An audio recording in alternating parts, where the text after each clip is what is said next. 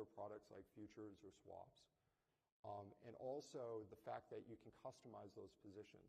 So with a Treasury bond forward, we can isolate certain points of the curve that we want exposure to. We can also adjust the front tenor of when we're going to do that. And that may, it better aligns with our liabilities. And also it allows us to lock in hedging costs over longer periods of time, which if you're doing a rolling strategy, there's going to be some volatility to that. And then the last piece, as far as just on the financial statement impacts, for something like a forward, there are more clear pathways to achieving hedge accounting. You can certainly achieve that using with the other instruments, but it can be certainly much more challenging. Now that being said, we do have other products, right? We have shorter duration products and we have products that have embedded optionality. And some of those, like variable annuities, they can require more dynamic hedging, where we have to go in and adjust the hedges on a much more frequent basis.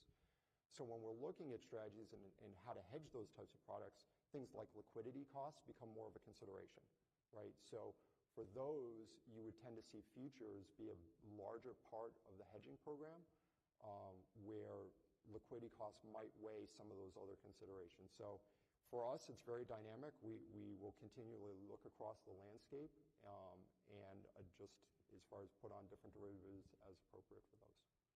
So did I hear you say at the end, more active is more futures? Is that fair? I think for certain products, what you'll see is more futures usage for those types of products. Okay. And then to clarify, you mentioned before Treasury-based OTC instruments. So you were thinking instruments. Which instruments? I think specifically we've seen a lot more in Treasury bond forwards. So that's an agreement where you enter into, under an ISDA with a dealer, you agree to buy a specific Treasury at a specific point in time. Now that doesn't need to be, that could be an arbitrary period. Right? That could be a year out, 2 years out, potentially 3 years out. So when you do that, what you're doing is you're locking in what are the funding costs associated with that position. Okay. David, let's continue setting up that landscape. So NISA advises and manages money on behalf of a number of pension funds, I understand. So do these pension funds, do they have different constraints than what you've heard, or is it similar constraints? Are they freer or more constrained to move along these markets? How does that affect your work? Well, Joe did a great job. I mean, pension funds are very similar to at least a lot of the liabilities in the insurance framework. So I'll maybe circle back to that in a second. I will comment. We're a large active manager against benchmarks, the aggregate. I was about to say Lehman, Barclays, Bloomberg aggregate index, long gov credit, et cetera. So we are not one of the ones who tend to use futures in those engagements as a way to get long credit. And there's kind of two main reasons for that. A key element of that is just philosophical. We think just being long credit isn't true alpha. You can just get that by buying a credit ETF. You shouldn't pay us active fees for it. And the second part is the cost identified. Yeah, when you ultimately have to fade 40, 45 basis points of cost in the futures market, and you're getting something that has 100 or 150 over spread, your net's still ahead, but you're giving far too much of that risk premium back. And so we don't use them that way or in any real degree. Where we do is coming back to our pension clients. So we are the largest manager of LDI clients in the U.S. We may circle back around. I know the U.K. LDI experience. I never expected LDI to be in that acronym to ever be in the New York Times, and suddenly we were very popular and got a lot of phone calls from people I've never met. But we are the largest manager in the U.S. And importantly, what that means is for decades now, given how clients allocate their money within their pensions, there's usually a demand for duration that their physical bonds cannot satisfy. So we're a very, very large manager of U.S. Treasury strips. So those, of course, are not derivatives, a fabulous way to get a lot of duration, but you still need cash. They're capital efficient. But at some point, if I'll say at this point, maybe the prototypical pension is 40% in risk assets, 50, 60%, say, in fixed income assets. If they're trying to mitigate the interest rate risk in their liability, which is enormous, it's very similar to the interest rate risk that Joe is describing, at least in maybe in your annuity book. If they're trying to mitigate most or all of that, they need to get additional duration somehow. So these liabilities tend to be 14, 15, 16 years in duration. there's a desire for some amount of risk assets on a portion of their portfolio. So the role we play, and other managers similar to us, is we take a portion of their fixed income assets and add some degree of interest rate derivatives. Futures are clearly a great liquid alternative, but we really use the triumvirate that Joe alluded to. Certainly, repo has increasingly become a large part of our book of business, and total return swaps, either on individual Treasury securities or indices of Treasury securities. So at any point in time, NISA has had, let's just say, on average, we've had 100 to 150 billion of notional exposure in some rate market, the vast majority of which is to mitigate a risk, mitigate that pension risk. And that's, I know the term leverage was joked about early in the opening comments. You could describe that as leverage, but there's no monolithic definition, frankly, of leverage. And so when you look at a pension fund is inherently, when it's fully funded, is inherently levered, right? You owe $1 to pension beneficiaries that you promised, and you're long $1 of assets. So what really the role of derivative is to de-lever the economic risk of that pension. So that word can be used in a lot of ways. Sometimes it's demonized, or demonizes usages. I always describe derivatives like glue. They have good applications like adhesion, and they have very bad applications like sniffing it, right? And we've seen both of those applications in the derivative market, at least in my career. But certainly the pension usage, when scaled prudently and sufficient collateral, which we've seen in the case of the U.S. for a long time now, we think is a very, very prudent use of derivatives. Mohit, welcome. We started off with an overview of the TBAC presentation, which covered a lot of different topics, and we followed up on some of the issues that came out there. So you had seen that presentation, you're aware of it. Were there pieces that had the most resonance for you, or pieces where you had a different experience? Yeah, no, certainly. I think there are lots of pieces that had really good resonance. I think firstly, as at PIMCO, as almost managing 2 trillion, we are involved across strategies. So a lot of it in LDI, short duration, intermediate, ag-oriented. So similar to my other colleagues, involved across strategies. In David's presentation, I think he summarized beautifully the reasons why asset managers tend to have some form of, call it notional leverage, even though it's not real leverage, which included kind of targeted duration management, yield curve positioning, as well as active views. And then the question, which David covered well as well, was the comparison between the usage of derivatives or futures versus usage of repo, and the reasons that were cited. Again, I would agree with some of the reasons with respect to repo limits in accounts, SMA guidelines which prevent the usage of repo, a simplification of execution as we have to execute across large number of SMA. Having some proportion in futures allows us to implement it a little more seamlessly than having large number of individual CUSIPs across large number of SMAs. Even the discussion around interest expense plays a role as far as mutual funds is concerned. But I think one other area that is quite notable for us is the liquidity considerations.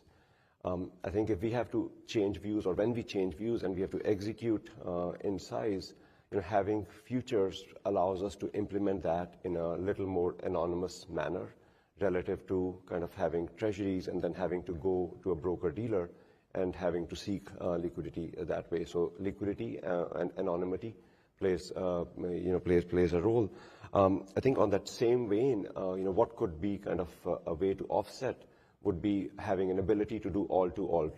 Right now, we have, if you have to execute across a treasury, you have to go to a broker-dealer. There's no kind of a real large all-to-all platform that would kind of enable us to use treasuries little more than futures at the margin.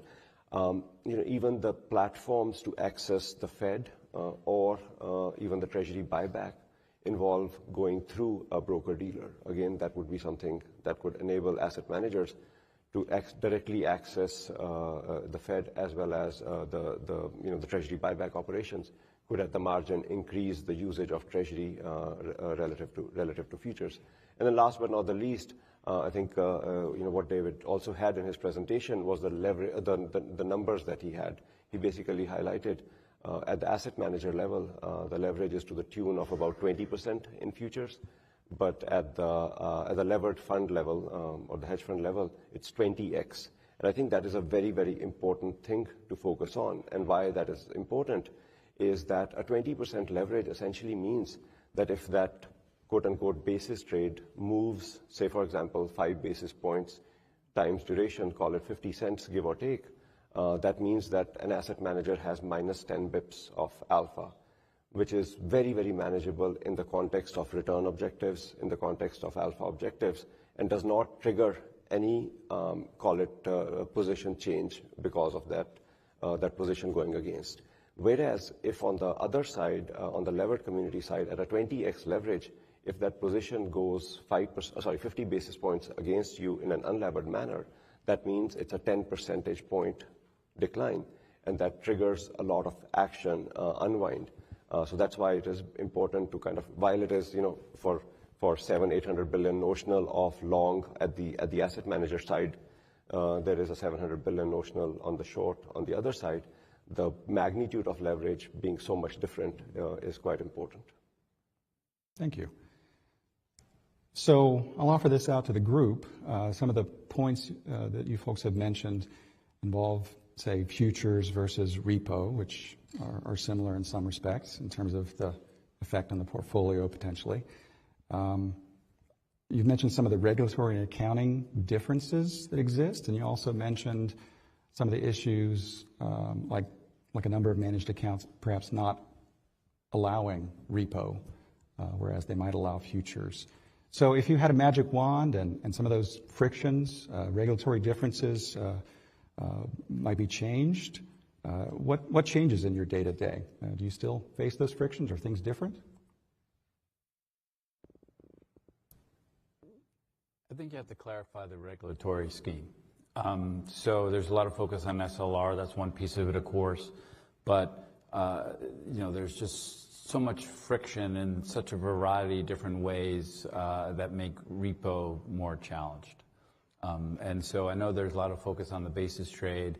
The question I always ask myself is, so if that didn't exist, what would be the case, right? And what that would be is that Treasury would be that much higher, which I don't think is the intent of the U.S. Treasury or what is good for, the country, so to speak. So I think we need to kind of work through the various clearing rules, the IMA rules for repo and all these accounts. Like we have to create a sense of indifference, and there's anything but indifference. There's just a predilection for managers, for ease, for everything that's been discussed to use a future, and in most circles, futures are not considered leverage, rightly or wrongly, but repo is.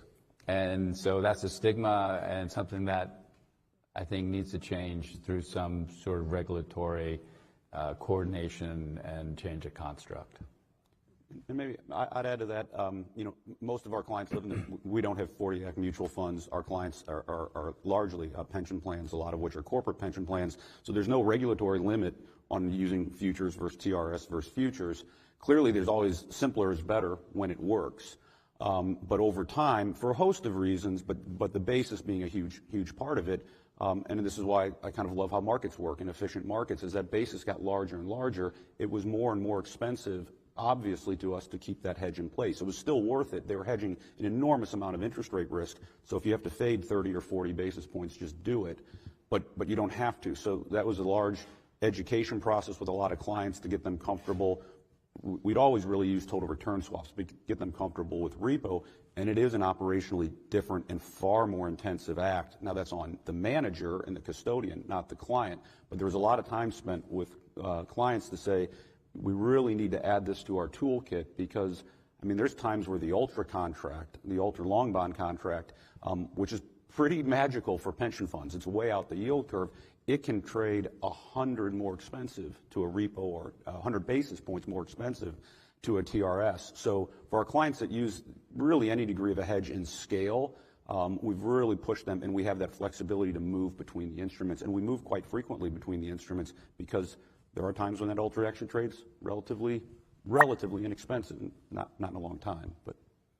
Yeah, I would also, very much echo kind of the operational and the infrastructure considerations. So it is far, far easier to set up a futures agreement or a cleared swaps agreement with one or two or three FCMs, and then you have the ability to trade with a wide variety of counterparties, where you have that one FCM that's clearing it. The margin is standardized. It's largely, again, it's cash for variation margin. To do OTC derivative trading, now you are setting up individual agreements with an array of dealers, right? So you have to negotiate those. You're going through credit. You also, now with the unclear margin rules, you may have to set up initial margin documentation, specific custodial accounts for all that. So if you are already not in a position to do that for other reasons, that's a large hurdle to get over. So that can also contribute to why you may have a preference to using one product or one product set versus another. I think I agree with everything my colleagues said. I think one other point I would add is that if you just look at the notional amounts, so I think in your chart you had about $800-900 billion in derivatives. Then when you look in the futures, and then when you look at the notional held by asset managers in cash treasuries. So again, based upon the SIFMA, all the data, using the same definition as CFTC, you get to a number that is between 9 and 10 trillion on the cash treasuries held. So when you say, the futures give or take 7-8% relative to the cash treasuries held. Now, when I do our analysis and say that if all the frictional costs of futures versus repo were removed, how much would that change our futures position relative to increasing our cash treasury and repo was readily available?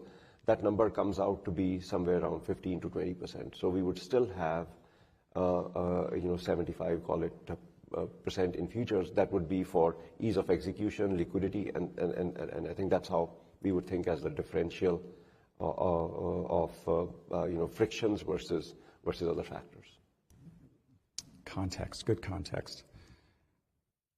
Okay, also for the group, let's think ahead a little bit. So we're in an environment where the supply of Treasury securities has grown, and some of the estimates say that it'll continue to grow. As portfolio managers, how does the market adapt to this, especially when you're thinking about derivatives? So, do you see futures increasing or swaps or other instruments? Does the basis widen or get smaller? How does this impact your portfolio trading as you look ahead? I would say, the weights in indices will likely continue to rise, and I would expect that this trade will continue to grow in size.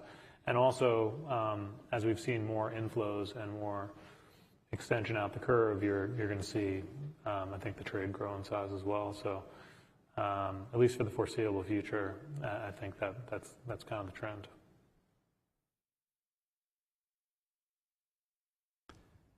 So, Joe, you and I at breakfast were having a good discussion about collateral and margin and other things. You should have been there. It was good.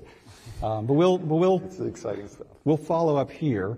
And actually, David Eichhorn, you had mentioned the gilt market volatility, and I think it all ties in together. So I guess the simplest question is, a number of commenters observed gilt market volatility. It involved pensions, LDIs, derivatives, something.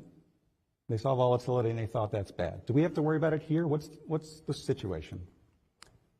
So I think from our perspective, when we came out of the financial crisis, right, the emphasis was on derivative counterparty credit risk. How do we reduce it, right? That was the primary objective, and that's been largely successful, right? So a lot of the derivatives moved to central clearing. And also we implemented the unclear margin rules. So increasingly, derivatives have more margin requirements. They have initial margin requirements. And you can see this in the ISDA data. The amount of collateral that's being exchanged across the street has been steadily increasing, again, to mitigate a lot of those counterparty credit risk concerns. I think the flip side of what that creates, and I allude this into the costs, is you have more margin needs potentially.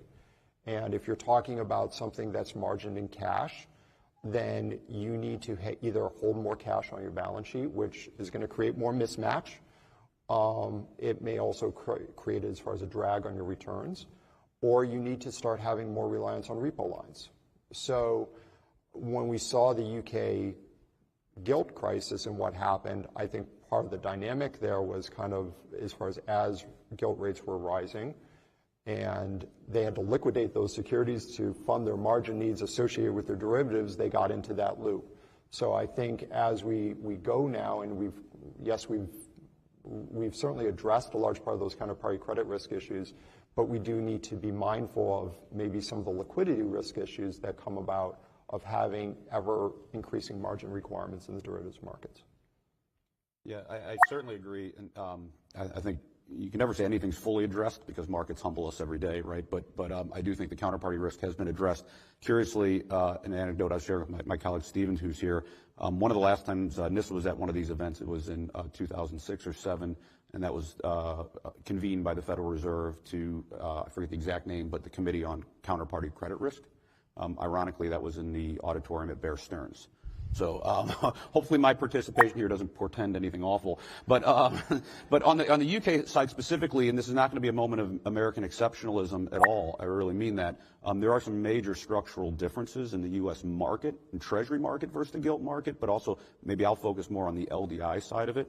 The UK liabilities are much longer in duration for a host of reasons, and they tend to be inflation linked, which makes them longer and a little more squirrely in certain ways, technical terms. So the U.S. market is shorter in duration and nominal in nature, and we have the great benefit of having a much deeper set of instruments to get duration that aren't the D word, so corporate bonds, mortgages, et cetera.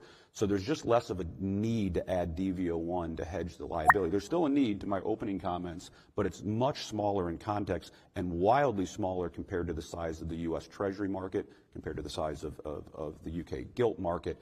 And then importantly, and this comes back, and there are a couple great comments by my colleagues, there's a variety of reasons to use different instruments. One reason we don't rely as much on futures, or not singularly on futures, and this is what happened in the UK, was they are cash margined every day. Importantly, even before the financial crisis, when we were a large derivative manager, we collateralized all our swaps in a bilateral way, not centrally cleared, but we've continued that, and obviously now in most cases it's mandated depending on the instrument. But importantly, a lot of our instruments, whether they be total return swaps or repos, we can collateralize by posting a security, a U.S. Treasury security. So the UK instance started with a pretty bizarre fiscal decision. I won't handicap whether or not the U.S. could ever make such a bizarre fiscal decision. That was the first 50 basis points, let's say, of the rate sell-off. The rest was the doom loop, largely caused by the need to sell the collateral to meet the margin, but you desperately needed that duration, and there's your doom loop started.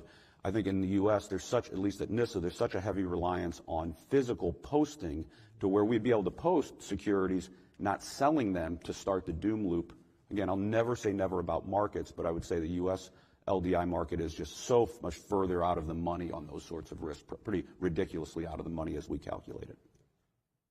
Yeah, I think David is absolutely right. Like the duration of the U.S. pensions and the instruments that they have, it's a better match versus for UK. The pension liability duration is much higher, so they needed to get to that much higher kind of leverage. And then the second part is the size of the pensions in the U.S. is much smaller relative to the size of the Treasury market versus in UK the size of the pensions relative to the gilt market. Right? If you look at the private corporate pensions, give or take 2 trillion something, call it 50% held in bonds versus equities, give or take, versus the size of the Treasury market at 25 or so trillion. So that magnitude makes a huge difference in addition to the liability duration difference.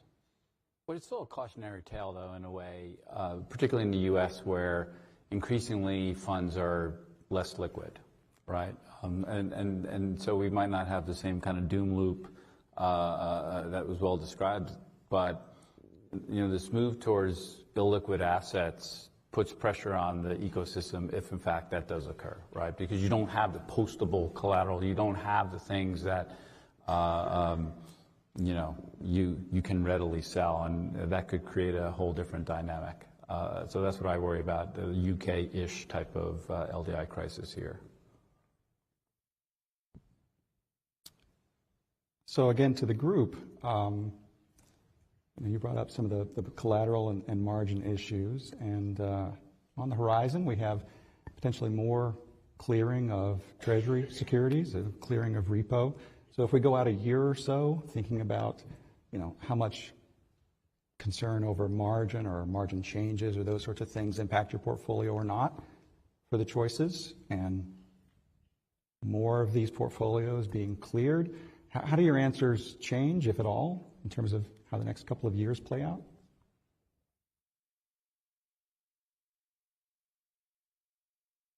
I feel like I've already spoken a lot. I think one main comment I would say is, and maybe I shouldn't admit this, I'm at this conference, but some of the plumbing, there's far more experts at my shop than I am. But I think importantly, when you're using anything that allows cross-collateralization and cross-margining is critically important to us, because notwithstanding how I described our relative use of repo and total return swaps, the more of those, there are times, even for pensions, where we need to short out some exposure on one part of the curve and be long on the other part of the curve. So the ability to cross-collateralize, cross-margin, my answer is it depends, depending on how it's done. Could be frustrating for kind of our client usage. If it's done well and permits that would certainly be an unequivocal positive for us. I would just know one thing about the nature of fiscal stimulus now is that whether it's pro-cyclical or structural deficits, in a recession, you're going to have that demand for the safe asset. And one of the reasons why you've had more intermediation on the hedge fund side of things is because we have been running a lot of Treasury issuance, a lot of supply at a time when managers are comfortable owning credit. So that plays a role, and I think I'm also no expert in the plumbing issues, but to the extent that any new changes disrupt that intermediation capacity, that's an important factor to consider. Okay. I believe we'll have a few minutes if people have questions.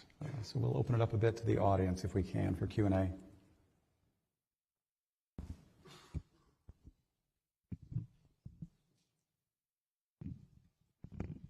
You guys did a great job. And I don't say that just because I helped organize it, but this is fantastic. You didn't talk as much about the trend increasing. So it seems likely, like if supply increases, that these trends will increase. And I guess I wondered, would the basis then continue to widen?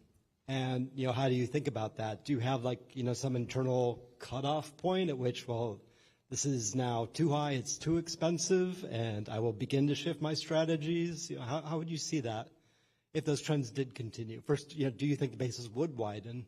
And if it did widen, how would you see yourself kind of responding over time in a general way?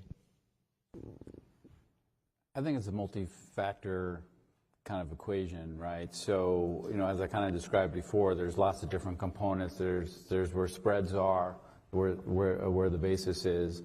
But at some point, if the basis becomes, uninvestable vis-a-vis the opportunity set, then that'll push investors into treasuries. But we're not there yet, and so it's hard just to point to one factor and one number. It's not X. It depends on kind of what's the opportunity set around you. But at some point, just given the unrelenting supply that inevitably we're facing, my strong suspicion is that there'll be an incentive to buy cash treasuries, which isn't a great outcome, by the way, but that's kind of how I see it from my end. Well, I think that's a key. I mean, you hit a really key point that hasn't been discussed yet is really the fiscal situation and the fiscal profligacy of the U.S. government is. We can talk about whether it be hedge funds, and we're not a hedge fund. But what hedge funds are doing or asset managers. But at the end of the day, the basis, particularly I'm focusing on the back end of the curve, is tracking things like swap spreads, which to me is a real measure of a liquidity premium. And lo and behold, when you keep issuing bonds at the pace we are, there's a liquidity premium creeping in. So that creates the cheapness of the physicals, and somebody better step in to short. Far be it from me to say, hedge funds are great, but there has to be, and we do some of those trades. We have cash where instead of owning cash, we just do the basis trade unlevered. and it's a great way to pull that out. So I think that's a critical driver of why the basis is where it is. And obviously no one on this stage can address the supply. I know that much.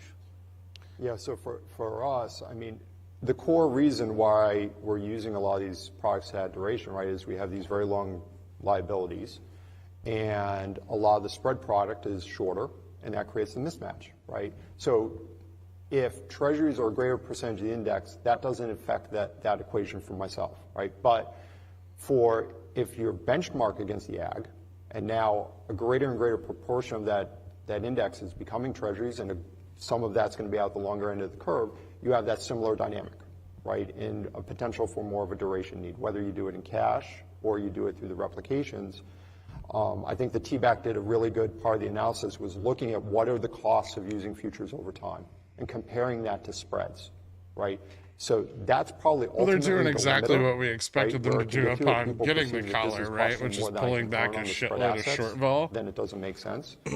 And I think the other piece of this from a cost perspective is basis volatility. Vol's done nothing Right, to so if you go up take since this the market on, opened. you're taking on a different risk that you have in your portfolio. So to the extent that you start seeing more volatility in the basis, that's effectively a cost, right? And that could also drive people away from doing the What are they talking about? The basis point trade I and would add, and just echo Greg's points on the multi-factor aspect Fed fund of it. If we go futures? into a recession, you're going to see bond flows accelerate, and you're going to see a preference for safe assets.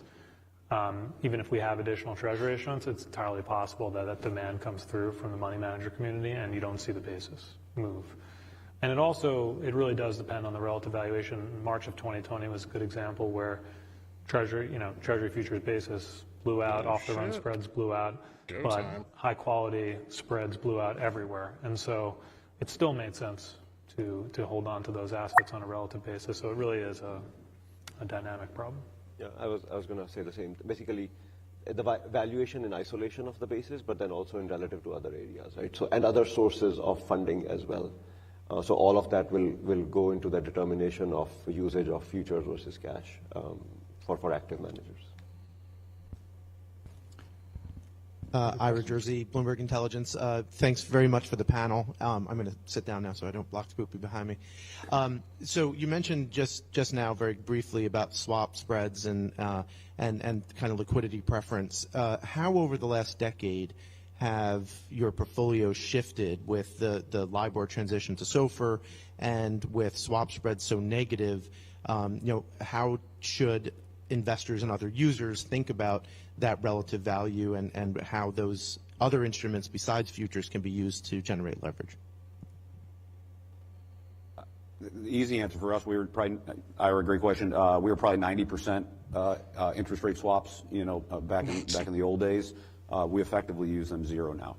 So it's a wild transition for a host of reasons. A big one, though, is the introduction of the ultra-long bond. We couldn't really get the right yield curve in a lot of spots. So, but then a lot of the other measures we've talked about, and importantly, a build out on our end, we couldn't do repo or effectively 10 plus years ago. Now we do it kind of day in, day out, and we just had to build that out. One factor for us is base curves. So, even though puts are bought at the 45 and 35 strikes. It's still preferable for us to stick to Treasury-based. Major sold put support is down at the 57.30 compared to swap. So that's a major consideration whether or not There's you want to some take on minor swap spread basis well, risk or there's a big pile of futures-based sold puts at 57.40. Yeah, I think But same. they're Like kind swap of spreads have all tightened quite alone. significantly. Look, Should keep reasonably vol rich, from pushing up too so fast, certainly though. not a reason, at least for us, to Unless they kind just of go have a right long out of the exposure money. through The swaps. NQ's selling Preference off for hard as usage of fuck. treasury and then when needed, usage of futures. So again, in that relative context, at the margin, supportive for usage of future relative to swaps, given where swap spreads are. So perhaps we could do one more if anyone has one. This is a treasury market conference. Hi. I guess I'm the last one. Is this on? Yeah. So Josh Younger from here, the New York Fed. And I guess my question's on this credit overweight, which seems to be the thing that everything turns around among asset managers, because that pensions and insurance companies would produce liabilities that are different from what the credit markets produce for high-grade corporations is not surprising. But to some extent, it seems like if enough asset managers are overweight front-end credit, that should be self-correcting. And yet it's it's persistent for many years. And without that, it seems like there's a lot less need for long futures, a lot less need for basis, a lot more need for matching the index more precisely. And so, I hear yield enhancement, but when everyone does yield enhancement, there shouldn't be more yield enhancement. So, why is this happening? I guess is sort of my question. Very open-ended. I think there's this desperate need for income and return and performance. Just know that fixed income I think guys it's as simple are as that. I don't think it's notoriously this nebulous crazy. kind of story. Investors, invest with funds such as, us in various different forms to achieve a certain objective, and that objective function is to generate income and return. And having that additional spread in the portfolio managed in a thoughtful way is additive to that end buyer. So that's how it is today. I think it's also important to state that there's not been a credit cycle in over 20 years, so time will tell. But we've been in a very benign environment for credit. There's this perception that central banks are there at the ready to kind of help out in times of need, so to speak, rightly or wrongly. And it's been the right call by and large. So, that could change, but something has to change fundamentally. So it's a response to the underlying environment, nothing more than that, in my humble opinion.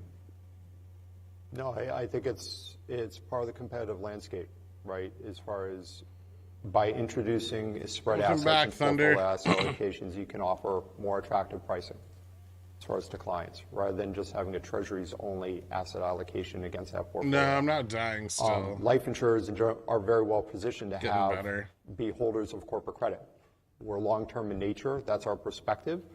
And we want to diversify that portfolio. So sold puts have been closing all morning, not every corporate issuer is issuing 20 or 30-year bonds, right? We want to diversify issuers across everything, and a lot of that will involve doing things either in the loan market, which from an interest rate perspective is essentially zero, or things more in the 5-year or the 10-year part of the curve. So again, for us to achieve that diversification, a lot of times you're buying things shorter dated. Maybe I make one last point, provocative one.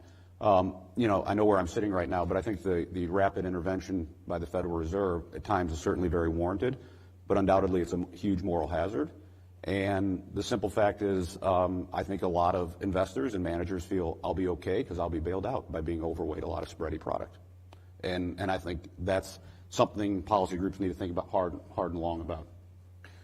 I would also you notice these guys aren't on FinTwit about earlier, which is this benchmark composition. So if the Treasury weight goes from 20 to 45, and you're an active manager, and so you're always looking at your active portfolio and optimizing your active risk versus your benchmark, and you're saying, okay, look, I can't take too much tracking error. I want to deliver a strong information ratio versus my benchmark. I think as the benchmark compositions change, there's also a little bit of a rethinking on, do you want to just look at it that way? Do you just want to look at your alpha only, or do you want to try to provide a more diversified portfolio and take on more tracking error structurally? So I think that's another part of the conversation as the benchmark has evolved. And just one quick thing from my side, in addition to what my colleague said, I think if you look at the last 12 years, 13 years since GFC, what you have observed from flow, of funds with respect to what kind of strategies the funds have gone into, they've gone from more, call it, ag or higher duration oriented strategies into more credit oriented strategies.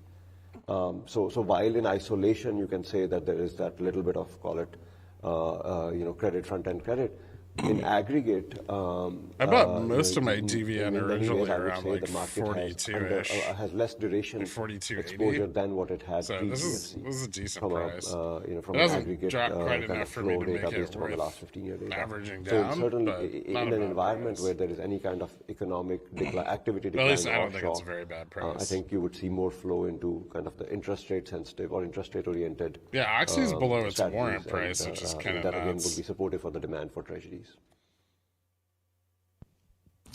Okay. Well, at the these outset, guys are mostly I sell promised side of you the an options outstanding market. set of Seems to be panelists, what and they're I think they complaining definitely about. delivered. It's been a fantastic conversation with a number of things to think about beyond this. But if you would join me in thanking them. Over leveraging 40x on ultra bonds to fucking. Has JPAS spoken yet? Thanks, Scott, for running that panel extremely well, and thank you to all of our panelists for your interesting and even provocative comments. We appreciate that. At this time, we are going to do our first audience poll question. So I am waiting for a QR code or Slido code. So now it's audience challenge time to, on their device, go to slido.com and you can password number or the QR code. And we're going to go into our first poll question. So as hopefully most of you are aware, the most recent IAWG staff report was published within the last week. So we would like to ask a question related to that. So looks like people are figuring it out.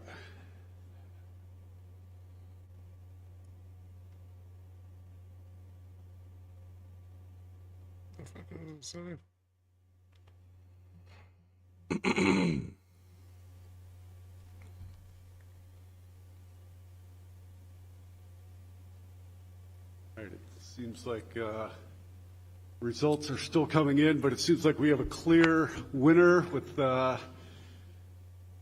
central clearing proposal appearing to have more votes than the other four categories combined. So I'm sure one of our afternoon speakers will be very happy to see that.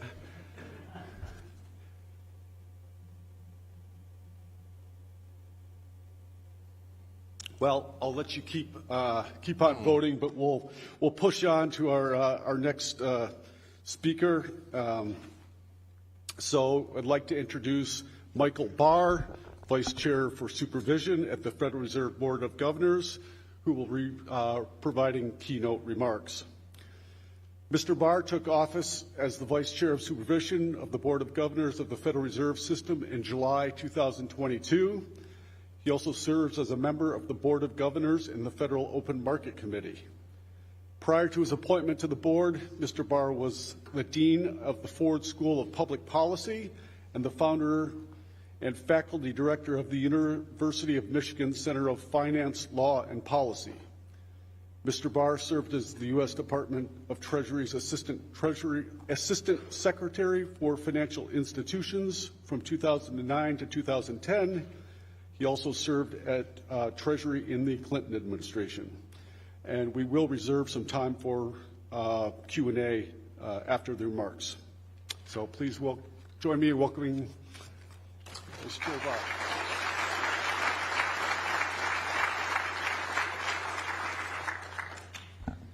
Thank you, Brett, and thank you all for the opportunity to speak with you today. It's great to be here again, particularly because this year marks, as you've heard before, the 10th annual conference on the Treasury market, a milestone that is worth celebrating. I want to acknowledge the Federal Reserve Bank of New York for its leadership in this area, including the dedication and excellence it has brought to hosting this conference over the past decade, in collaboration with the Interagency Working Group on Treasury Market Surveillance, led by the Treasury Department. The Treasury market is the means by which our government meets its financing needs in service of the American people, and it is also a bedrock of the financial system. Promoting the resilience of the Treasury market and ensuring it can continue to fulfill these roles requires the collaboration of agencies and individuals across the government, along with the private sector. As others have pointed out today, we have made important progress since last year's conference. The Securities and Exchange Commission has finalized a rule on central clearing of Treasury securities. The Treasury Department has initiated a program for buying back less liquid Treasury securities. And the Office of Financial Research is preparing for its permanent collection of data on capital in serving these objectives. And they need to balance resilience and efficiency in designing our rules. In that speech, I also outlined the elements of a capital reproposal that I believe will have broad consensus at the Federal Reserve Board. The adjustments are in response to a robust public comment process and some of them are designed to address interactions and market functioning concerns raised by commentators. In terms of rulemaking, today I will focus on some additional aspects of our regulatory framework, namely enhancements to our liquidity regulations. Yeah, I will share some perspectives on how our liquidity regulations work together and are supportive of market functioning and the smooth implementation of monetary policy. We consider how all of the Fed's tools work together to support our objectives. In previous speeches, I've talked about the role of the discount window and the standing repo facility in supporting both monetary policy implementation and financial stability, noting how important it is that eligible institutions be ready to use those facilities. Today, I want to dig deeper into this topic, including how these tools support monetary policy implementation through appropriate incorporation into liquidity regulations and supervisory practices. I'm going to rescue After the 60 banking calls. stress in Looks March like 2023, we saw substantial improvement among banks of all sizes in their level of readiness to tap the discount window, both in taking the necessary steps for setup and in their pledging of collateral. Since that time, over $1 trillion in additional collateral has been pledged to the discount window, and additional banks have established access to the SRF. Both of these facilities are potential venues for monetizing assets and raising liquidity to address volatility in private funding markets or gaps in the availability of private market funding. We had been hearing that some were confused about how banks could incorporate ready access to the discount window and the SRF into their contingency funding plans and internal liquidity stress tests. Supervisors have a role in assessing the viability of large banks' plans to meet stressed outflows in their stress scenarios. And we have been asked whether the discount window, the SRF, and also Federal Home Loan Bank advances can play roles in these scenarios. The answer to this question is yes. We provided clarity to the public in August on permissible assumptions for how firms can incorporate the discount window and the SRF into their internal liquidity stress test scenarios. There are a couple of principles that underlie our response in the frequently asked questions we posted on the board's website. One principle is that our tools are readily available to firms. This means that we see it as acceptable and beneficial for firms to incorporate our facilities to meet liquidity needs in both planning and in practice. If firms plan to use our facilities, we expect them to demonstrate ex ante that they are fully capable of doing so, including through test transactions. An additional principle underlying our approach is that while firms should be ready to use a range of funding sources, firms need to hold sufficiently highly liquid assets to meet their potential liquidity needs. That is, they need to self-insure against their own liquidity risks. A third principle is that firms should be ready and able to use private channels to turn those assets into cash, in addition to any public channels they may plan to use. I want to dig a bit deeper into the benefits to both individual firms and the financial system when firms incorporate Fed facilities into their stress preparedness planning. Again, a design feature of our liquidity regulations is that large banks must self-insure against major liquidity risks. Our regulations also provide flexibility in terms of the portfolio composition such banks use to do so. This flexibility allows them to adjust their portfolios based on market conditions and firm needs. A key component of this flexibility is that reserves and certain high-quality liquid assets, such as Treasury securities, are equivalent in terms of being treated as the highest quality of liquid assets. This feature is important because, while it allows firms to manage their liquidity buffers more flexibly, it also allows for greater flexibility in our monetary policy implementation, and it supports market functioning. We have heard over the years, however, that the degree of substitutability among these assets has been limited in part by concerns about capacity and stress for the market to turn securities into reserves immediately. These concerns are valid. This constraint can be addressed in part by the appropriate incorporation of Federal Reserve facilities into monetization plans, as firms' internal liquidity Use our stress repo tests. or we fuck you. When firms understand that they will not be fully constrained by the capacity of private markets or their individual credit lines to monetize high-quality liquid assets immediately in stress, they can reduce their demand for reserves in favor of You're not Treasury alone, securities, Gilgamesh. all else being equal, for their stress planning purposes. This dynamic improves the substitutability of holding reserves and holding Treasury securities, either outright or through repo transactions. When banks exhibit a high degree of substitutability of demand for these assets, money market functioning improves. Let me explain with an example. If a bank sees holding reserves and investing in Treasury repo as near substitutes in its liquidity portfolio, it should lend into Treasury repo markets when repo rates rise above the interest rate earned on reserves. When banks can nimbly adjust portfolios in response to price incentives, the efficacy of reserves redistribution through the system improves and market functioning is enhanced. In aggregate, this activity can prevent rates from rising further, all else being equal.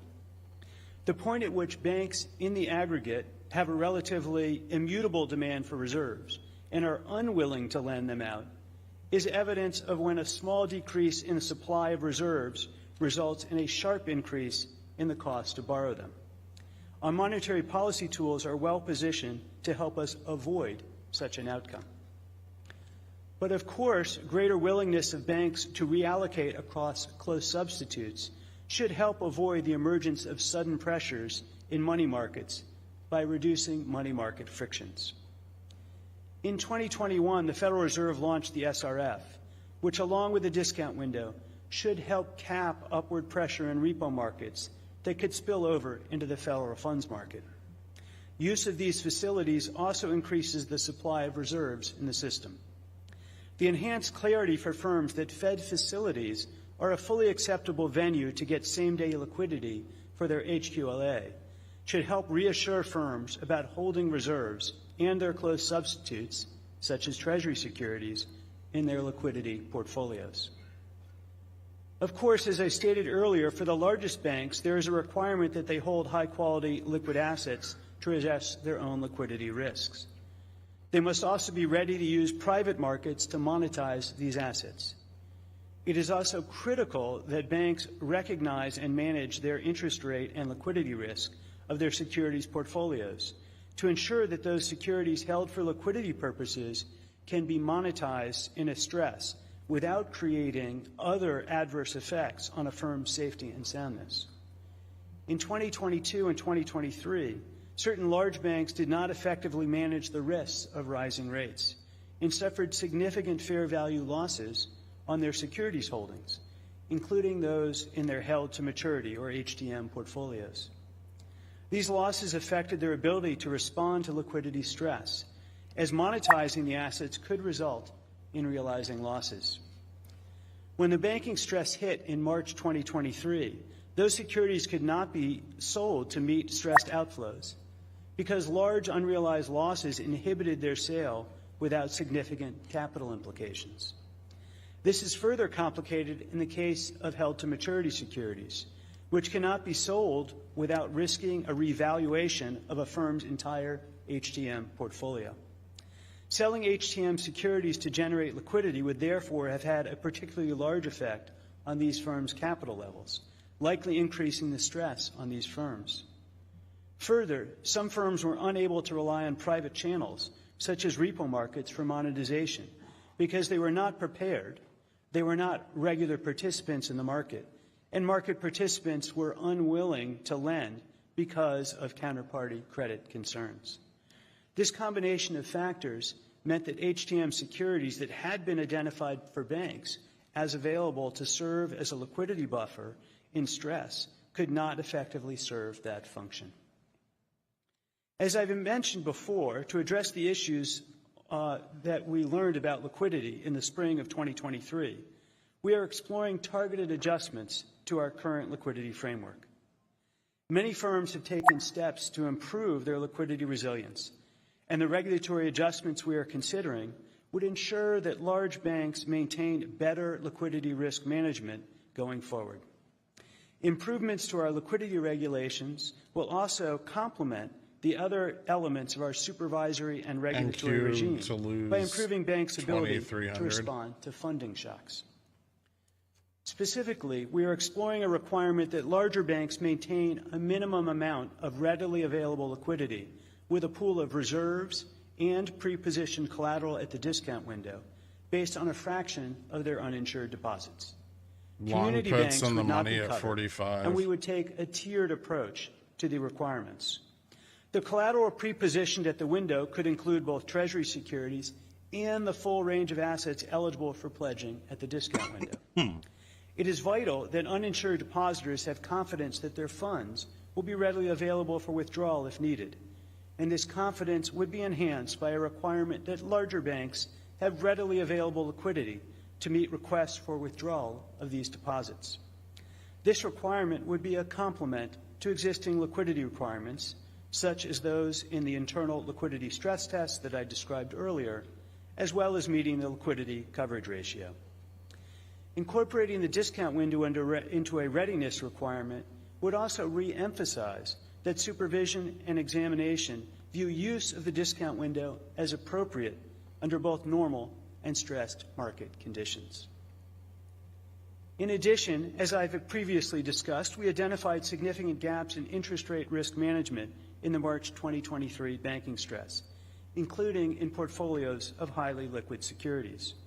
Relatedly, we saw that banks face constraints in monetizing HTM assets with large unrealized losses in private markets because they were unable to repo these securities or sell these securities without realizing significant losses. Down to like 30? To address these gaps, we are considering a partial limit on the extent of reliance on HTM assets in larger banks' liquidity buffers, such as those held under the LCR and ILST requirements.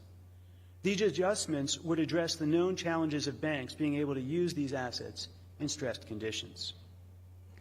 Finally, we are reviewing the treatment of a handful of types of deposits in the current liquidity framework. Observed behavior of different depositor types during times of stress suggests the need to recalibrate deposit outflow assumptions in our rules for certain types of depositors. We are also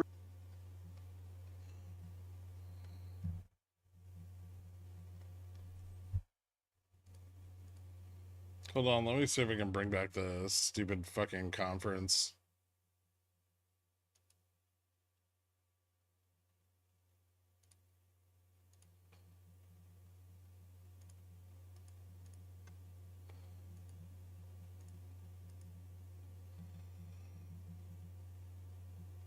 Sense for them to use it from a financial perspective, if it makes sense for them to use it because of gaps in private market sources, if it makes sense for them to use it for contingency planning. We want banks to use the discount window. So a part of what we're doing is messaging that we believe that the discount window should be used by banks when it makes sense for them to use it. And many of the other kinds of steps that I've described are designed to sort of put our money where our mouth is on that. Priya Mishra from JP Morgan Asset Management. Question, Vice Chair Barr, on the supplementary leverage ratio. Any thoughts there if, as the Treasury market grows in size, if that is a limiting constraint for balance sheet of dealers? Is that something that the Fed is thinking about? The question is, how are we thinking about the composition of our balance sheet? Or how you're thinking about the recalibration potentially of the supplementary leverage ratio? I'm sorry, my hearing has gotten a little bad, so I'm not sure I caught the end of the sentence. So, the SLR. Oh, I'm sorry. Thank you. We have been and are looking at all of our capital rules, including the ESLR, to think about how they relate to Treasury market functioning.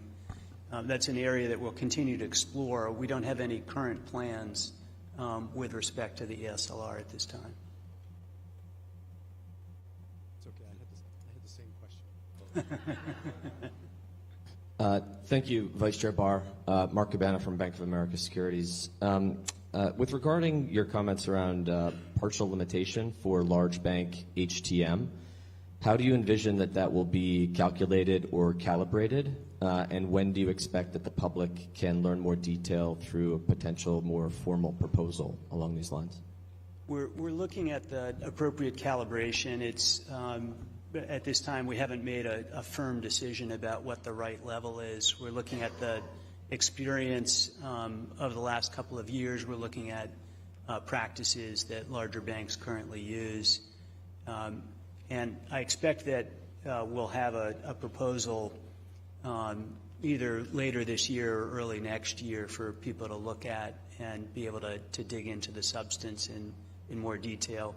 We'd, of course, put it out as a proposal for public comment. And this is the sold put from wall the public and affected institutions. Here at 30. I look forward to getting that feedback as part of our process. 35's long puts, it's long calls. It's net negative by quite a lot. 2.6 billion, but I think I've exhausted you. Thank you very much.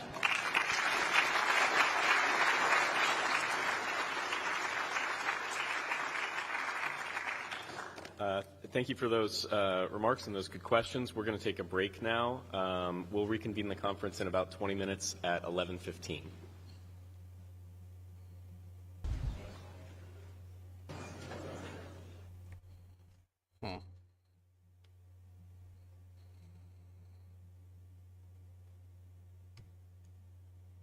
So this is where bulls are going to try to stop the drop. Roughly. Now we could push into their short puts a bit, which would be neat.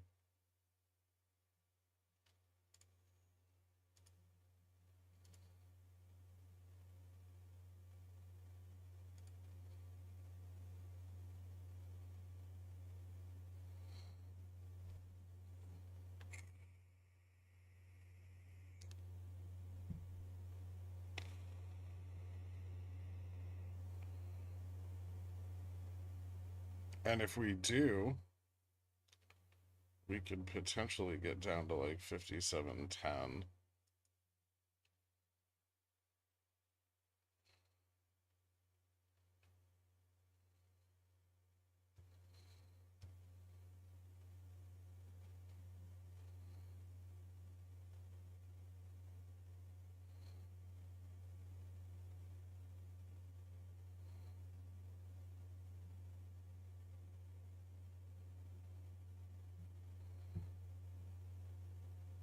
Yeah, 10 or 05.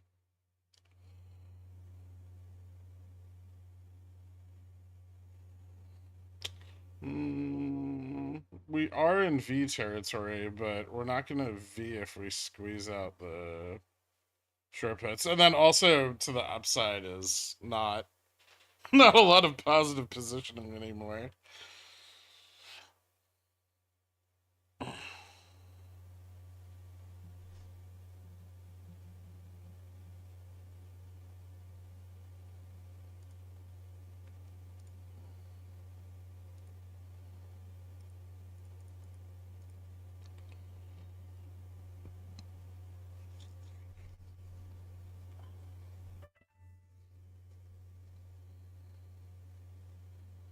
The fuck happened to SMCI? I don't know. Fraud.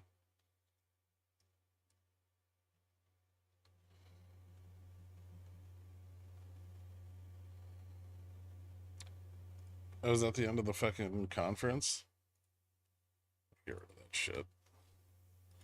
Cool. I don't have to wear these fucking things anymore.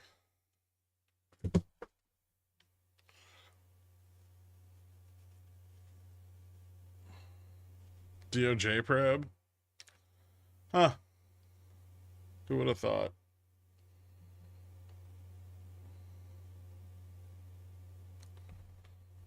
Imagine slamming your life savings into that piece of shit.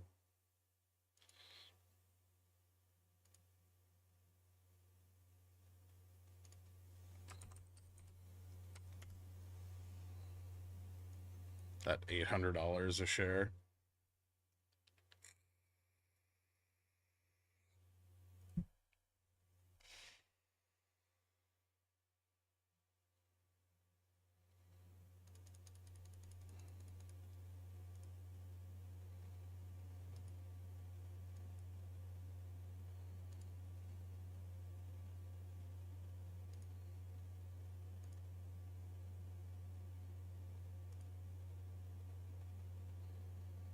Hmm.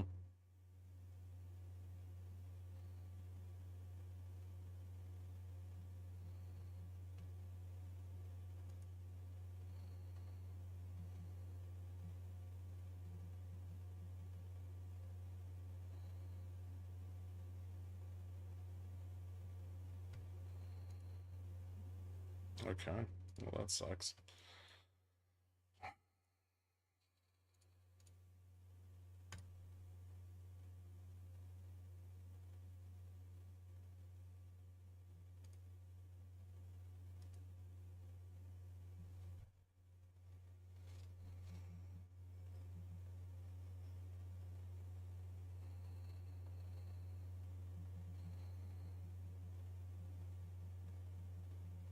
Hold here, try to grind down vol. Yeah.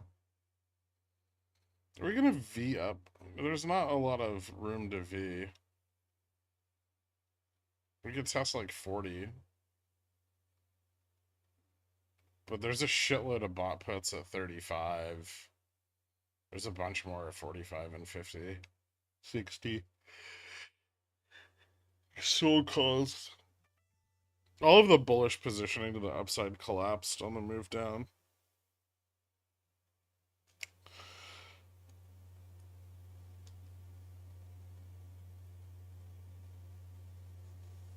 Oh, imagine if someone told us this exact thing would happen. How cool. I wish someone just did that for me every day.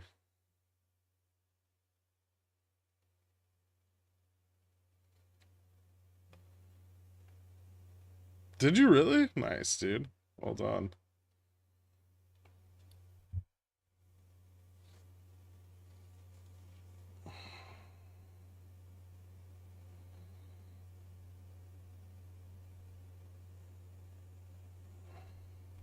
Greg, I can write max picks if you want. Thanks. Yeah, I do actually.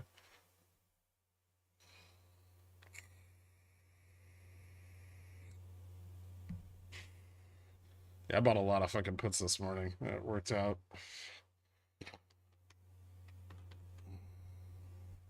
I don't often roll the put side of my straddle up to spot, but sometimes I do.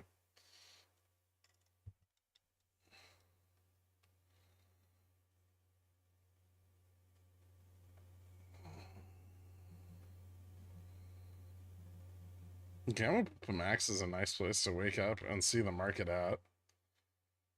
Such a good line in the sand.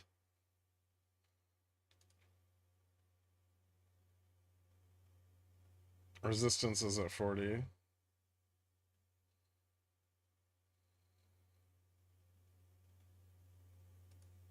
I want to sell puts, but for some reason the margin account's not working. It's being stupid.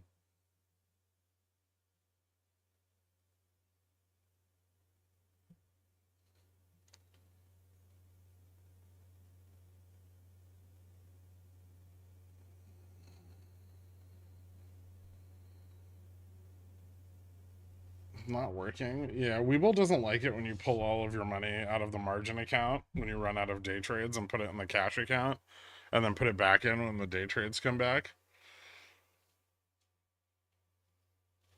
They get really pissy about it. And then, like, so you roll the money back in and they're like, this account doesn't meet FINRA requirements.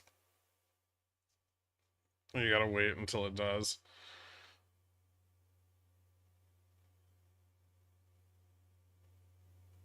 WeBull's garbage. Yeah, it is.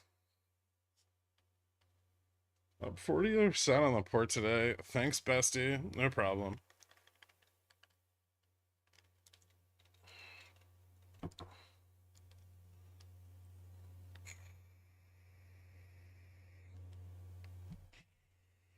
I haven't put an ACH into WeBull for years, but I'd imagine it's fucking terrible still. I remember when I first funded this account, it took like fucking 9 days for the money to clear.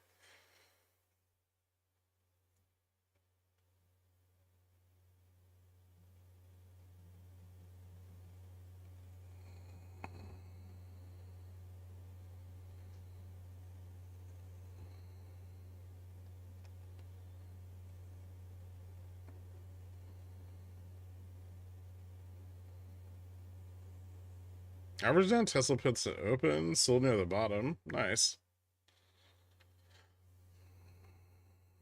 All the brokerages are awful with ACH funds. Tasty's not too bad.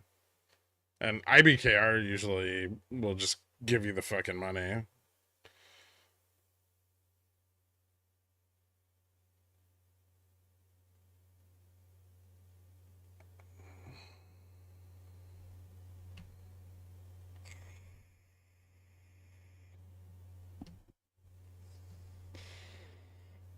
I've never had that problem with Yeah, you can wire.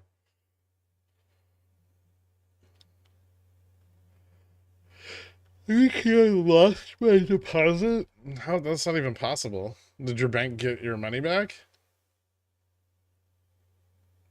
Yeah, Fidelity will give you access same day too, but then you have to trade on Fidelity, which is actually the fucking worst.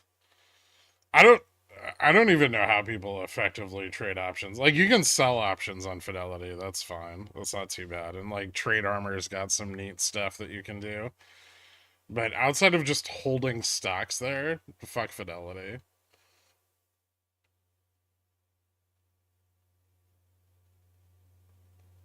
Sleep truly is for the weak. Yeah, yeah. It makes you too conscientious of what's going on.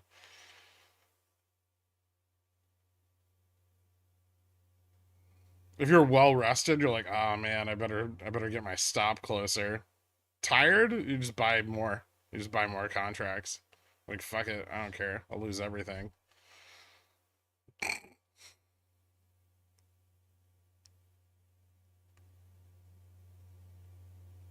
They have a new beta ATP that crashes within 15 seconds of doing anything.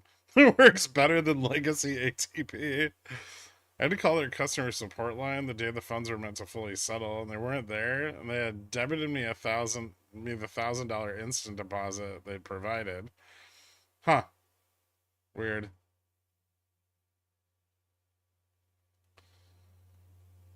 Better call hedge against puts at the money XSP for today or out of the money SPX for tomorrow. Call hedge. Do you want to hold your puts overnight? What are you trying to do with the position you have?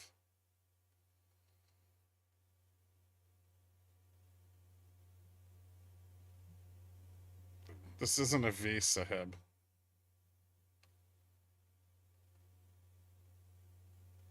You've really got to learn to define what you call a V. Can we get the same definition across the board? That'd be really useful for me, so I don't think you're all insane. Like, just standardized definition of what a V is.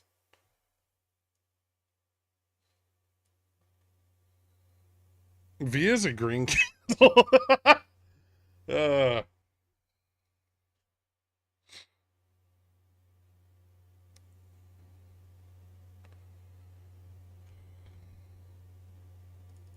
fucking hate this place sometimes.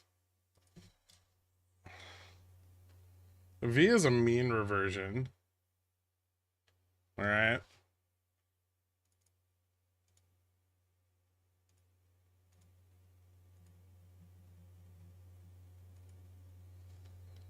So a return to here, where we started the drop.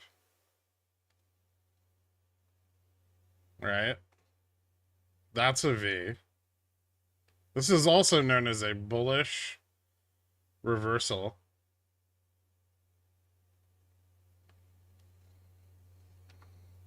This is not a bullish reversal.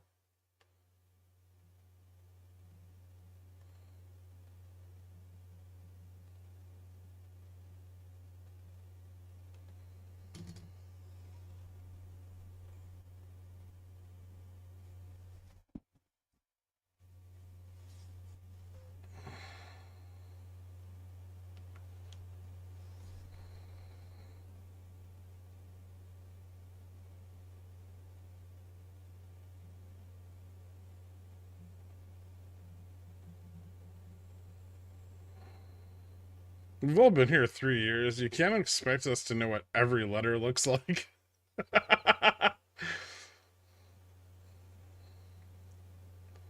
It's every green candle after a red candle. Just sell your fucking puts at the bottom. It's easy. Just put a stop on that shit. Take profit. Dork, I made a bunch of money today.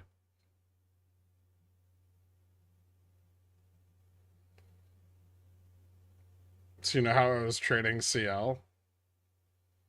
And I was like, I'm going to do oil things, right? Because I was feeling slippery. So I got a bunch of like out of the money CL puts. Just in case, right? Because the oil situation's volatile. Oil totally shit the bed this morning.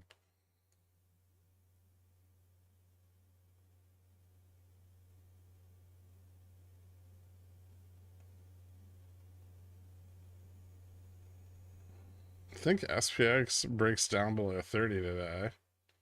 It could. It's really unlikely. 30 is a pretty strong support. Can you share the Greeks on BTU? Yaya put them in the BTU channel in SPX if you want to go look. Yaga. 30 and 40 for a while. Yeah, we're probably going to be stuck here for the rest of the day. And we could squeeze the short puts to the downside because they're getting pressured, but we might not. I might just sit here.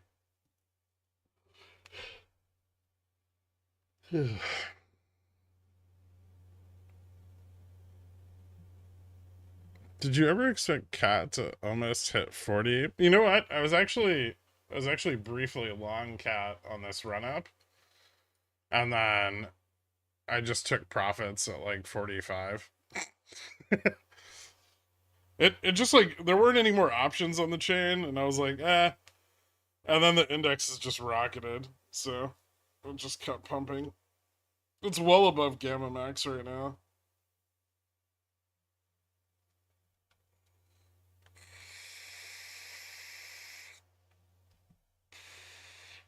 Can you cover why the overnight jump? I did last night.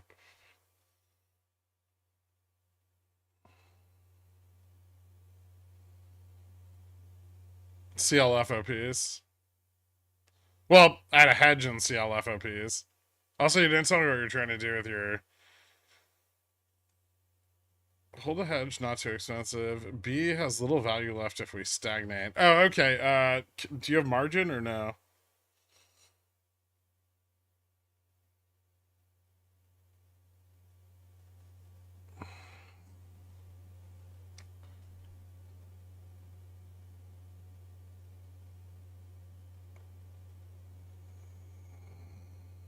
Cash account? In the money, leveraged SPX ETF? So if you long puts, in the money, long calls, like 0.6, 0.7 delta? How short dated are your puts? That might be another option. I mean, something to think about.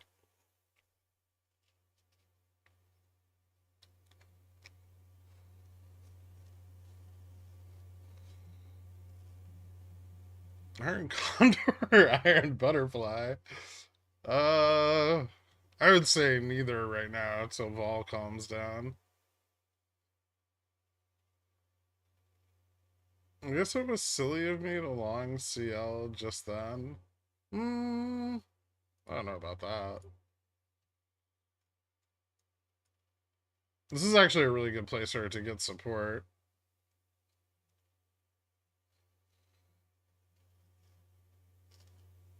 So this is the pickle jar there today. I would say, yeah, I would say like, I mean, I wouldn't really hold puts for the test of 5,700, which is what I assume you want. There's a fucking mountain of sold puts in the money at like 30, 25, 20, 15. I guess we could squeeze them. they don't have a ton of gamma, and there's some in the money sold calls at like 2025, but it's pretty unlikely that we do. I think we have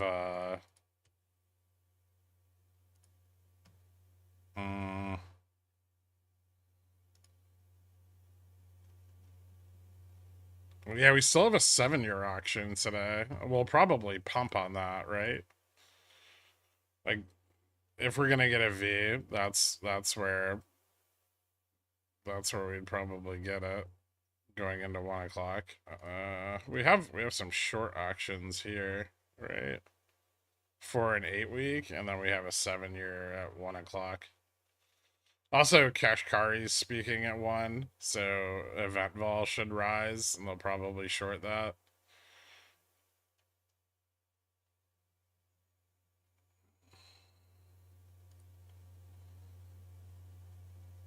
If we go to 25, we're going to 5,700. That's going to be a push pretty deep into the sold puts. I'm excited for live data. Me too.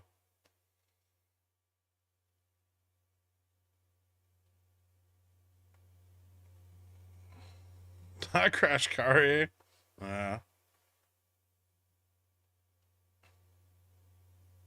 See you later, crypto.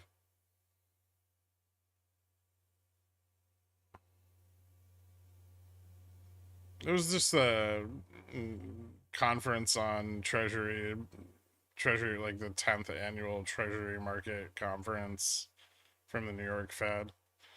J-Pow was one of the speakers at it, but I think I missed him. He probably didn't say anything important.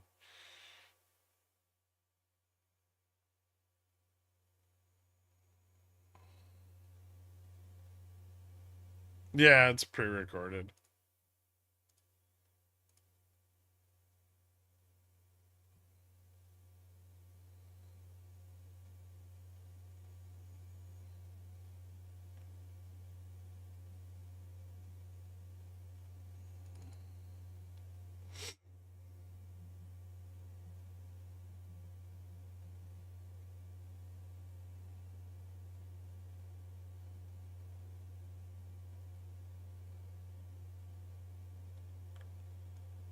It's only a couple of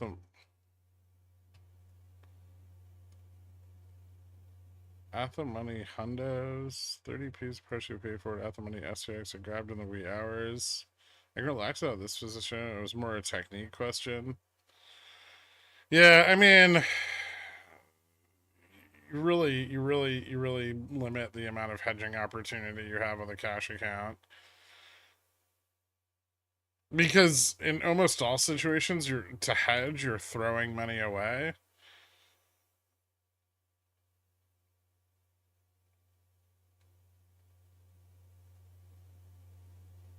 And you have nothing there to, like, offset the decay in value, right? So, difficult. I mean, generally speaking, your hedge should just be, like, your stop.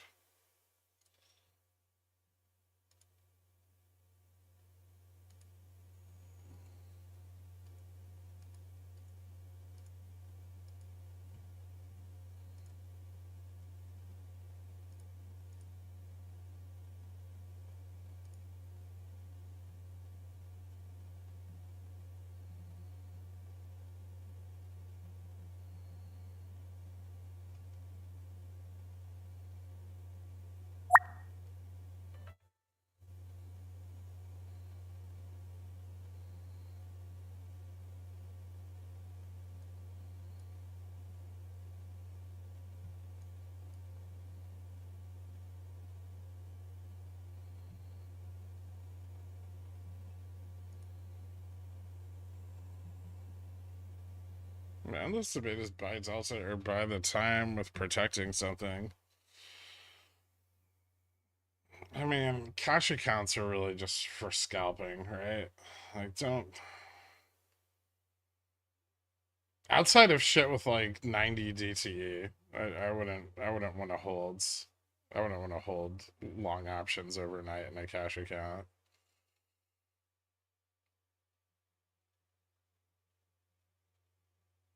The lack of access to debit spreads makes like following long-term trends awful. I like cash because day trades are dumb. Yeah, okay, that's fine, but you have to remember the limitations of the type of account, especially in capital management.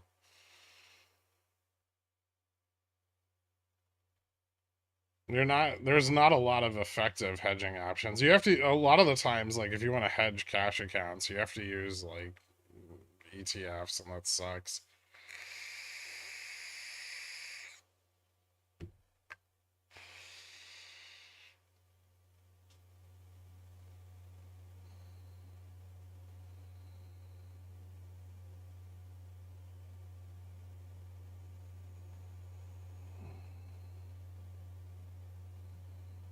I can buy debit. Oh, then use debit spreads. Out of the money debit spreads. They're cheap as fuck. Or like out of the money butterflies. Well, you probably can't do butterflies. But you could do out of the money debit spreads. Because then even if price falls, the value in the contract, as long as you have a little bit of theta on it, it's really not going to change much. So your puts could print, but you'll still be able to carry the long side hedge and you'll lose less value. That's what I do when we like test, like when we're testing like GN, DN. Is I'll just buy a bunch of like out of the money debit spreads at DN, especially if we're below like at DN or GN and to the upside. And that way if we get like a nasty reversal, they print super hard. And then if we keep going down, I can just keep rolling them.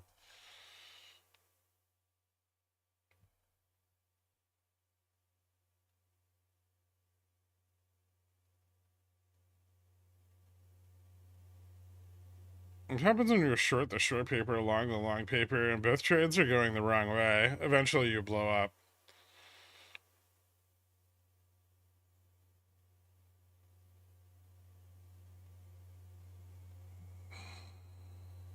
Ever since I switched my take profit from 200% to 20%, I'm making more money. Become toilet paper. I like the spread suggestion. I'm not sure why I didn't bother to examine that. I mean, that's gonna be your cheapest option with the least decay, right? Because you gotta sell the decay, well, some of the decay back, right? Also, you're less exposed to vol crush.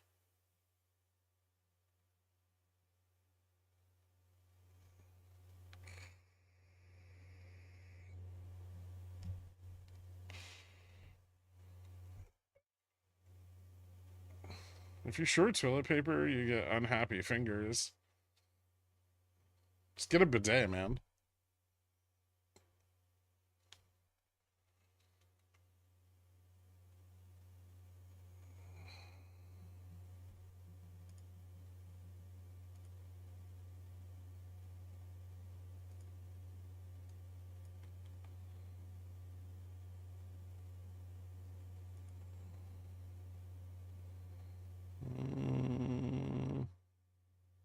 I don't know if we can get back to 40 again.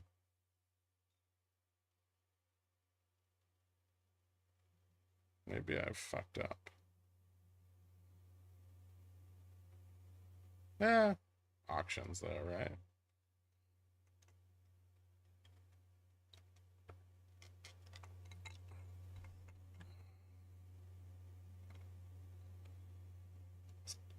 $40 calls getting the shit sold out of it.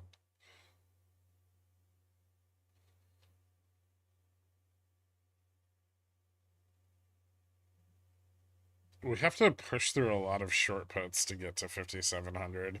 It's not impossible, but we need a breakdown at 20 for it to happen. Which is quite a long way away from where we're at.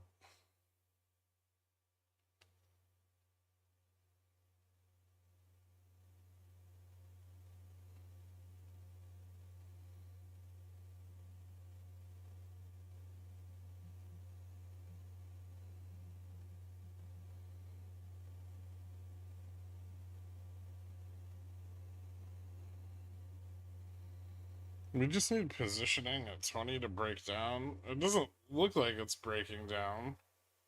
At least not very much. Kind of just sitting on it. Which makes sense. They've been selling these all day. Now they're going to sell them for like 8 times the premium.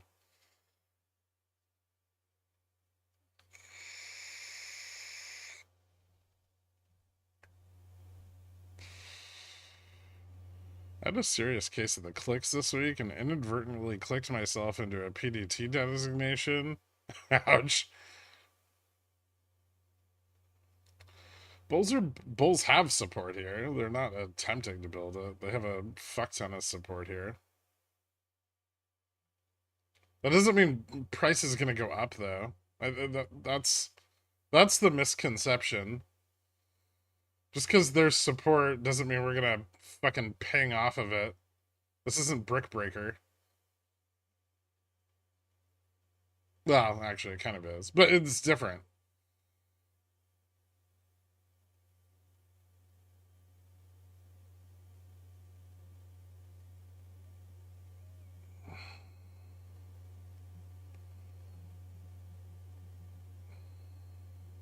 Same but different.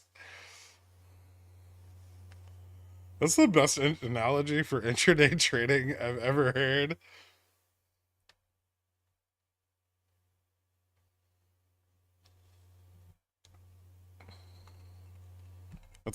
It's not mine.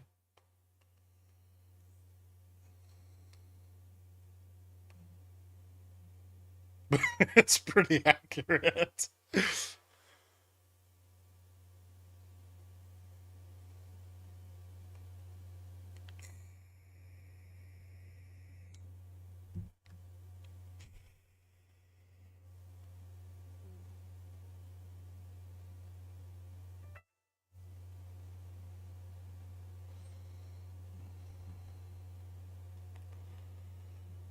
We have a really positive slope of gamma on a push to 40, and then it all falls back off again. So we can bounce from 32 to 40 really fast. And then upon testing 40, we're very likely to get rejected back to 32 again. And that could easily go on for the rest of the day.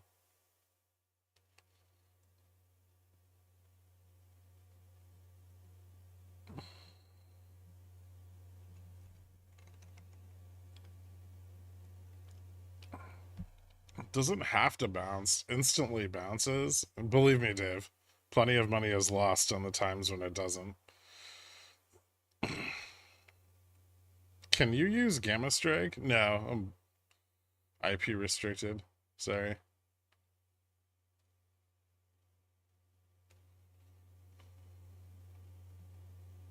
I kept putting pictures of my face on the charts and they banned me.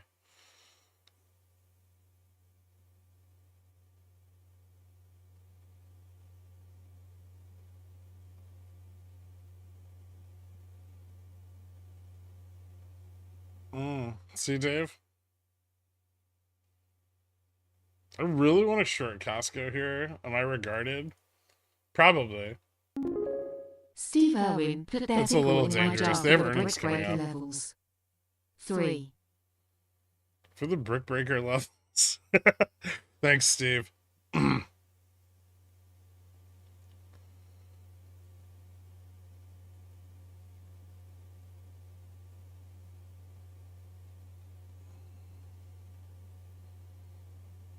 Instantly unbounces.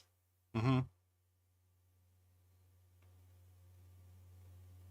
more you talk, the more this sounds exactly like Brick Breaker. Yeah, but don't do that.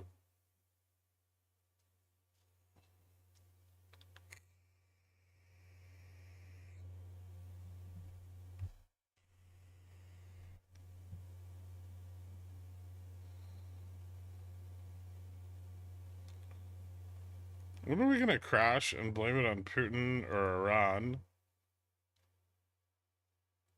I don't know. It depends on if it's their fault. We could blame it on Japan or China, too.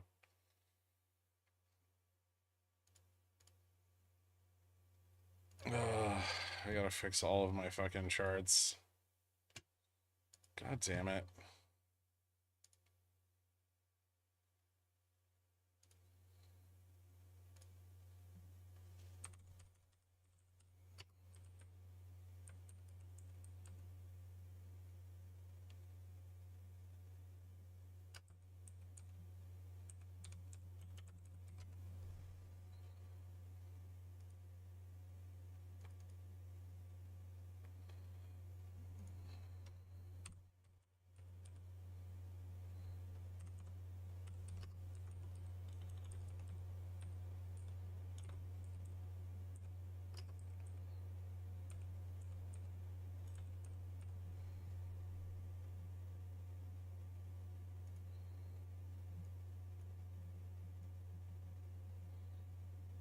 Give me a second. I gotta fucking fix all of this bullshit.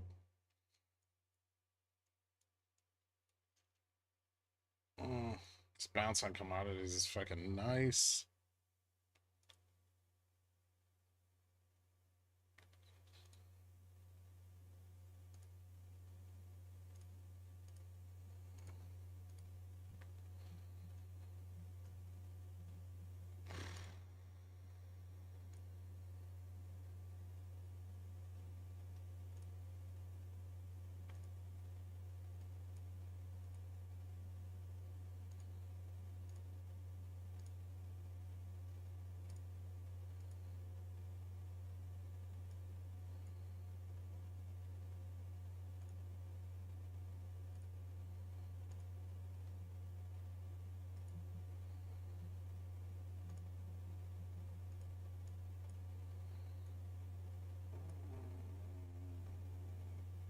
Carrie's getting levered up.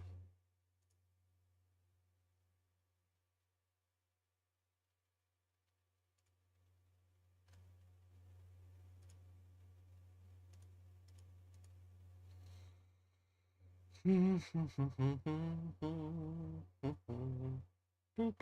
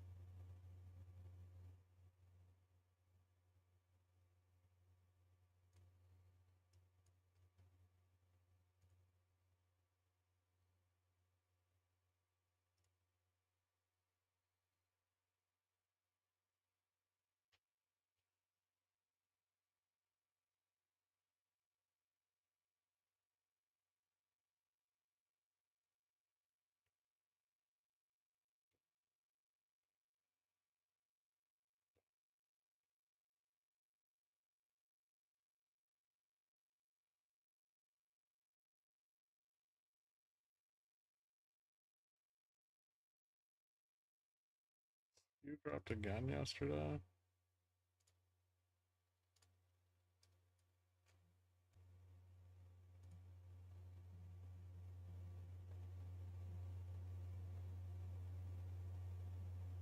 The fuck was that?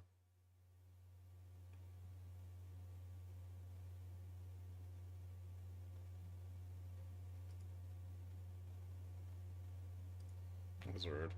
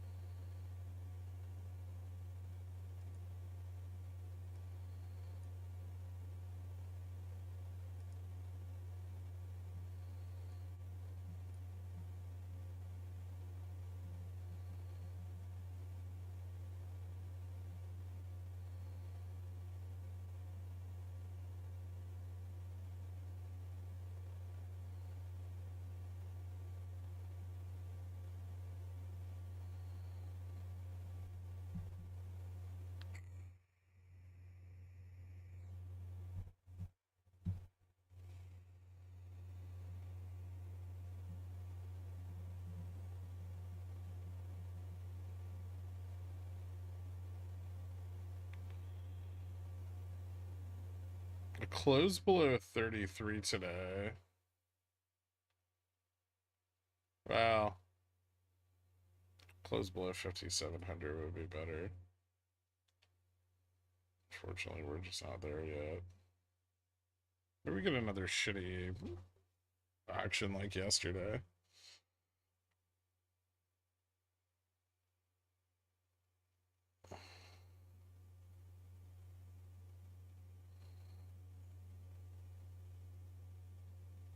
Downside gap at 33. Okay, so those are done. My wiener on my chart is gone.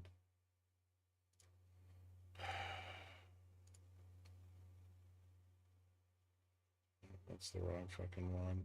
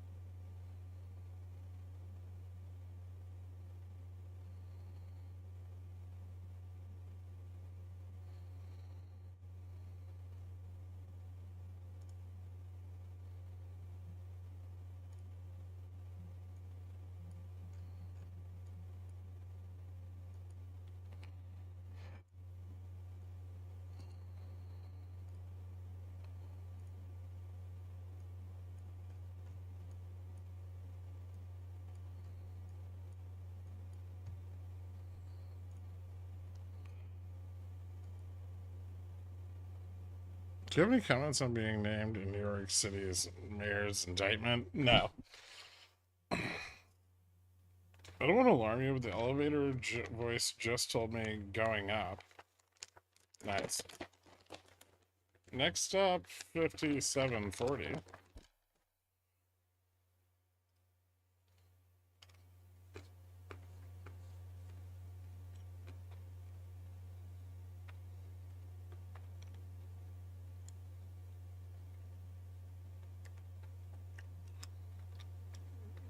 I mean, you should manage spreads the same way you manage, like, covered calls or CSPs, right? Looking to take profit at 25 or 50%, your success rate's going to go up a lot the more you micromanage them.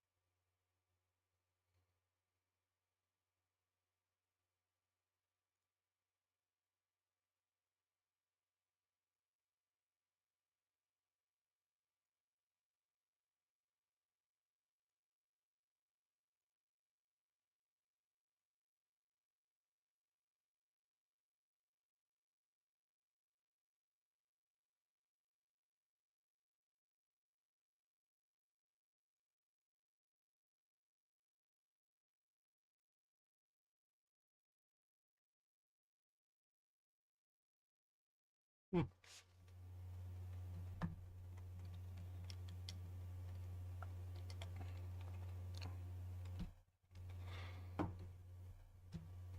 gonna have you'll have a lot more success on spreads not waiting until expiration. That's a pretty good rule of thumb. 25-50% profits are gonna increase your rate of profitability. It'll decrease your potential earnings, but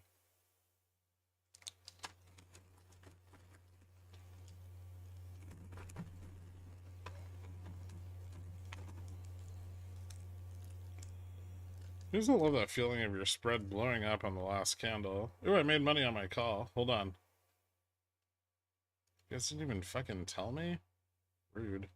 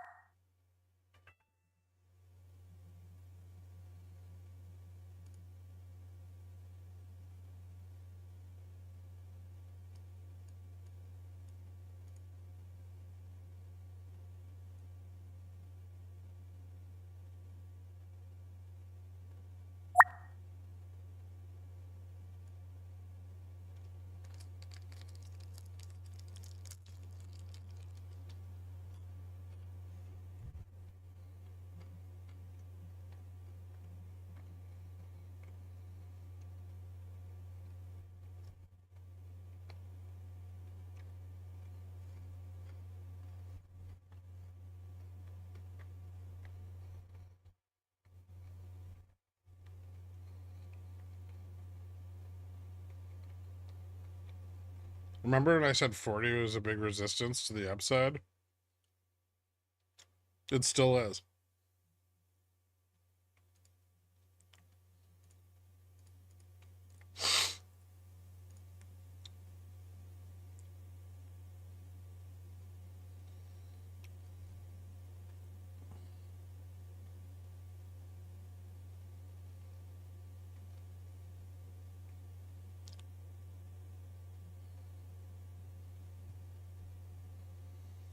We do have some bot calls coming in at 40, but still a lot of, or 45, sorry.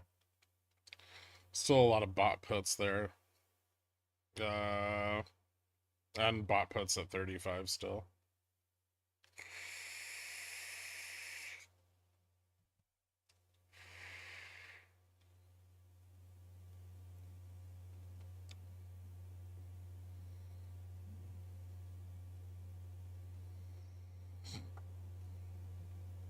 What if I wanted to sell 45 butterfly?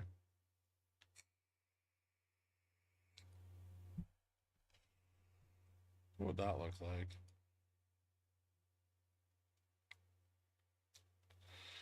Did you close your straddle calls in the PM at market open? Unfortunately. I was not getting any fills in the pre-market on them.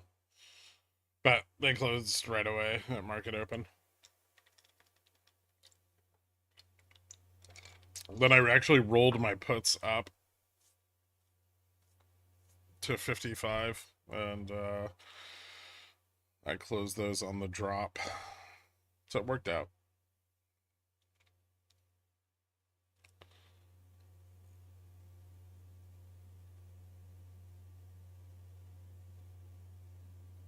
$10 trading range commence.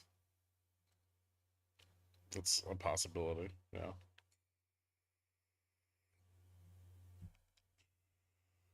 Limit stop or market order. I too struggled to get a fill in the PM. Limit? Well, sell limit. Not a stop limit, just a sell limit.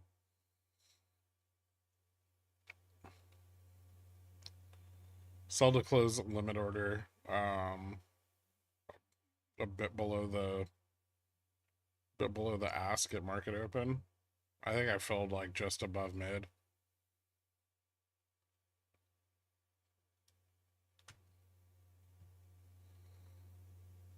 What was I doing? Oh yeah.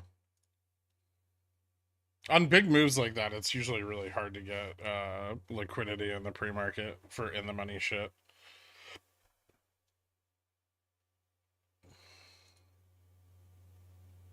NQ bear flag.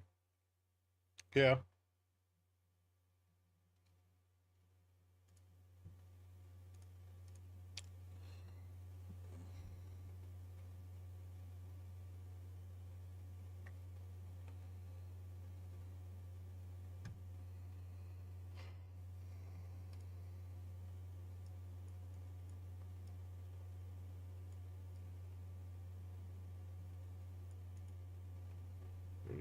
$35.55.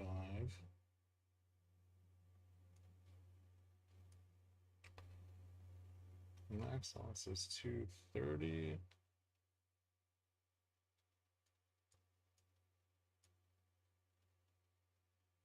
$15 wide. Too big a maxes. I like that one. Low chance of profit though.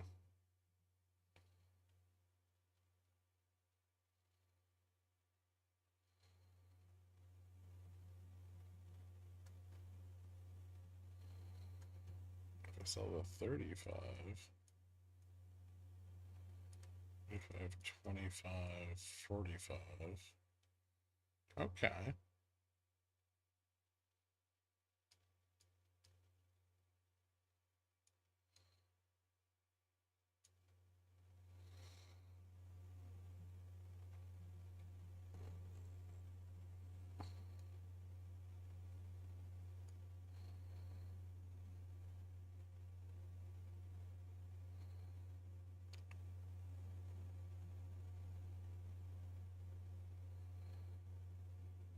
Like that.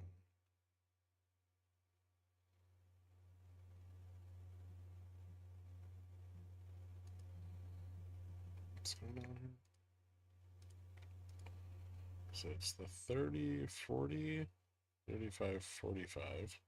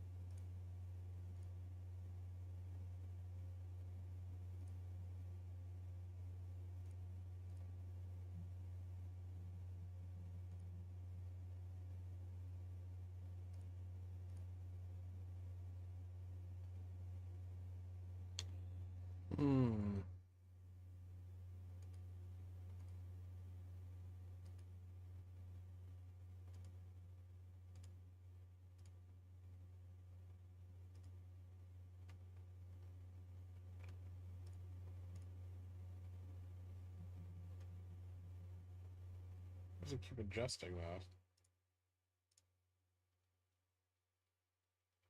Oh, it's fucking annoying.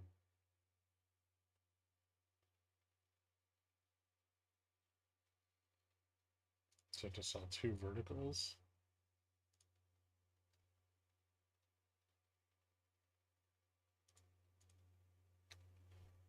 $30, $40.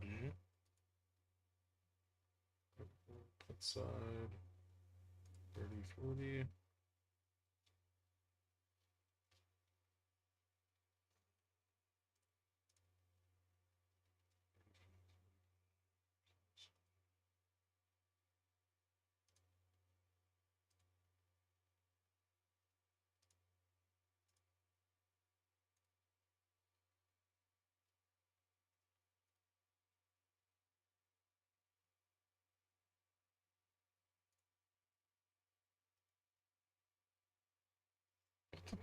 Fucking goddamn.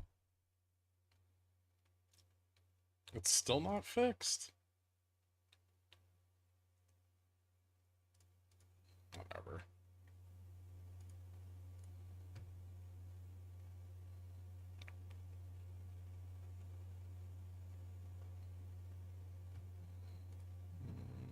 USD JPY about to hit 145.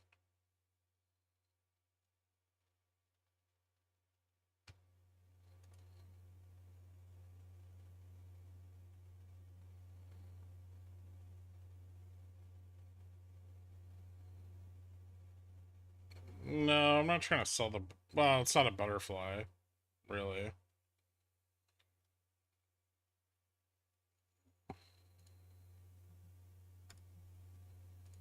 Trying to sell this. I'm gonna have to do it in a different account today, I think.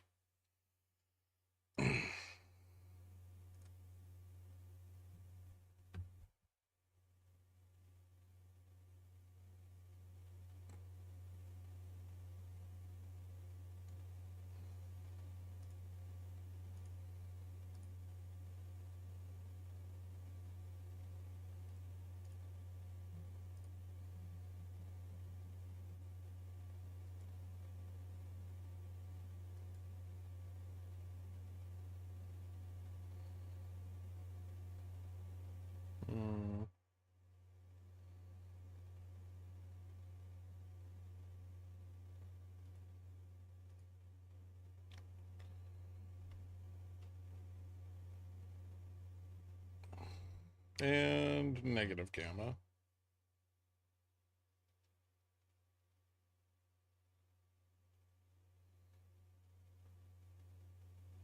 Hello, short puts. Short puts at 40. Bot puts at 45.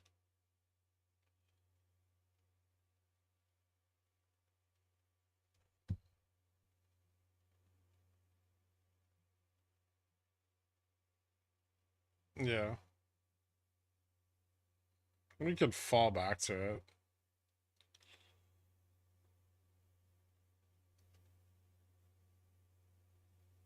These strikes are all short puts. So we're pushing a few of them out of the money here. Or long puts, rather. Sorry. Long puts at 40, 45, 50. 55. Then short puts at 40. Few bot calls at 45. Mostly on this move up. And that's it. Gamma here is about 500 million positive.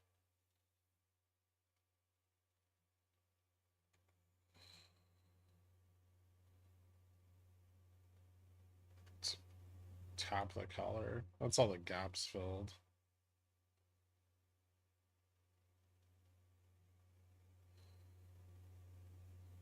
They're still selling puts though, so be careful. If this is gonna reject maybe 50.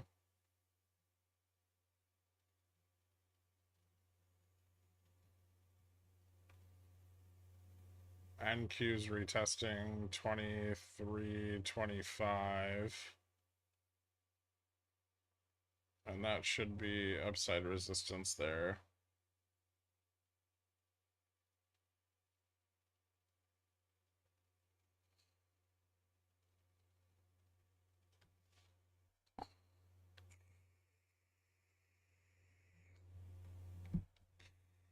We're not going to 5,800 today. Not unless something magical happens.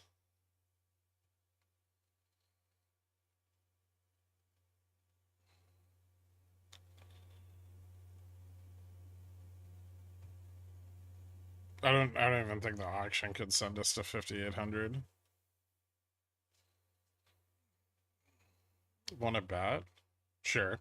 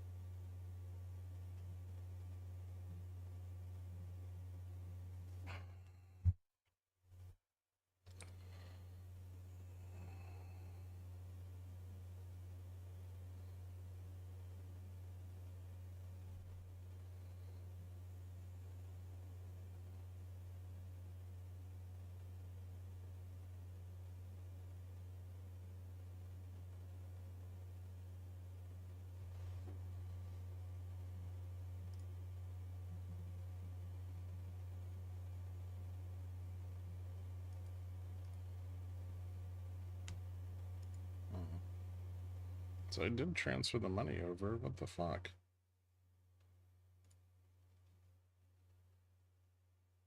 So I put the money in the margin account, but it won't let me trade.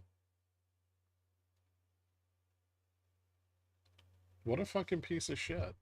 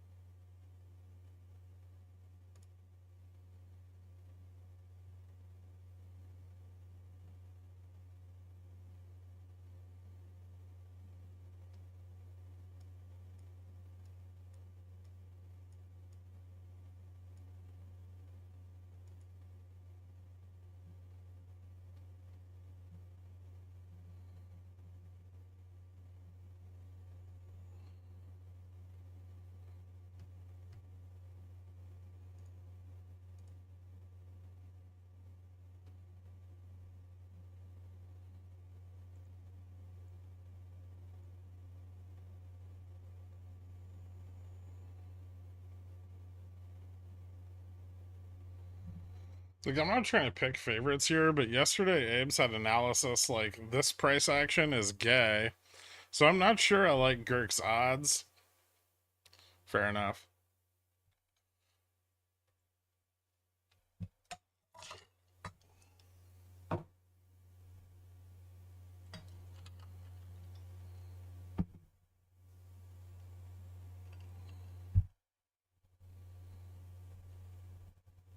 Although he did pick the very top of that to make a call for 5,800.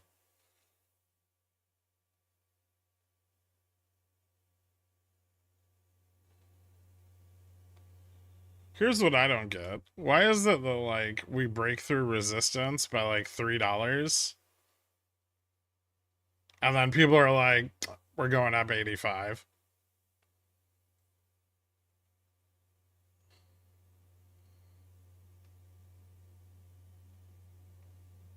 What is it psychologically about this move that makes people think that the market's going to go up 100 basis points afterwards?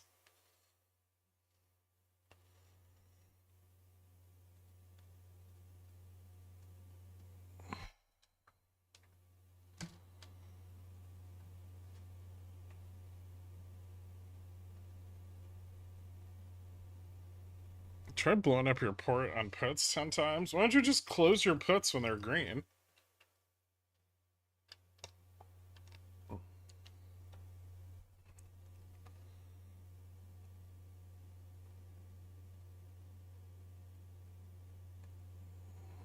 Just for a reason, Gherk. Alright, fair enough.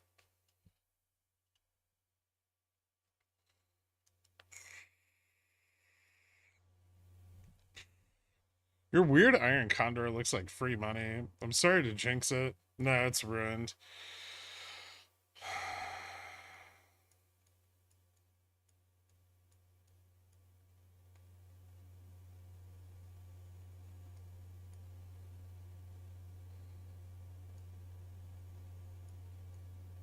Do you know why, Dave? Because WeBull wouldn't let me fucking open it.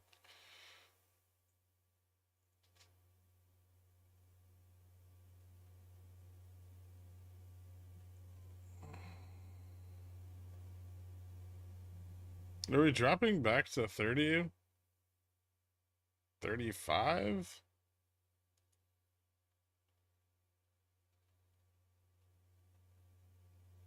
I don't know. 35, 40, I would say.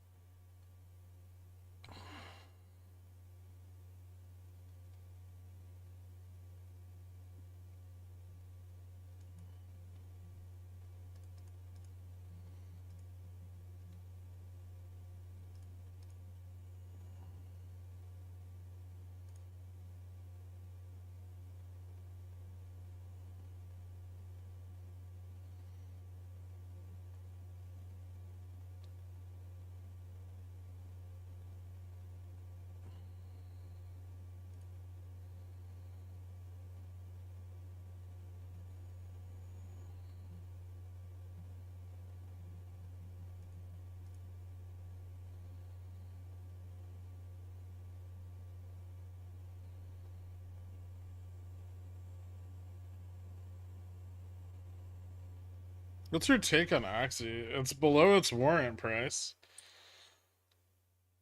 If it drops low enough, I'm sure Buffett will just buy the whole fucking company.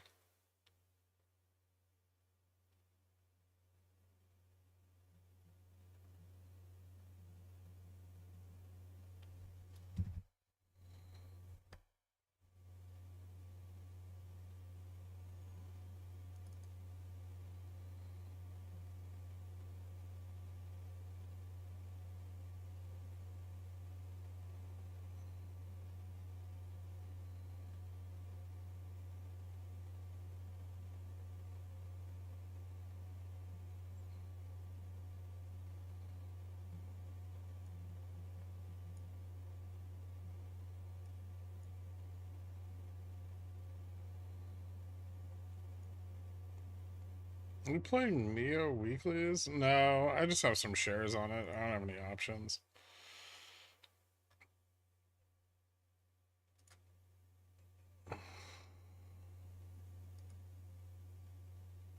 They're being weird about it though. It's eating up way more buying power than it should for a potential $90 loss. It should eat up like $2,000. It's two $10 spreads.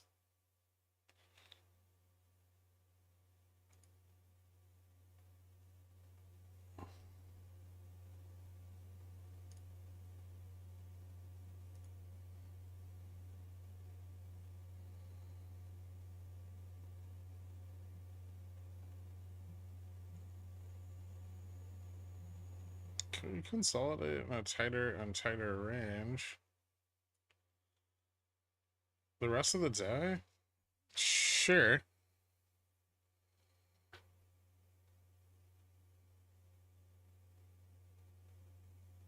It's usually what happens throughout a trading session as vol trims down. Especially because all the events are over now, right? Q2, oh yeah, FSLR. I think you asked about this earlier, sorry. I was doing other shit. 252.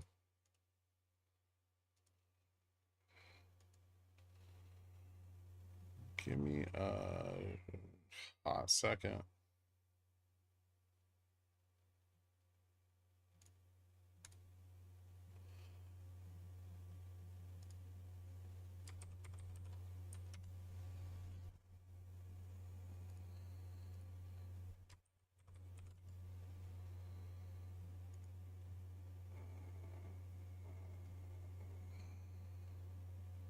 $50 to $55 both have fairly equivalent call interest, but this looks like the top of its range. There's a shitload of puts at 35. Not sure if they're sold, but gamma neutral is at 240, which isn't a great look.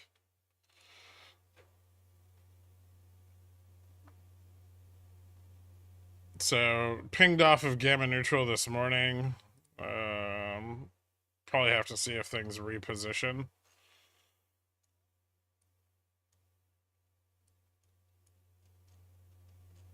If it loses 40, it's going to be pretty bearish.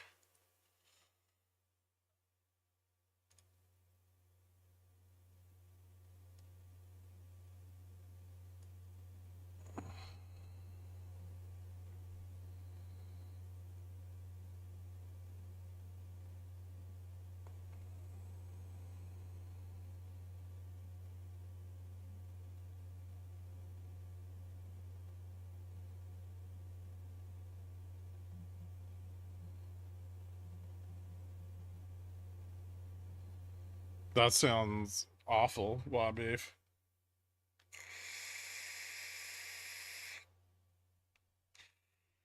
Yeah, we still have an auction. And barring Kashkari. But the market didn't like the duration auction yesterday. We sold off into it.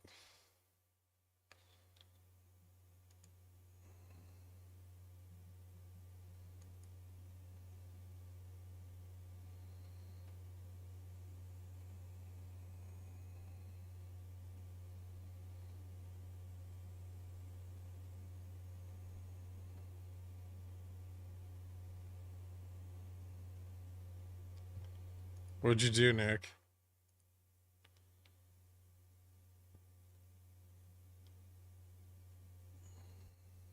Yes, breakout. No. I mean, yeah, but it failed. Pulled back to trend. About 16 puts this morning and sold them for 3.5k profit. Nice. Well done. I was also a put buyer this morning. And a call seller. You and your one contract. Yes, exactly.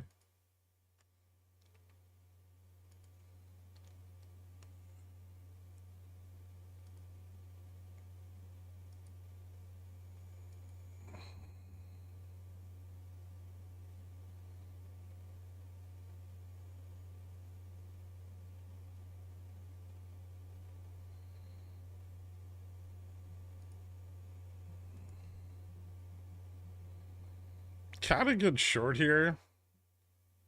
Might as well ask if Dow is a good short. Or SPX. Performance on Caterpillar puts is generally really shitty. It's better to just short something more liquid like the index.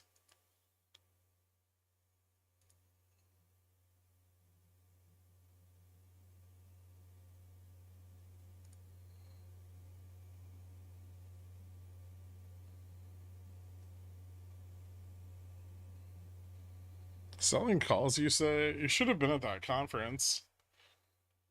All they were doing is complaining about short vol. So yeah, we don't like using repo because we can get ultra bonds and then short the fuck out of vol.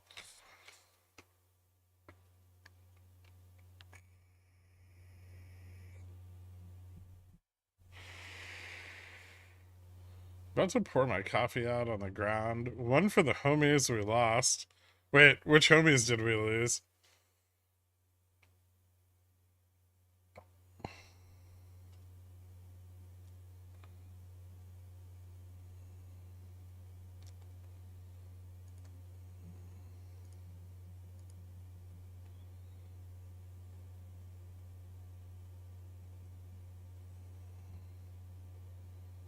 %. Oh yeah, that's right.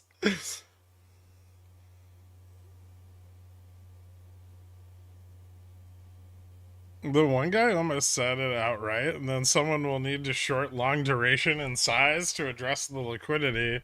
And he stopped talking right before. It's almost like our treasury markets aren't as liquid as they appear.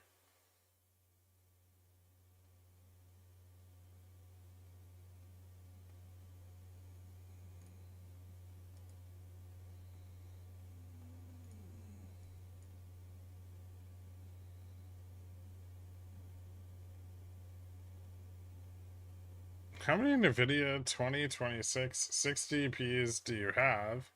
More than 0.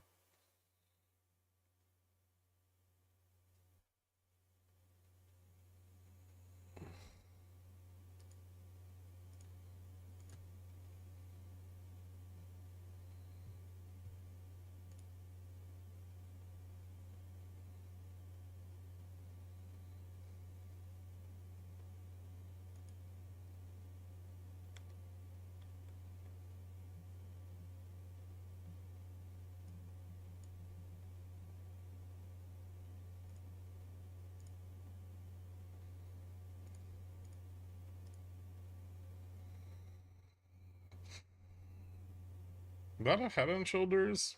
Yeah. It's like a shitty one, but it is one.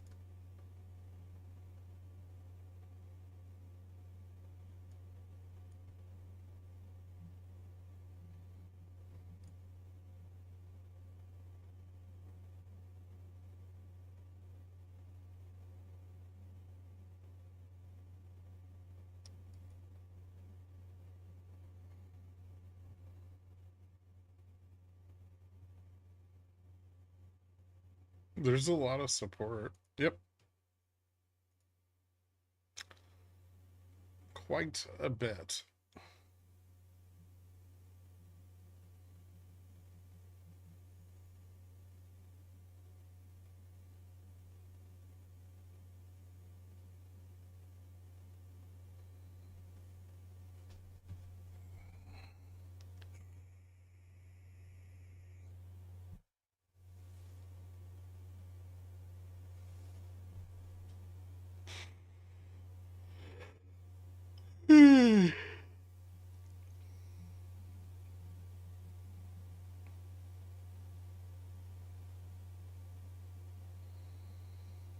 Is tomorrow gonna be boring too?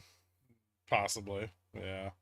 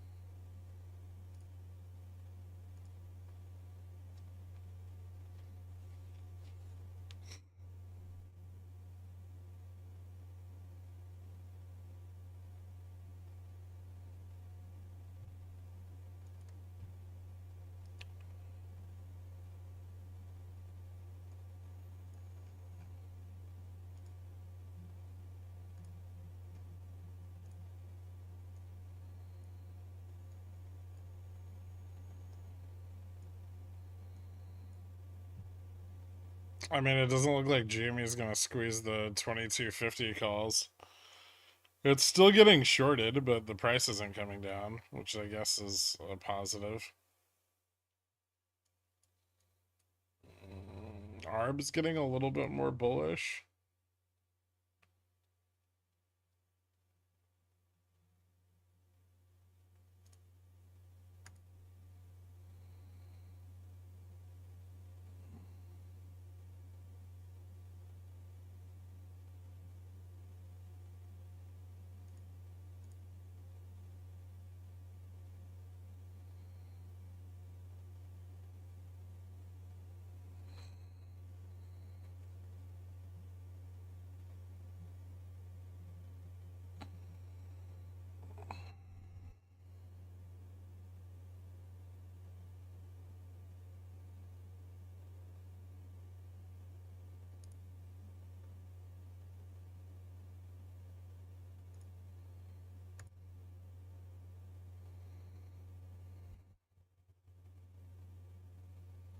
Bulls lost momentum.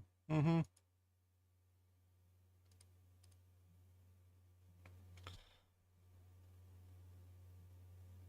Are you gonna average down your EWJ puts? Probably, but not yet.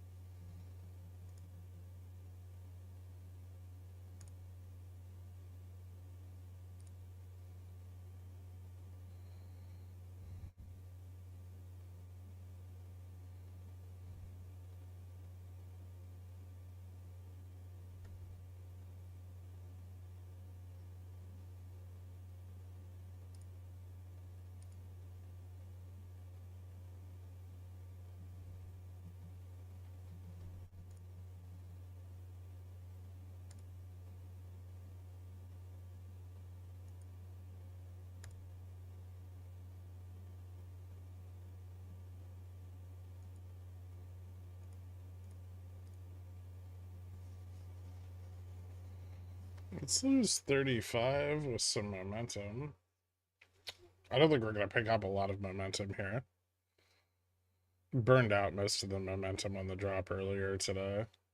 We would need to start squeezing the 30-25 short puts to pick up more momentum. So a loss of 35, not super important. A loss of 30 or 25, much more important.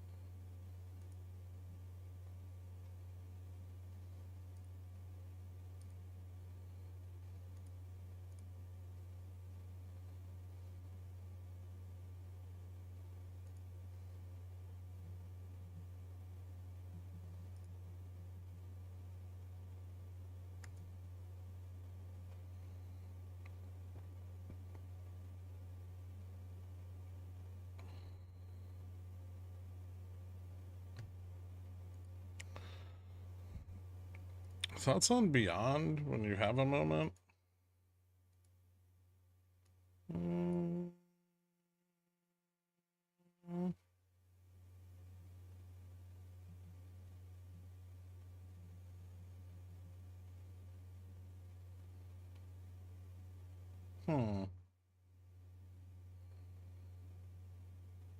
That's odd.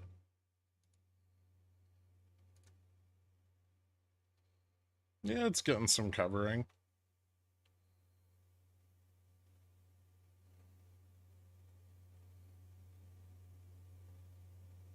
Not a shitload yet, but it looks kind of good.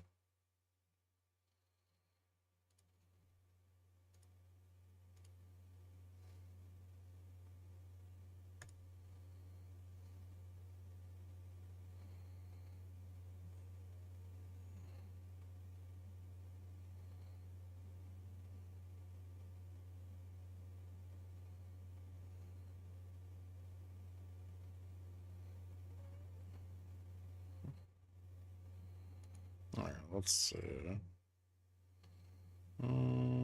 Short puts at 30, 25, a little less supportive here on the drop. But support sub 57.20 is significantly improved. So the chances of us losing 25 today are down quite a bit.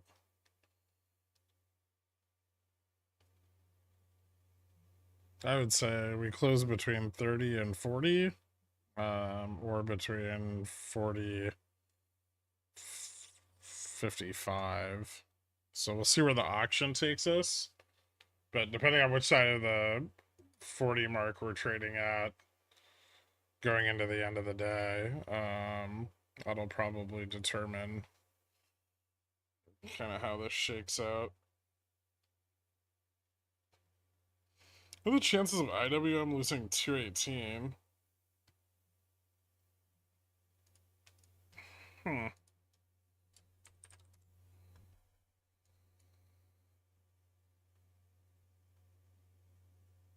Not significant. Delta neutral's at 217, and it's already below gamma neutral.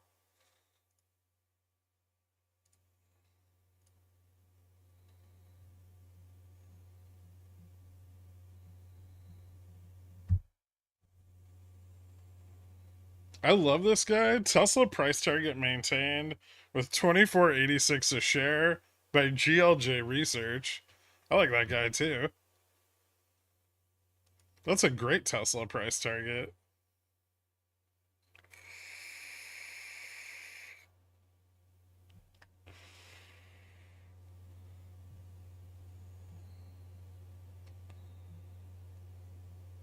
Ever since the Fed meeting, Gamma and Delta have been falling off of IWM pretty fast.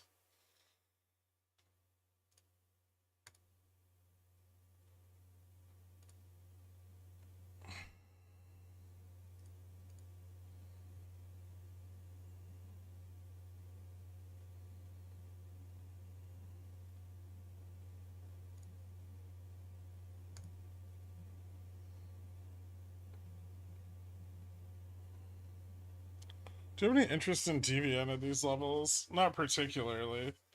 It's a little bit below my original buy-in, like $3, $2, $3 or $3.50 under where I bought in initially.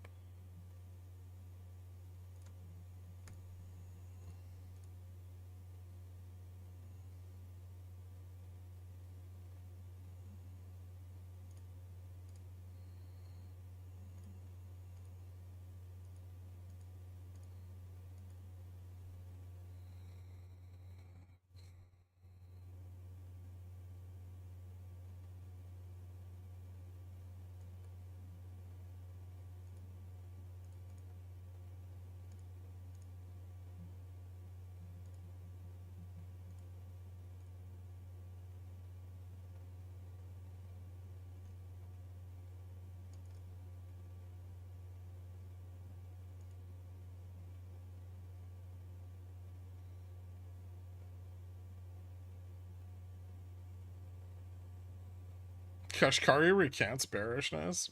Market rips. How about that? How was the bid to cover on the 4-week? 2.81.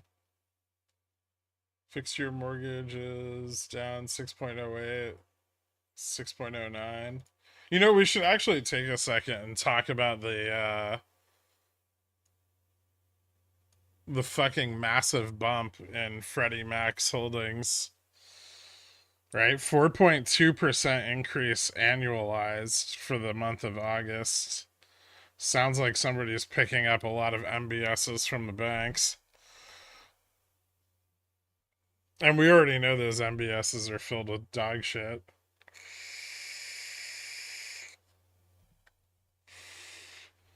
Fucking houses assessed for 3x their market price. Yeah, wrapped in cat shit. I've seen this one. Yeah, there's some similarities.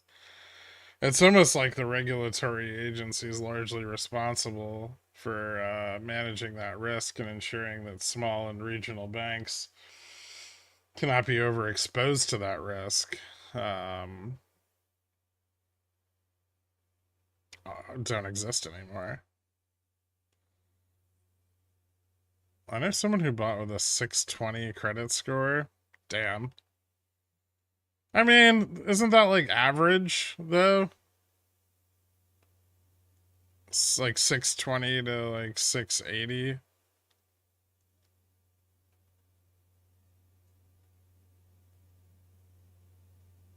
For the uninformed, why are they picking them up? Oh, because they look super attractive. They're full of very high value assets. The problem is that banks aren't even getting a lot of these houses appraised before they lend against them, right? And so what you're going to end up with in the event that equity is lost, right? So let's not make any assumptions about whether equity will be lost or not, right? We can continue to assume that house prices only go up over time, right? Which is a stupid assumption. But for the sake of this, let's say that's true. Any event where an equity loss occurs, homeowners will be unable to rehabilitate the properties they live in. Why? Because they bought the houses. Instead of buying here, which, these are home price annualized growth.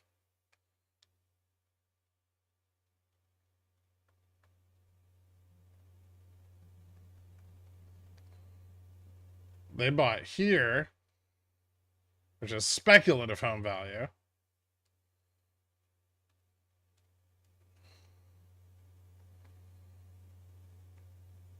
So if the value of their home is, somewhere in here, and they suffer any kind of equity loss, they'll be so underwater that they won't be able to rehabilitate the property, and they'll just stop paying their mortgages. And that's not even counting all the people that lose their jobs, right?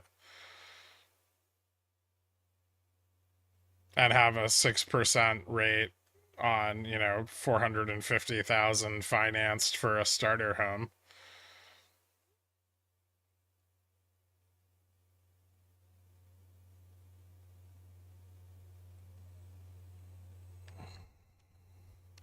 Anyway, those MBSs are full of those, right? Because that's how home buying's been for the last 3 years. And so they look really attractive because the asset values are high and the interest rates are elevated, right? So Freddie Mac's like, yeah, give me fucking all of those, and the banks are like, happily, right? But the risk of default is not properly packed into those MBSs.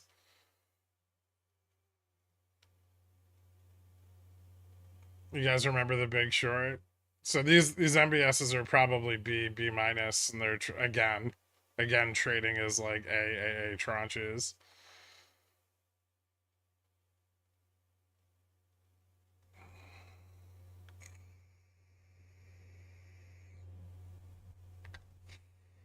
Nice username. Congrats, by the way. Can we dance this time? Hopefully all over the graves of small and regional banks. Oh shit, here we go again. It's looking like it. The portfolio growth for Freddie Mac is unusually high. And definitely echoes the portfolio growth that they saw 2006 through 2008. But in 2006, 2008, it was quantity, right? They were high quality, but they were buying them in quantity because the total value of the MBSs was significantly lower. These look even better on paper because they're full of like really high value assets, right? Except those assets really aren't worth what it says they are. So in the event of foreclosure, the amount of toxic debt built up in those, you know,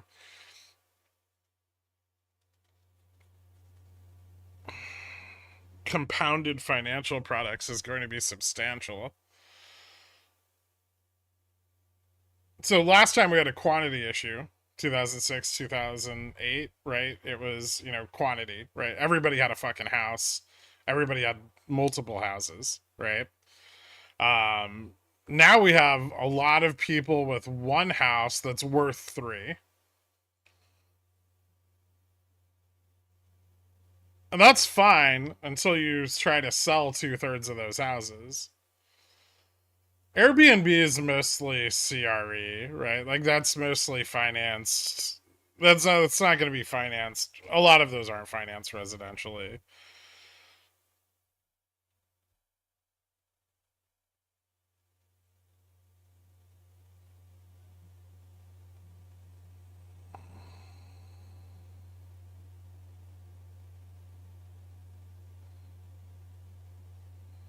How long does it take to play out? Another 3 years? I think defaults are already rising.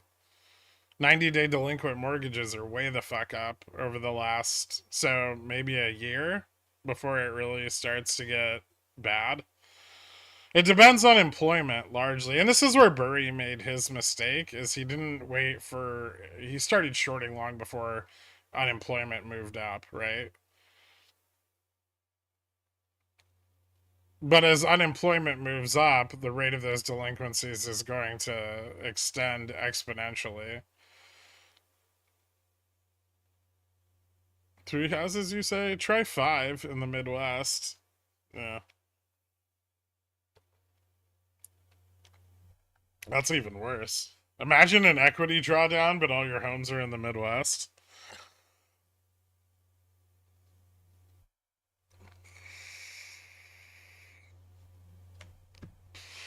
We did have the Somme rule. He didn't wait for it, but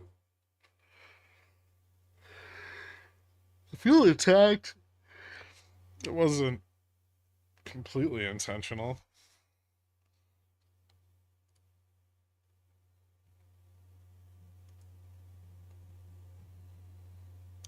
Gary, how to make money off this? Sahib, you couldn't if you tried. If I traded it for you and I made money on it, somehow you would still lose money. That's because I'd probably close your position at a loss and manage my own. But, you know, that aside. Harsh but fair.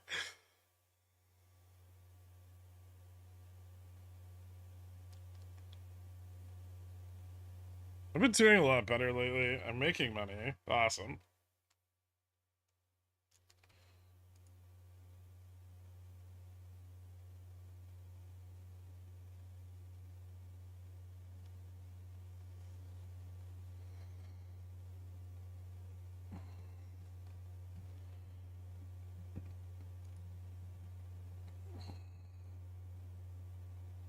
Are they gearing up for a bounce into end of day?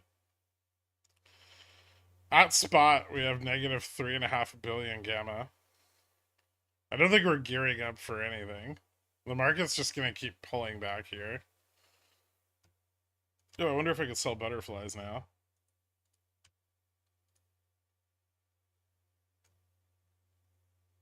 Did you guys hear that the lead singer of that band died? The Butterfly Band?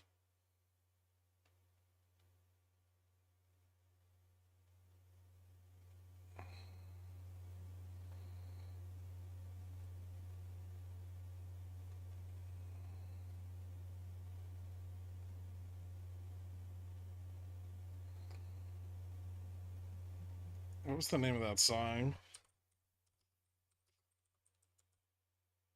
Crazy Town.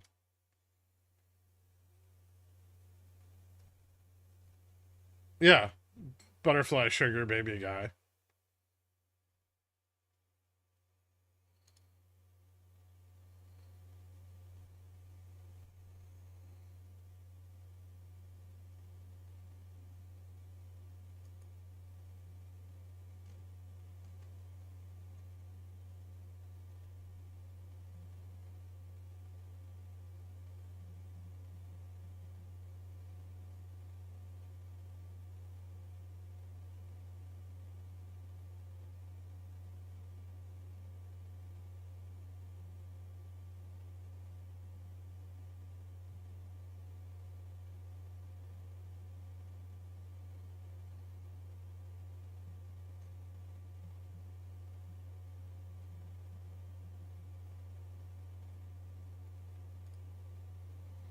God, I've never seen somebody who looks more like they're from Huntington Beach.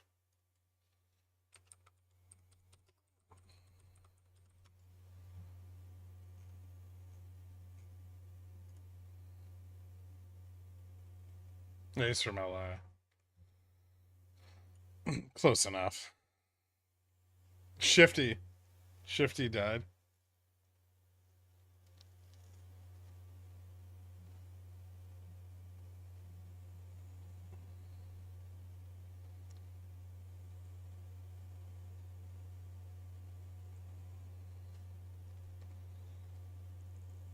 I feel older, but I'm already hunched over at my desk at the heating pad, trying to plan my trades around my physical therapy appointment at noon.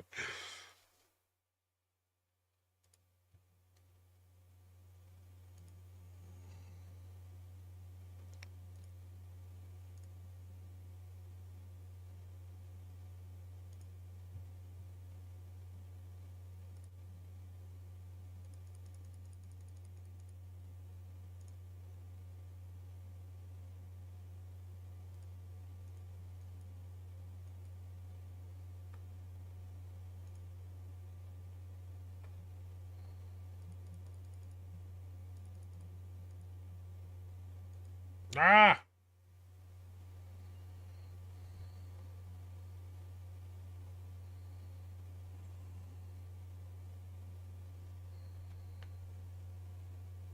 Any chance of completely closing the overnight gap?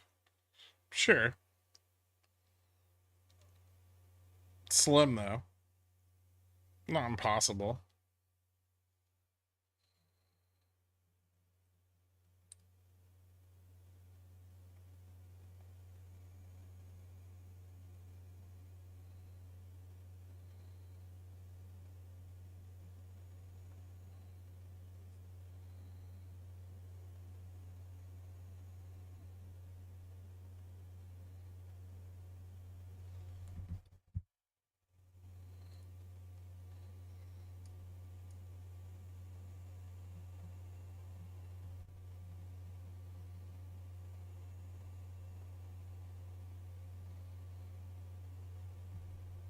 We hit the JPM color, we did. So it's exactly as you predicted.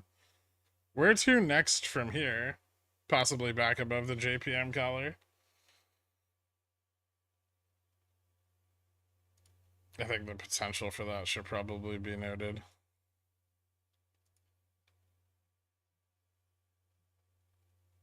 As we move into end of quarter.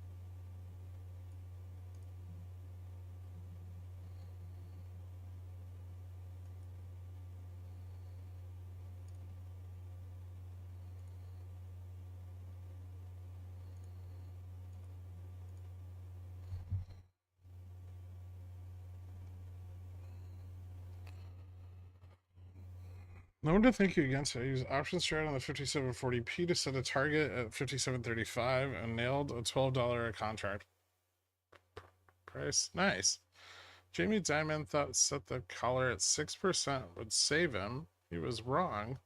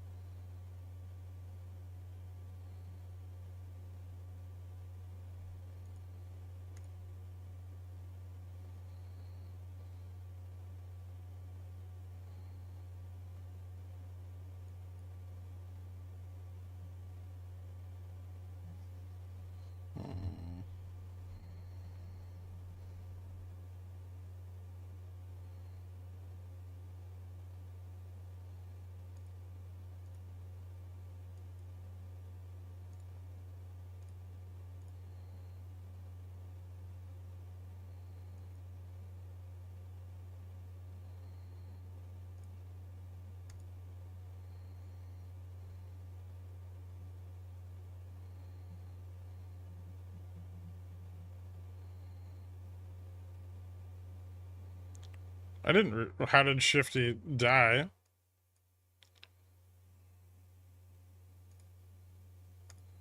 Someone said it was like a mystery or something, but I have no idea.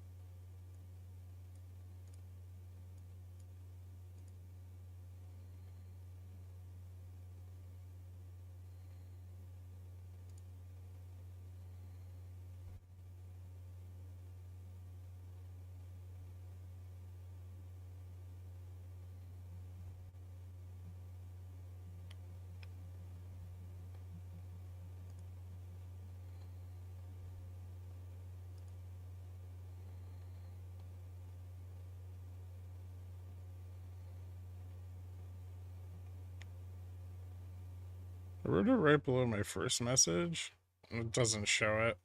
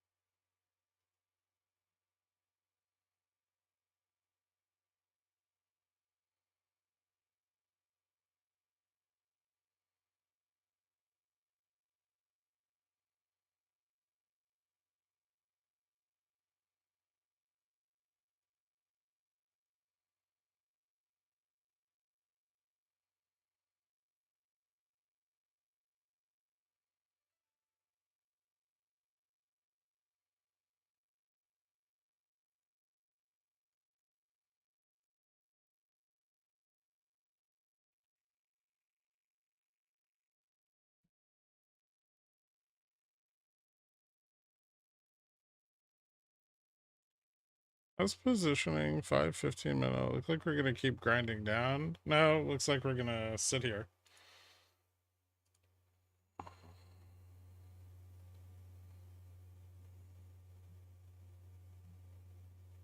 Trying to grok GME historic ARB graph. You posted in the Discord this morning. Why did ARB drop off so much after dilution? Because it's more liquid. And does that imply less price volatility in the future? Yes. 6 for 6 today on my trades today, and 3 to 4 on this week. Small gains have been happy gains. Nice, man. Was the auction anything significant? Moderately. Yeah, it's a 7-year. I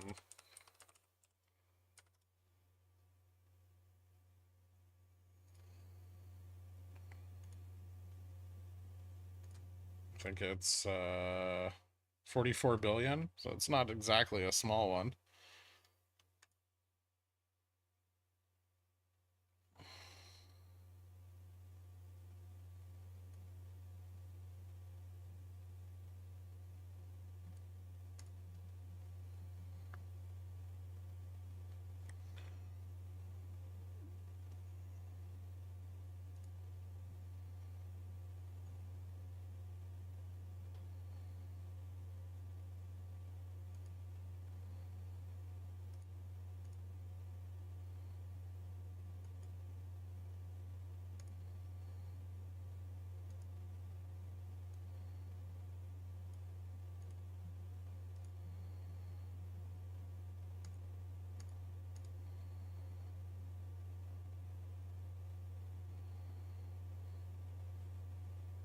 Tomorrow's data worth a straddle?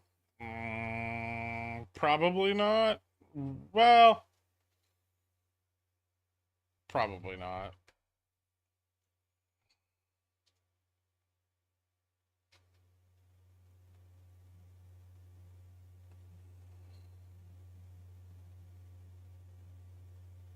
I don't think we're gonna get any surprises out of PCE.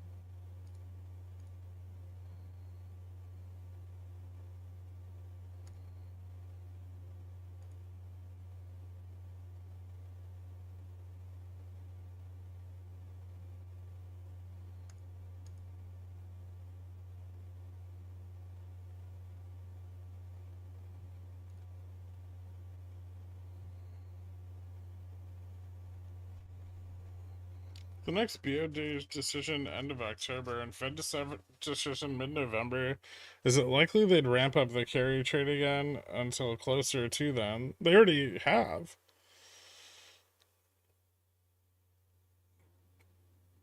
The leverage they've pumped into the carry since our last correction, which was the beginning of this month, has been pretty substantial.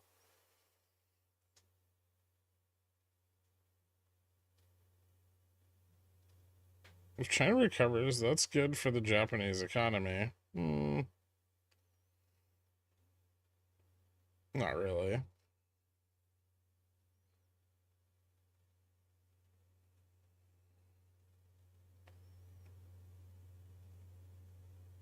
Can we get a failure on NQ? Below the prior support? I don't know. I kind of feel like it would just find support again.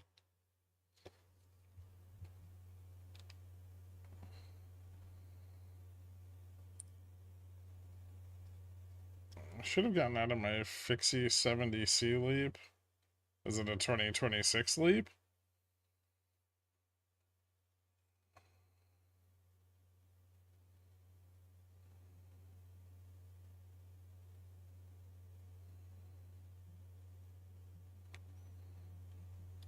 What are you worried about?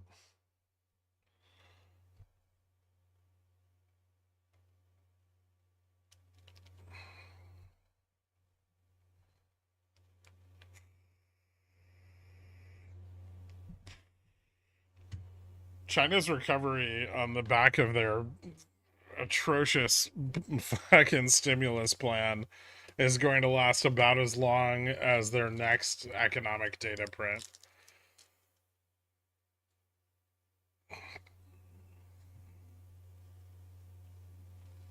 When they realize that it doesn't matter if mortgages are cheaper or they adjust the rates on them because people still aren't going to spend money because they have no fucking jobs, it'll just go right back to where it was.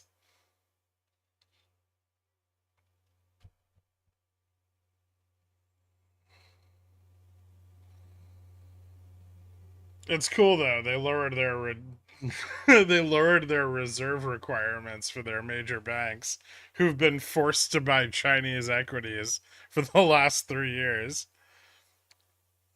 with their reserves.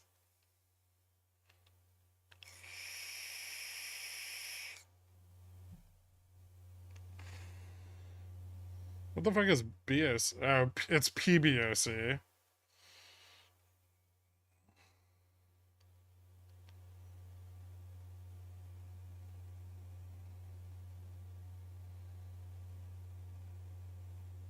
Are they getting an inflationary melt-up like Japan and the yuan gets violated? Where are they going to get inflation from? They're in a deflationary debt spiral. And cutting rates.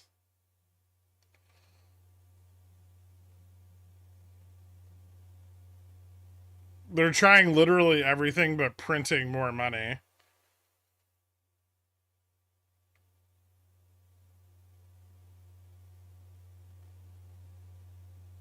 That's not how that works, Poopy. They're not just one and one.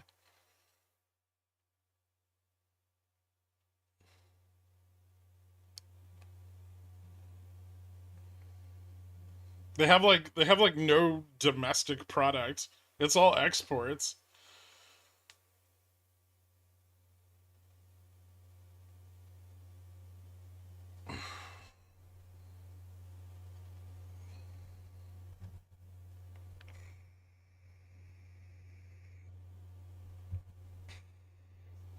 Why are people asking about GoEV News? I don't care. Either the company's $5 or it's not $5.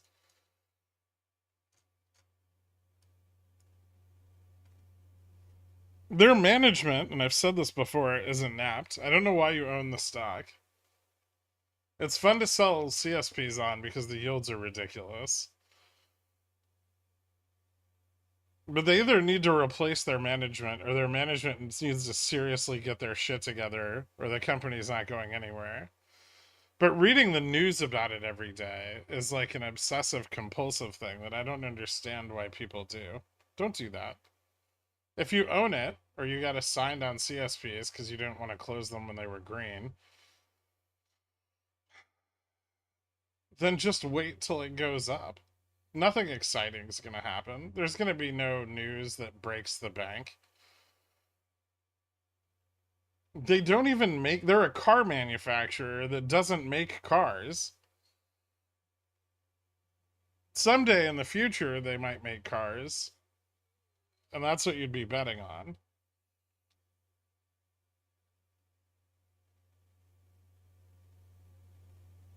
Plenty on the pickle jar said Go EVs is 0. You have no guilt to feel? I don't, not that you feel things.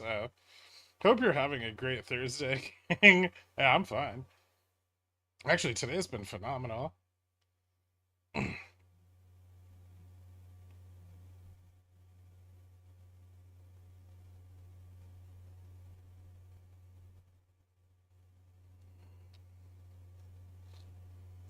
Just like I'm a trader that doesn't make money, and one day I'll make money, statistically, no, but I hope so. And I'm betting on that. I like it. It's a long shot. I freaking love GameStop, though, so it's different. Listen, okay, I know for a fact you're not that delusional. Nobody loves GameStop. Nobody's ever been inside a GameStop and been like, wow. Not in the last 15 years. Stop hurting my feelings. I have 5 GoEV CSPs open. Better hope they don't go bankrupt.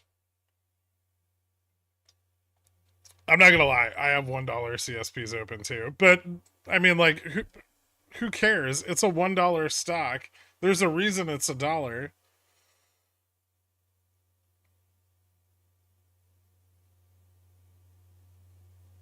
I've been in a GameStop in Dublin and made love in it.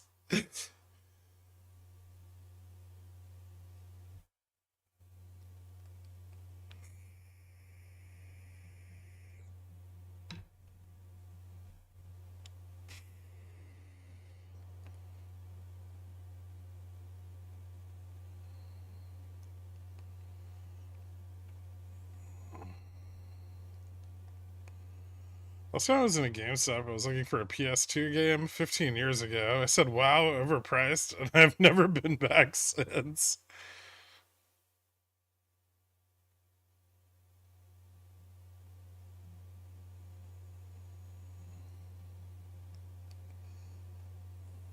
Trade Spotting lives in Scotland.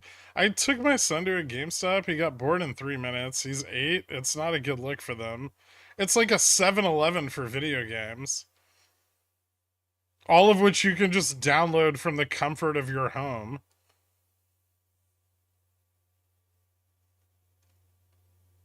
When's Cash singing us the blues? Right now.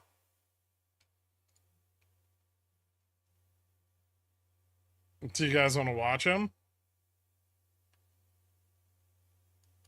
Oh my god. It's a link to a Zoom meeting. What the fuck? I don't want to watch him. Bid to cover 2.63, high yield 3.668 versus 3.675 pre-sale, so there's a tail. Sells 44 billion, awards 30.80% of bids at the high. Primary dealers only take 8.94%, 20% direct, 70% indirect. Looks like China's trying to snap up those fucking treasuries.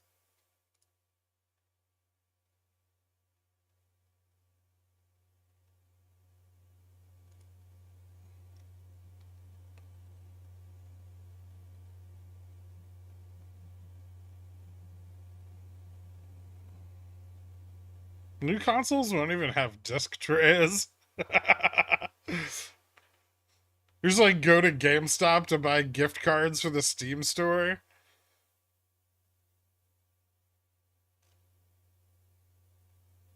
So they've become like they've essentially become a pawn shop that sells phone cards for Mexico in the ghetto.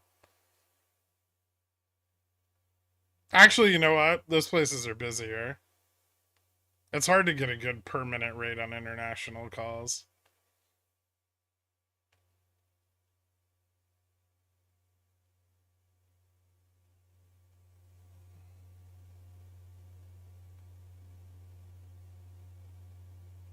Who remembers banking 15 racks a week on GME CCs? Also, who remembers getting run over selling CCs when Greg said not to? Both answers were me.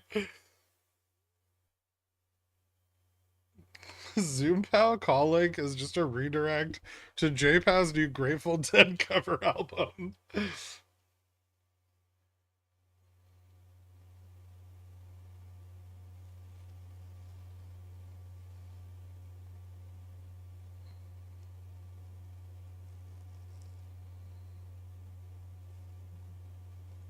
Treasury's Cobra. GameStop same like digital bodega.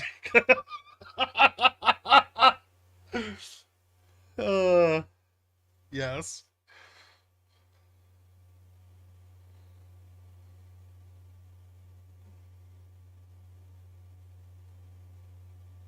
You can have cash or checks at all 6 GME locations.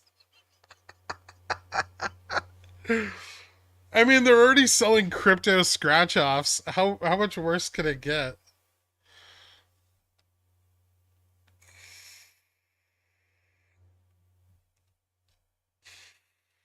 Remember that you sold at 17. I know, I couldn't have been happier. I sold at the perfect time to put half of my millions of dollars into QQQ and the other half into 20 and 30-year treasuries.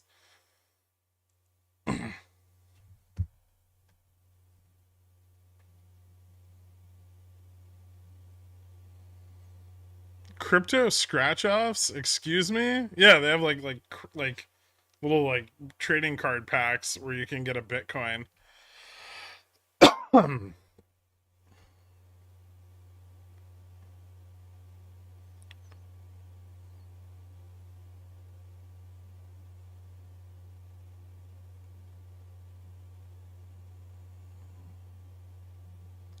That's cool as fuck. No, it's not. It's retarded.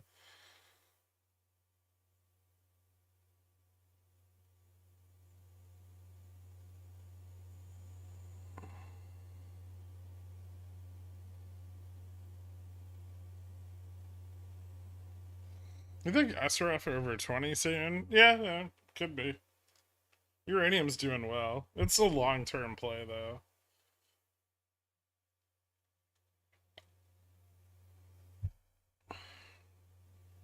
If China says anything about laying out their like green energy initiative again, then uranium will probably get a nice fat bump.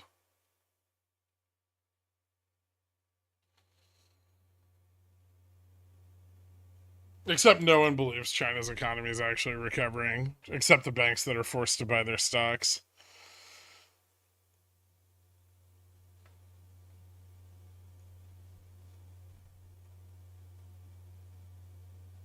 You can buy a crypto scratch-offs at home. It's called Bitcoin mining.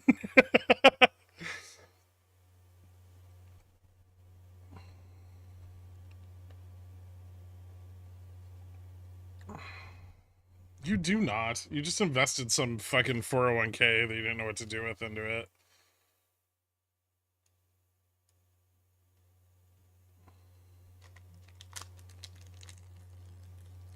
You're trading it with mutual funds.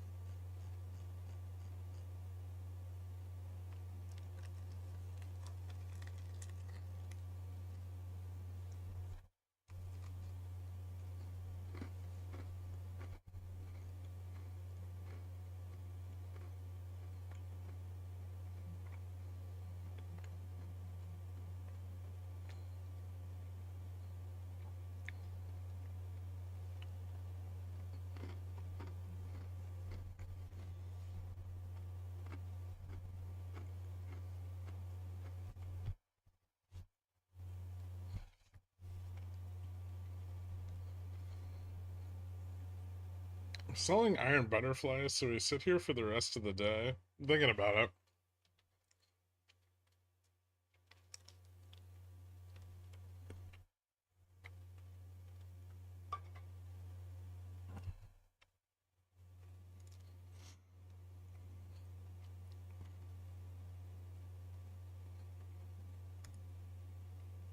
Except WeBull still won't let me sell any.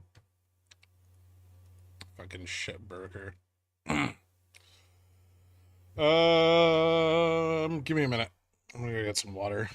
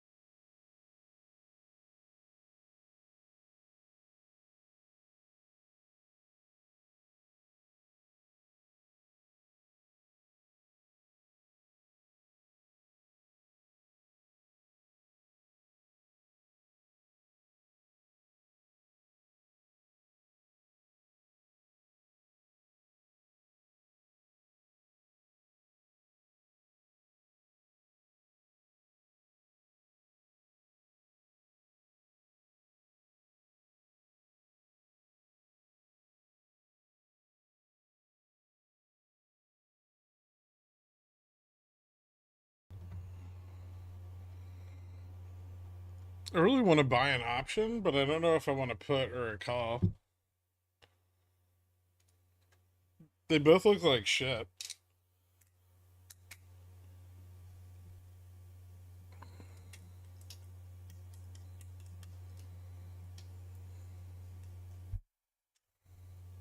The 35 call is awfully cheap.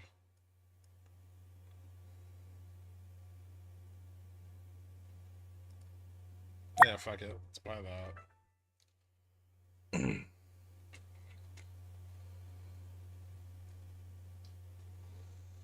I just filled the gap for you guys.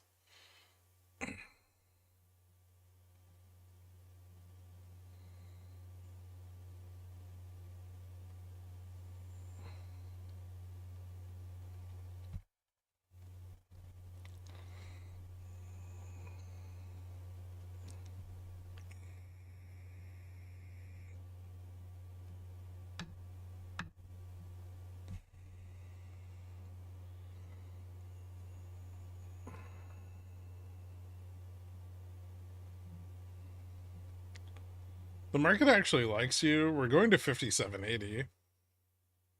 No, we're not. We could go back to 50, though. Maybe. Kind of hard, but possible. I'd be okay with that.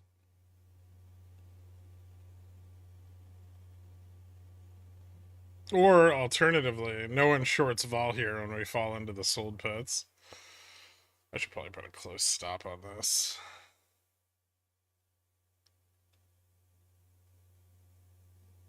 Say. 540. Let's do like that.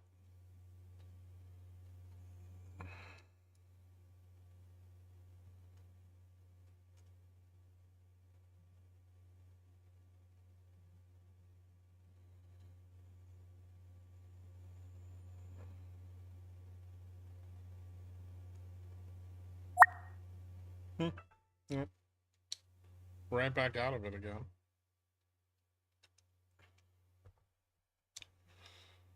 $57.20 or 25. We could get supported 25.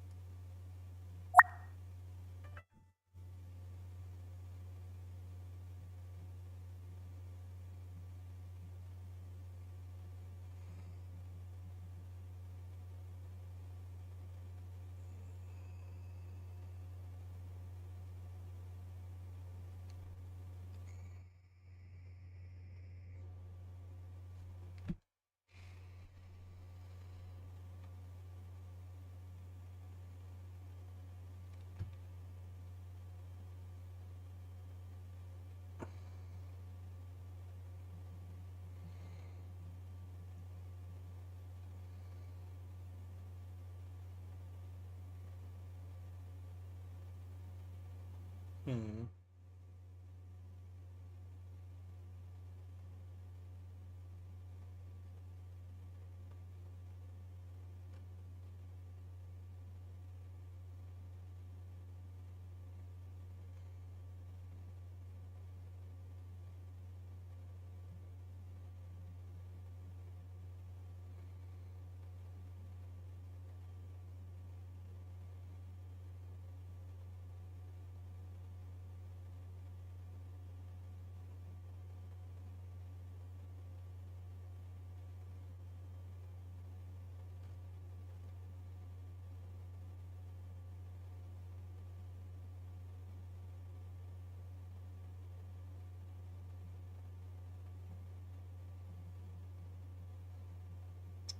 Toast.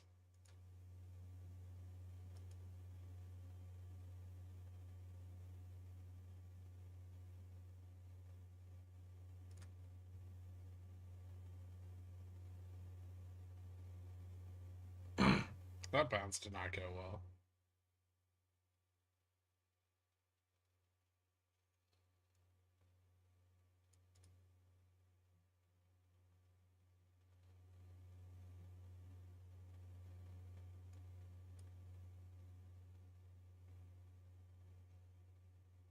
I think I could stay in this. 35 puts.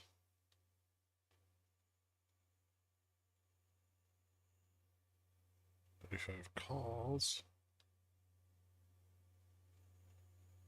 Support at 20.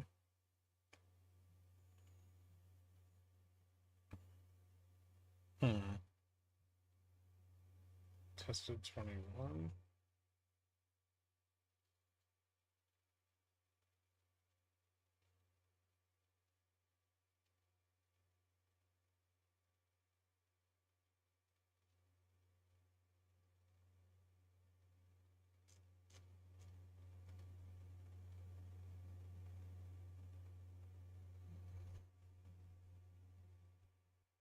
This is as good a low as any.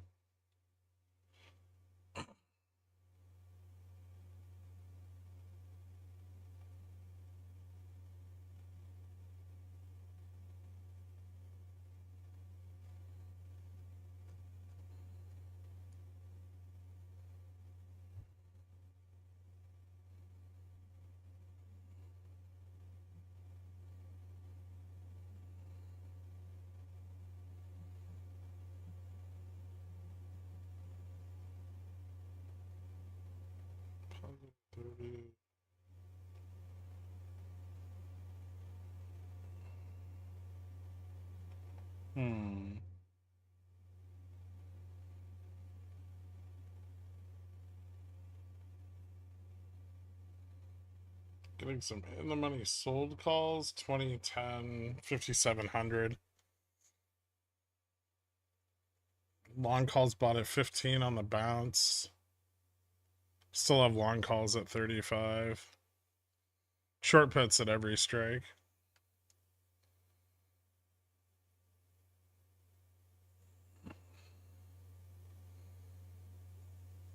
Larger supports are 20, 10, and 5700.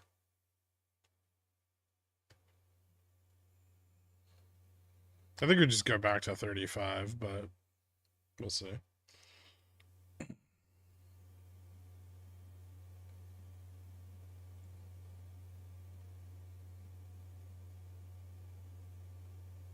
Short calls at 5700. Yep.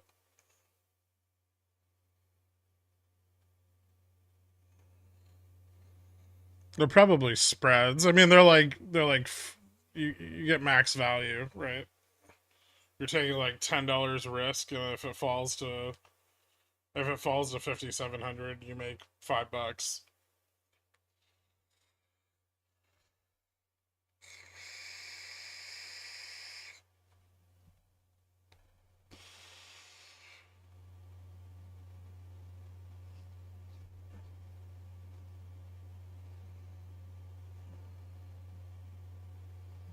It's not a textbook V. God damn it.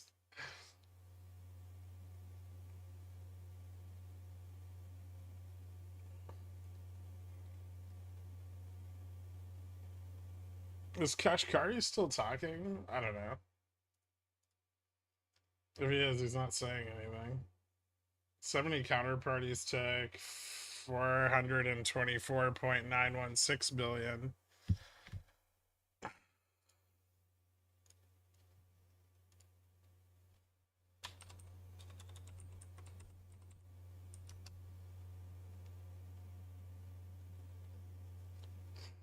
Reverse repo is rocketing.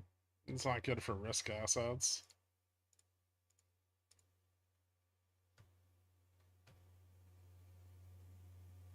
Look how low it got. Jesus.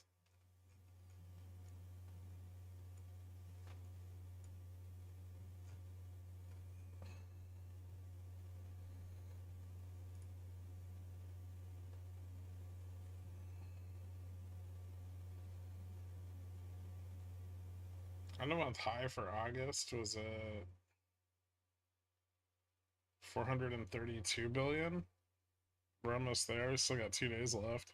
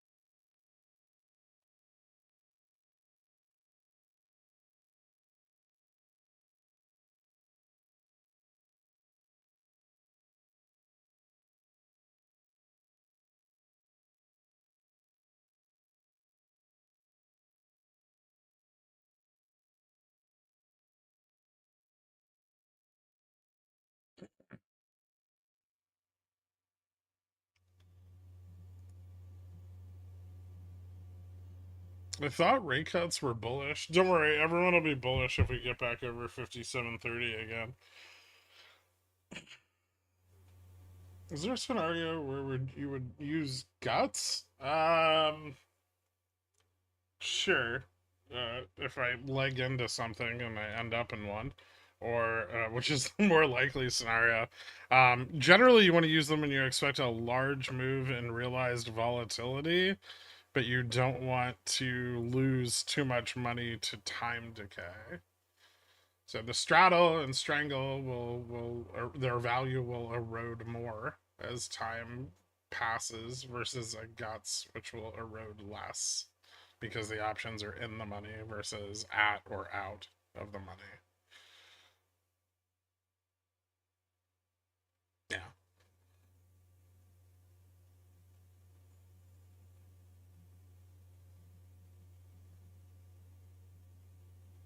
If this would hit $8 to $10 a contract, that'd be great.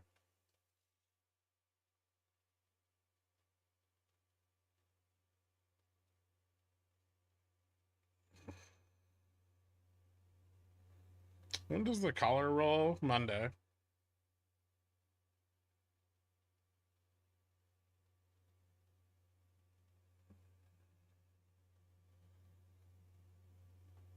Shipping ports go on strike October 1st. Interesting. They're probably not going to let that happen. Right.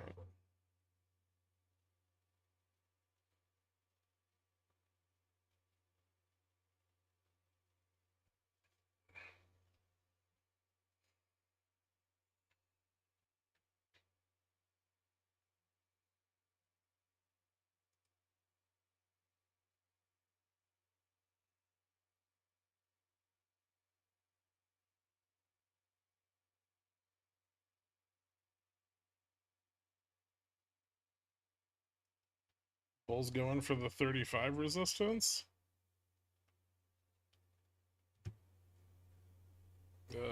MQ looks shitty.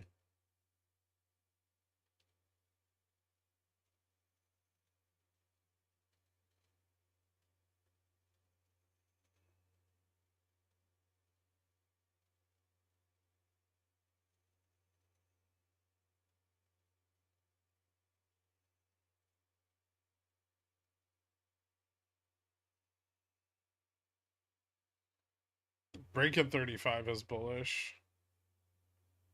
Out to 45.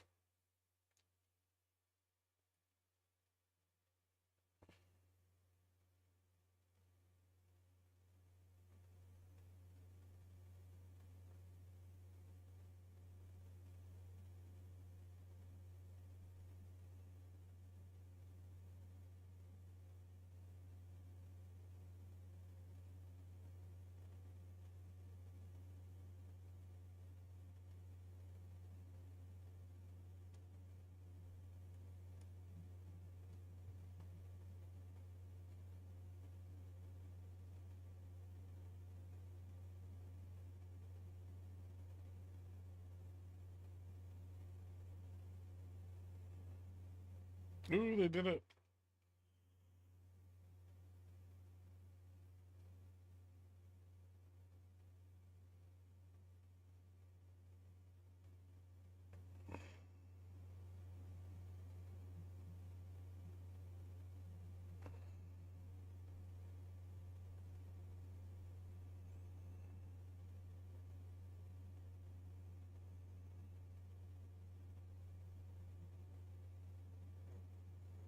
No, there was a tail. Tails are bullish now.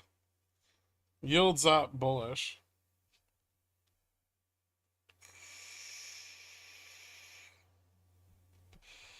Wider spread, better dollar. The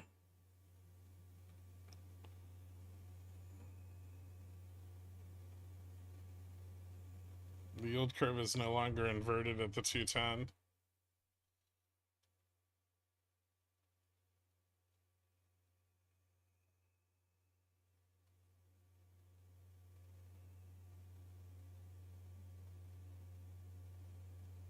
They're trying to slap the reverse Uno card.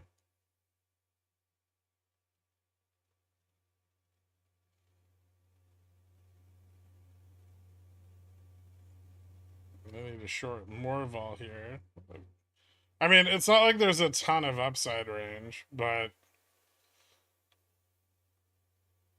if they could get the 35 puts out of the money, then they could do something with this. It's going to be tough. There's a lot of them. This is the most bought puts I've seen it, I think, any strike on the chain since like a few weeks ago.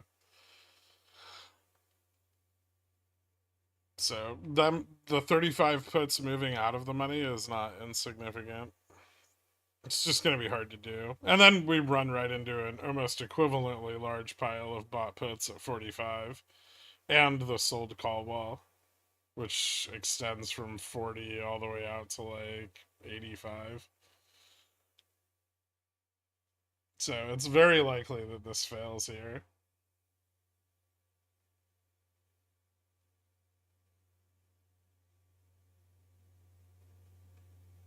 But on the off chance we get some extra pumpies, that would be cool. Because then we could get $10 more upside.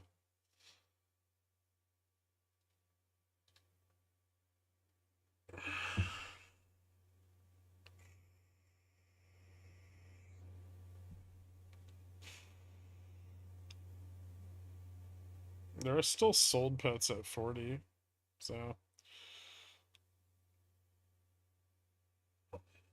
there's some incentive.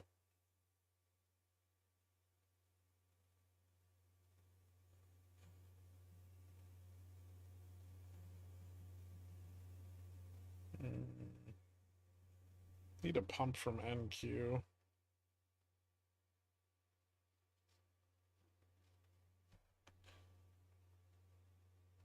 Banks are more fucked the higher the yields on duration. That's only true if like the 10-year gets up around like 4.5 to 5%.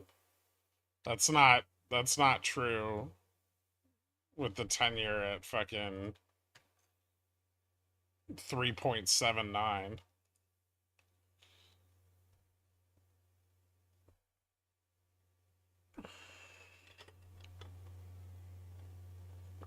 The 10-year is going to 17%. If they do, me and you should start a bank. We'll call it Pickles and Popcorn, LLC.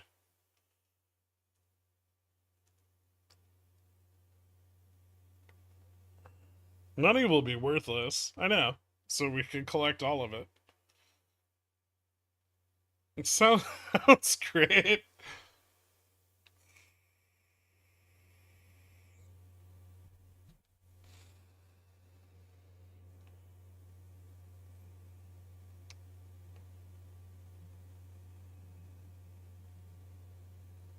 What's it called when you sell a 0.30 TTE for 0.4 10 minutes later? That's called taking a loss on commissions. I'm gonna short North Carolina. I heard your tragedy. And you were so looking forward to it.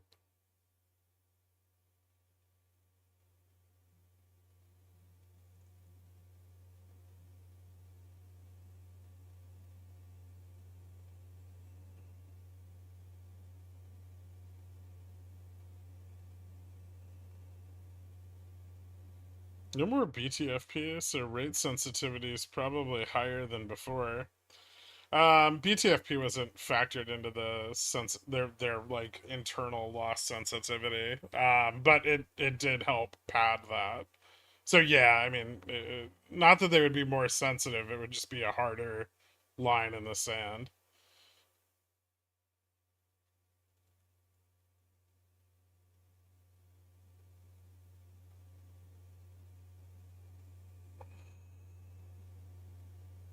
I really want bulls to succeed here.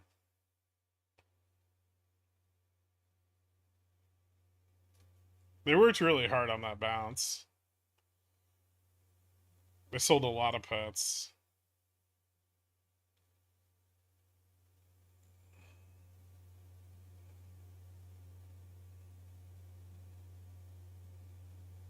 Them and the second call I bought to hedge off the loss I took on the first call both deserve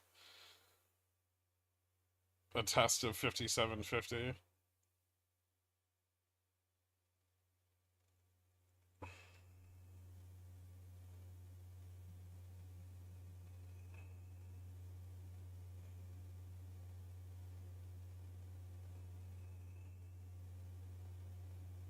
The fuck happened in North Carolina? He had to flee the storm. Is there a path to VIX 13 before we have another correction? Not right now, I don't think. Daddy wants some Vega. I think the... Remember when I said, like, we're moving into a new volatility environment? And we're probably not going to see VIX back at, like, 13 or 12 for a long time? That's still true.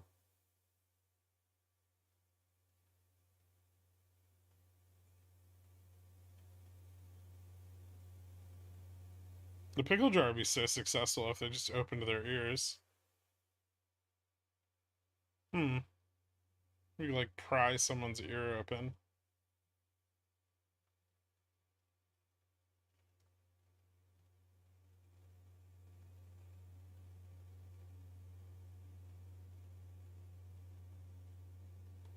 What about VIX 14? That'd be extreme.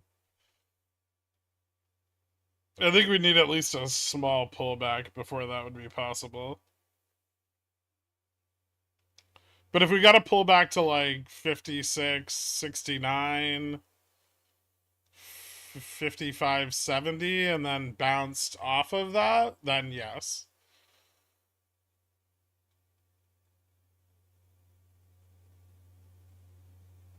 Then I think it's possible we could see VIX go like sub 15. Probably not sub 14, but maybe sub 15.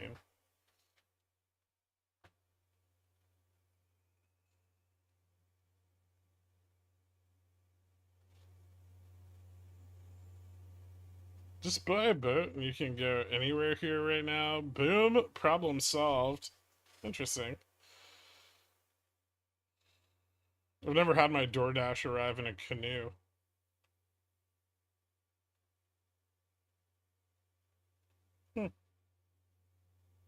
You can do it, bulls. Just keep selling puts till the price goes up. It's not that hard.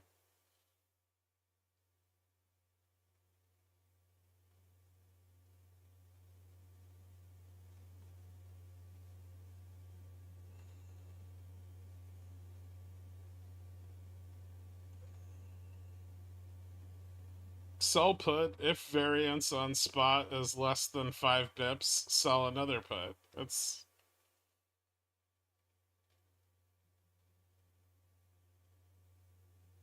It's a simple loop.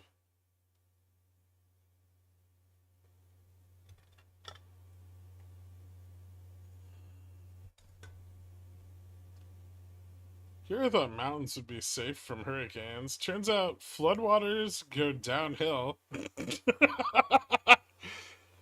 You have to live on the top of the mountain, Gilgamesh.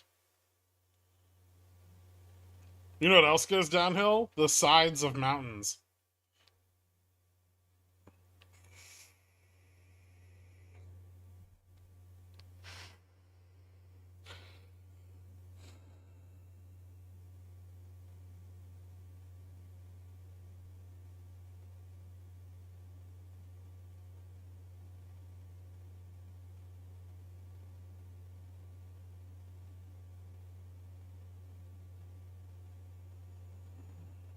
Ooh. You guys know what happens if we break 3802, right? 3803.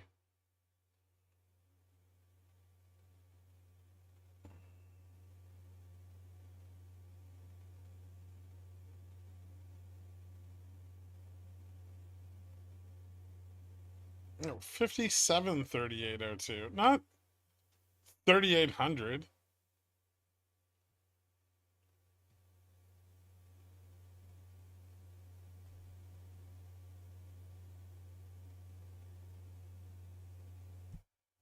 Let me guess. Too late, you're already full ported.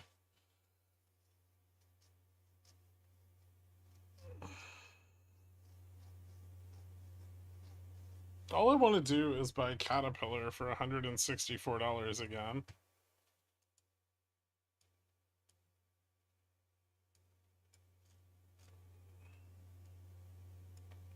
Is that too much to ask?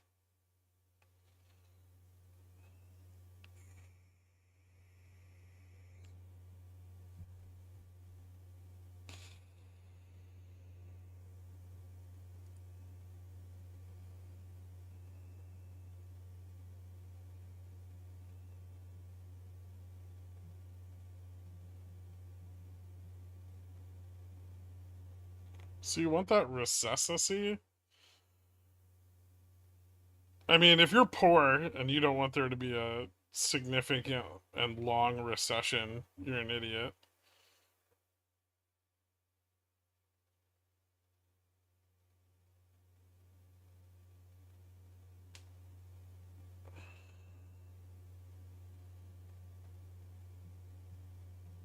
Financially debilitating. That's what we want.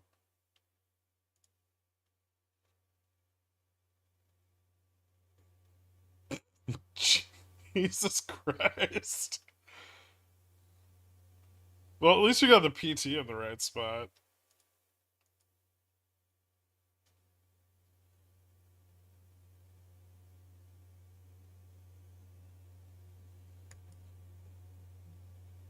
It ain't gonna happen. We're already in one.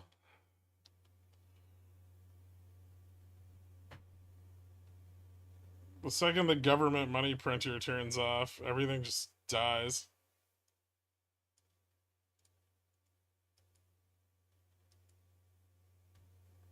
Or we push it hard enough to get our debt downgraded. Either way.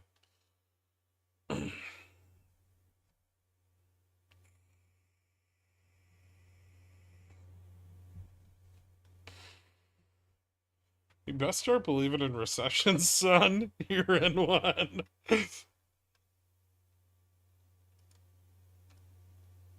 Gross.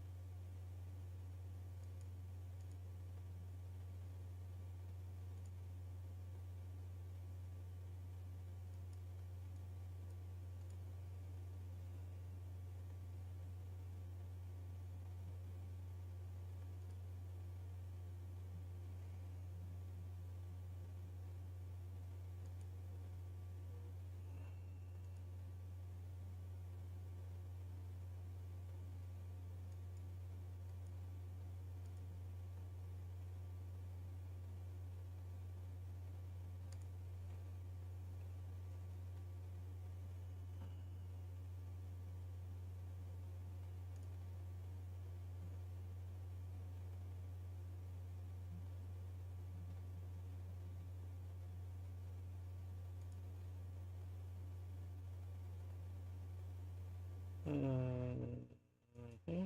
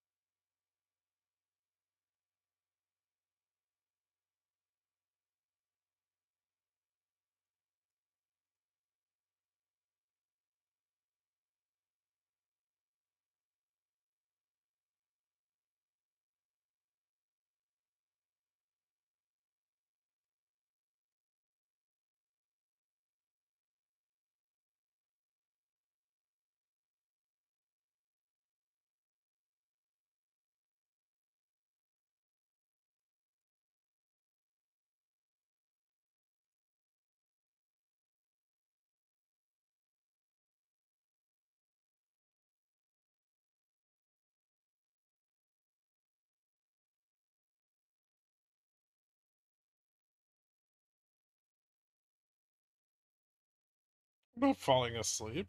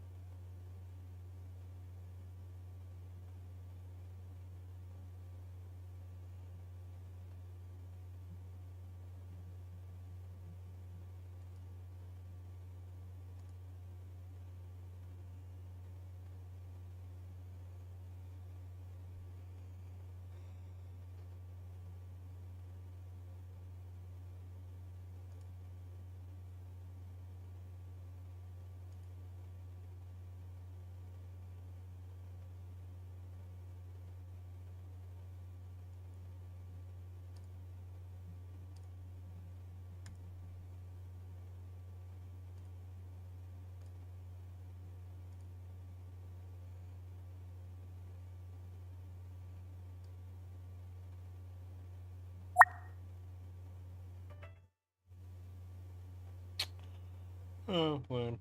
That worked out.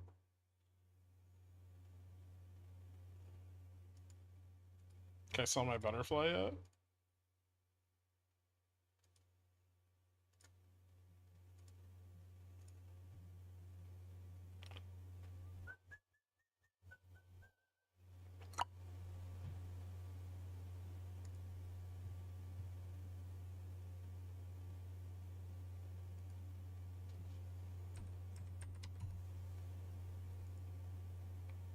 Bitch.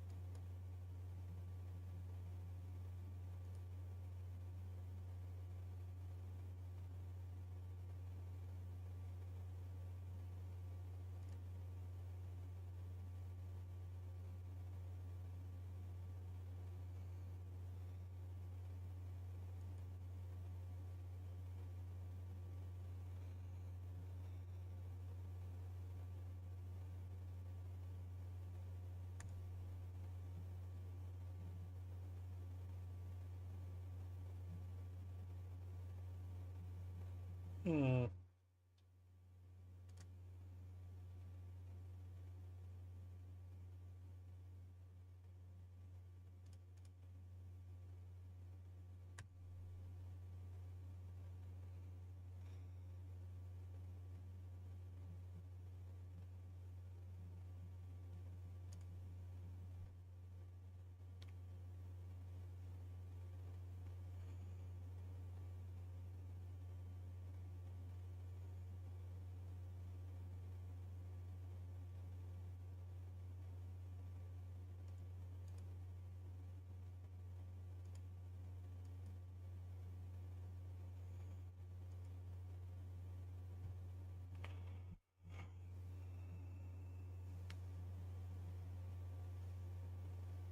Did you see they finally released an image of the object shot down over Canada last year? No. Hey, remember when we couldn't find any buyers for 2 weeks, so we gapped up 2%? Guess what? No. I don't. You're talking about when we were at 56.18?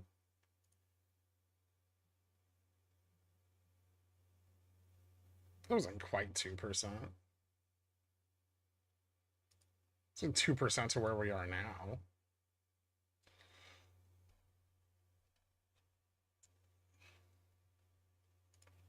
Remember when Micron beat earnings last night and we gapped up 80 points? And now we're just back to where we were trading yesterday?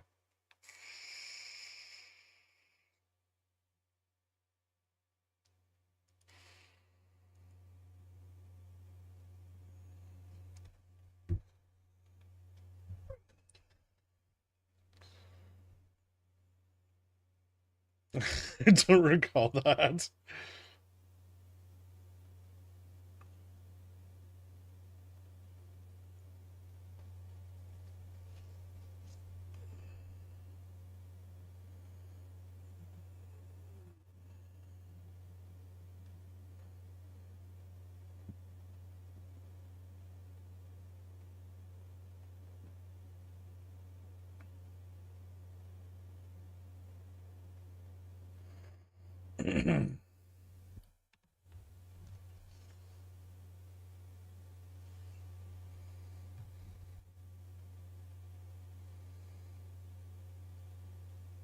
Are bulls still selling puts, or are they giving up? Good question. Yeah, they're still selling the 30 a bit. And there's some more, and probably more importantly, they're selling the 40 a little as well. Not a lot more positioning than was already there, though.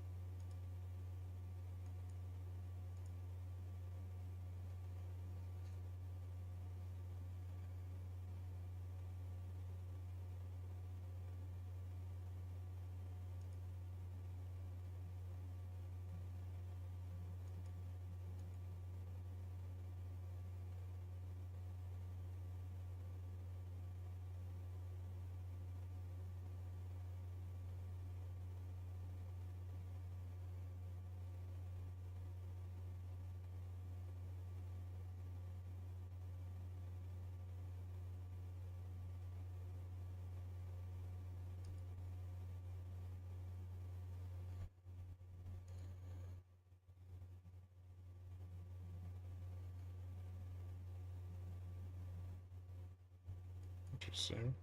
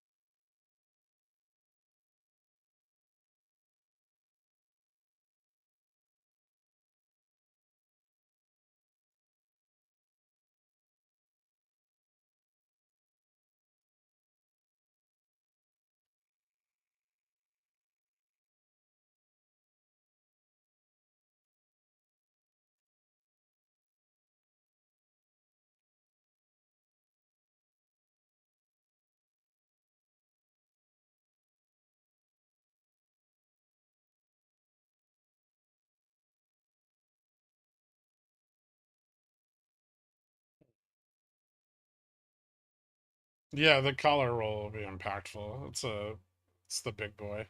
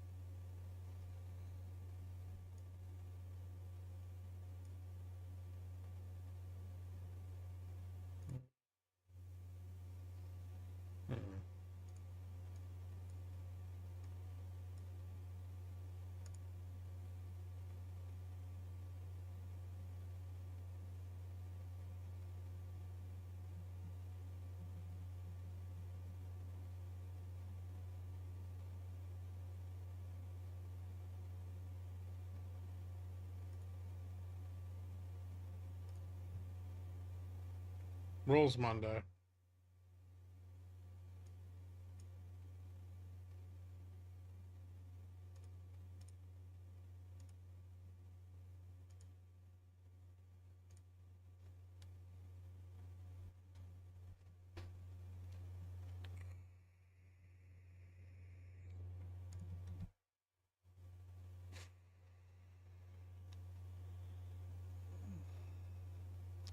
JPM's gonna release a statement that's just eye rolling emoji and sell new calls 7% out. Can we break down here? This is resistance. So yeah, we could. There's a shitload of bot puts at 35. And if we do, we probably go back to like 30 or 25. Predicted price range, end of day.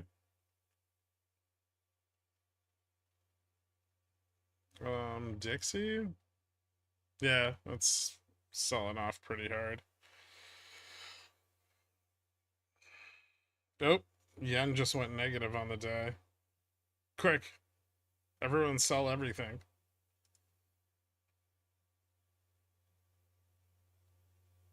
Oh, no, didn't work.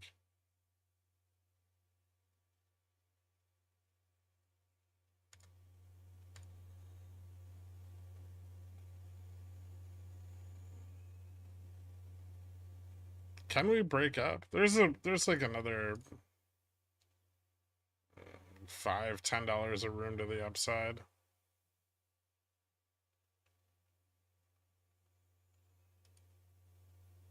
Is that a trading view error? Doesn't look like it. Looks like Dixie's down 37 basis points.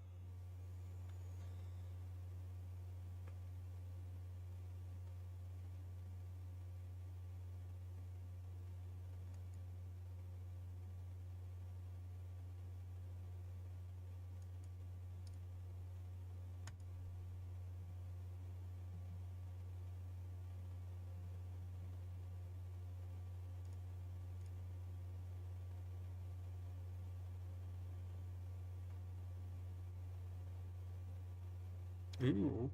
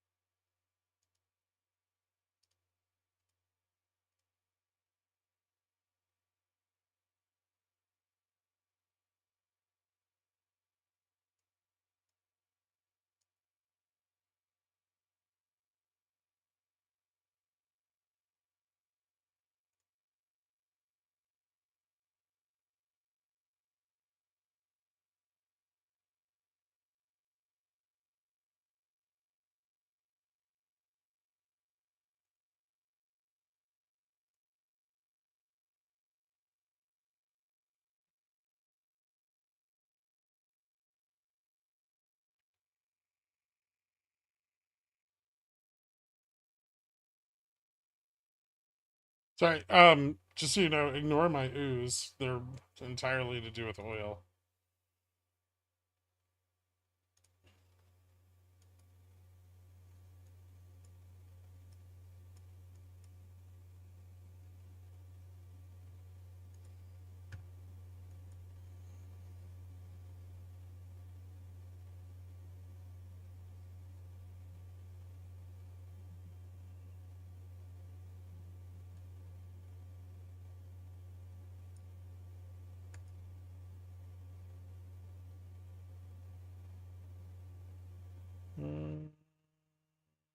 Okay.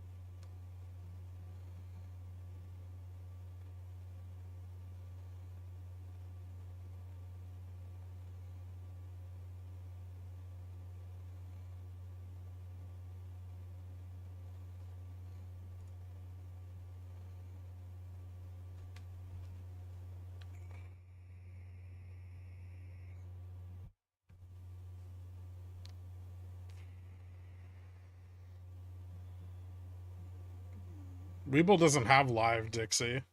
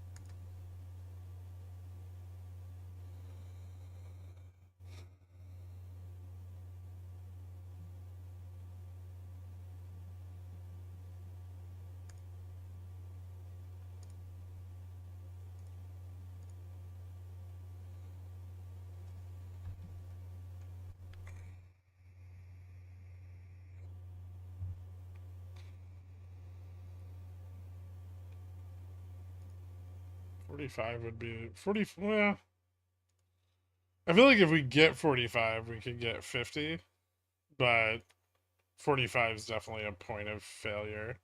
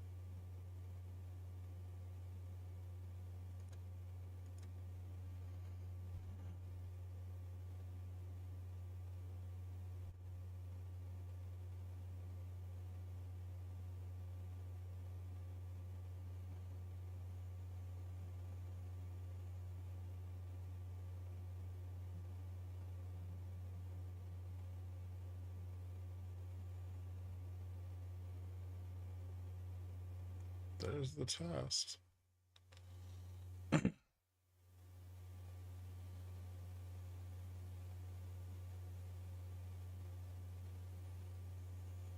Is that long puts closing? No, it's long puts going out of the money. Actually, well, 40 to 45 is short puts going going out of the money. If we break 45, that's long puts going out of the money.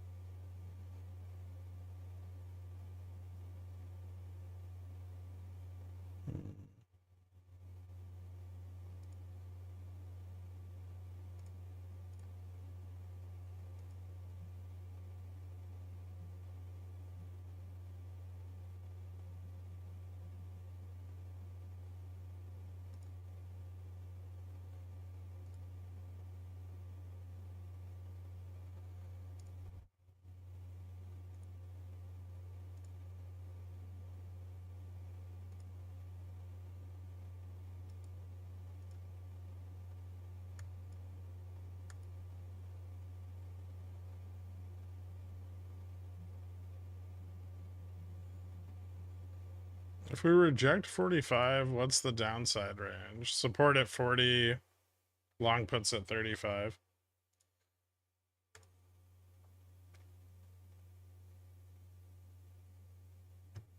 Keep an eye on NQ.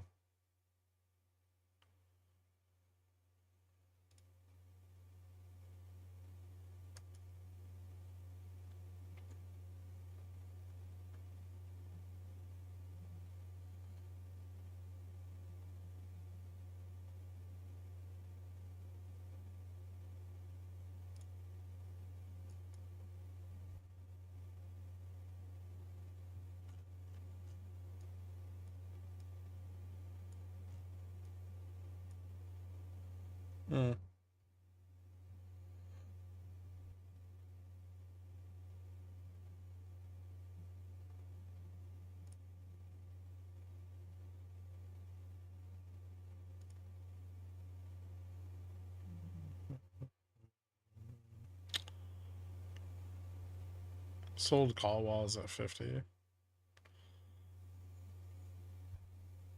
My power just went out and I forgot to charge my phone. Goodbye. Don't get washed away, Gilgamesh.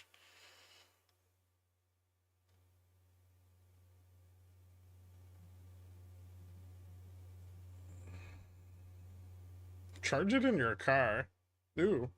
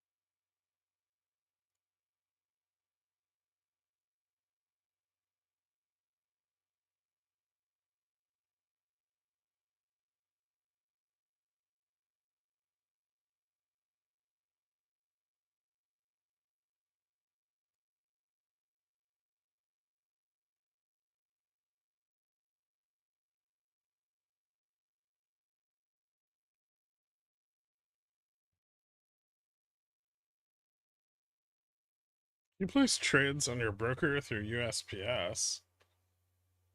Maybe.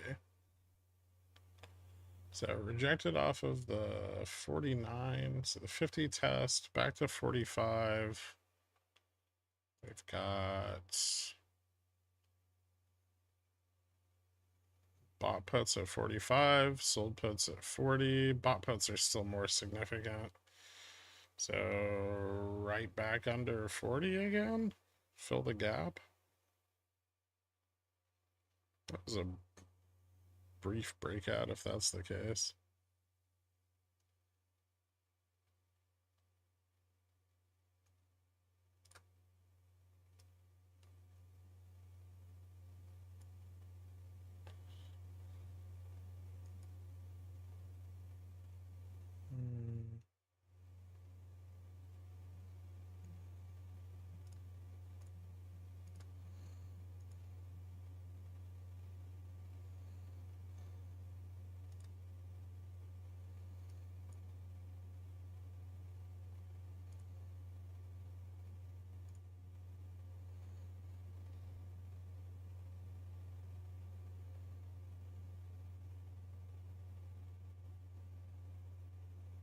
And Q just tapped fucking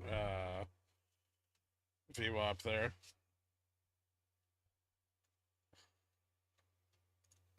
How was ES? A little bit above.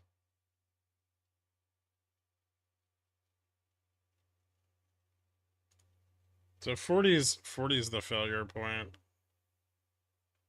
I would say if we fill that downside gap, we probably go down again. I ran out of settled cash. Me too. 57.25, 257.30s bought, 357.45 Ps. We went up to 57.48 to lacking gains. Is this how you get around GFEs?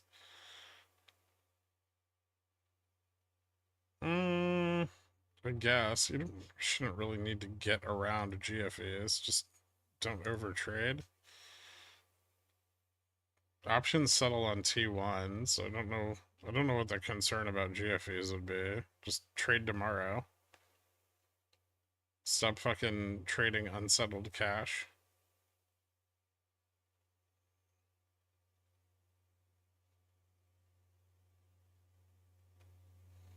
I don't think any of the data is that important tomorrow. So just no news on Dixie? Why does there need to be news? It's been super volatile lately.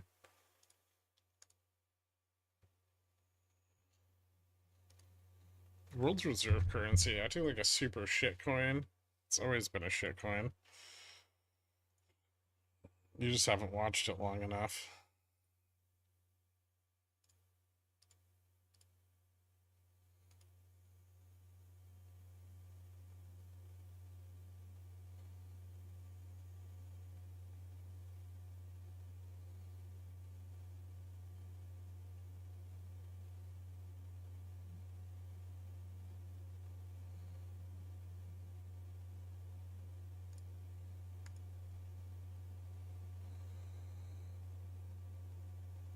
Shitcoin with nukes.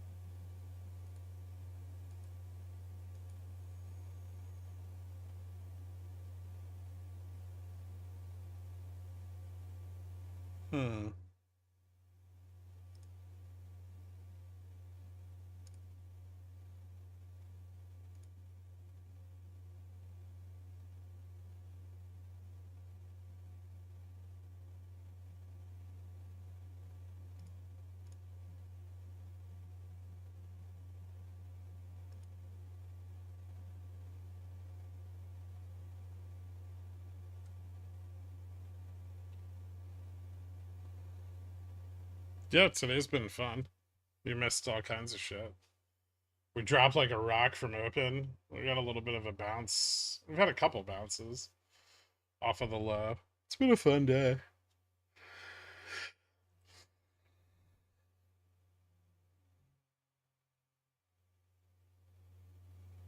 Hmm.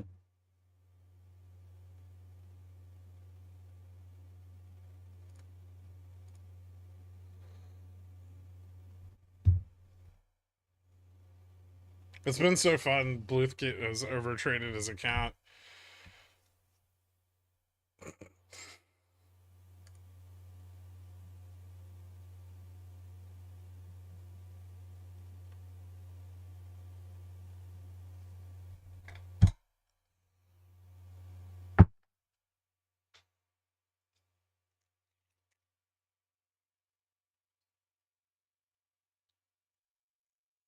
Ooh, nice.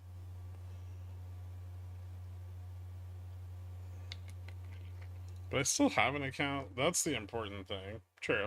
I'll give you that.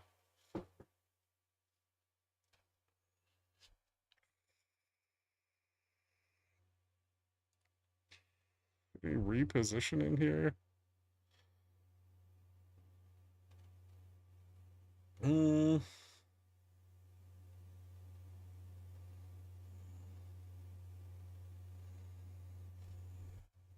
No. Just a bunch of negative gamma at fucking 45. This isn't too different than the 35 level. It's just not as negative.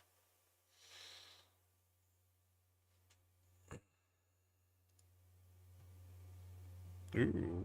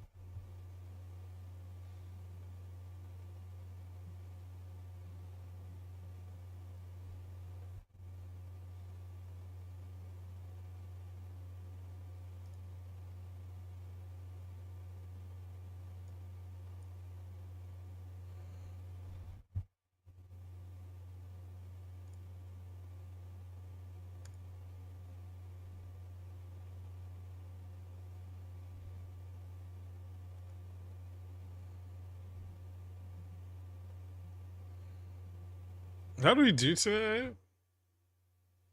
I'll DM you.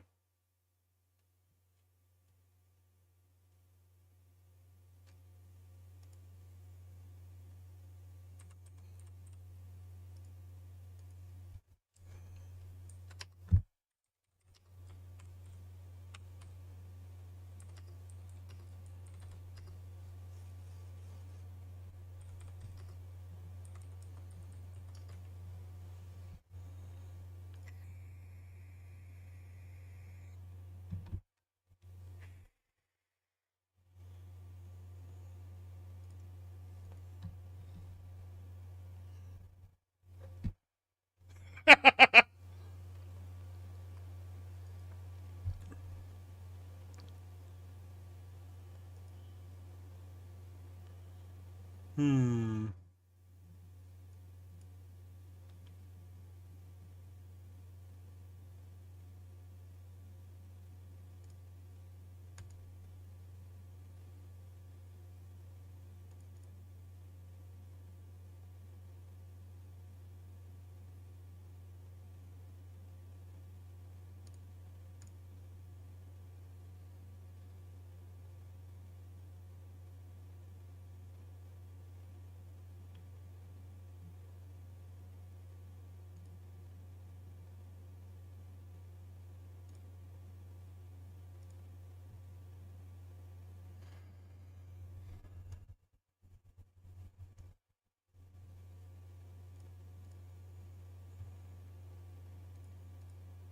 You want to lose money trying to short cat?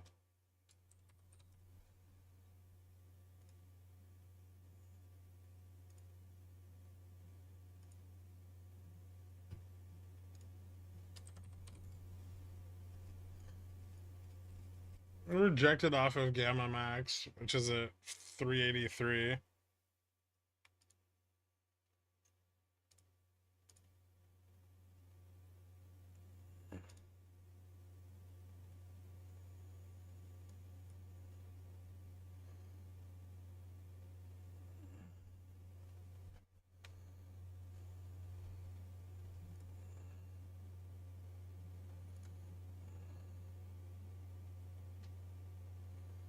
Tomorrow's going to be the most bullish day you've ever seen. Why?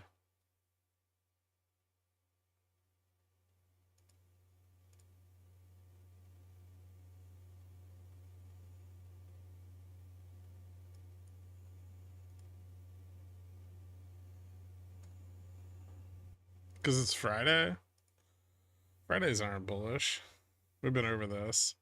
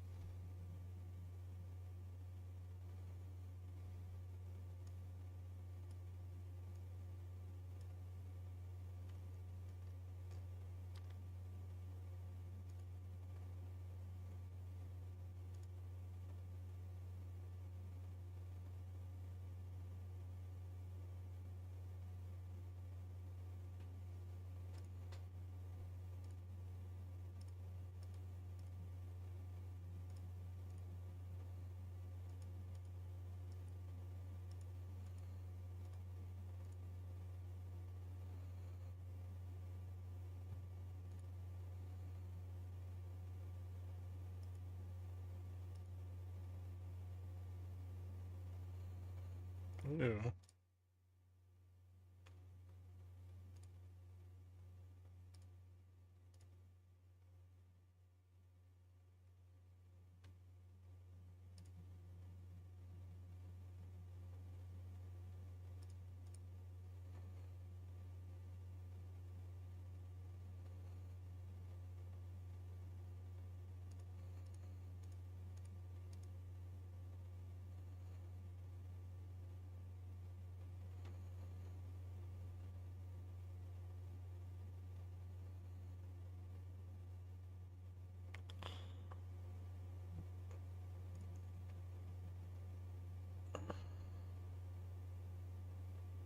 Hmm.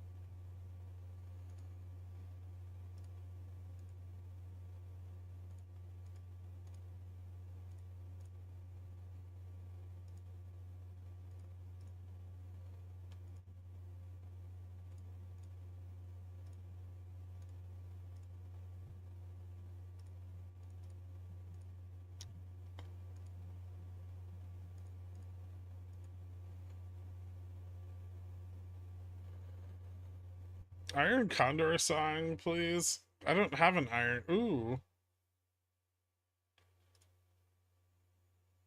Interesting. I fucking like where your head's at.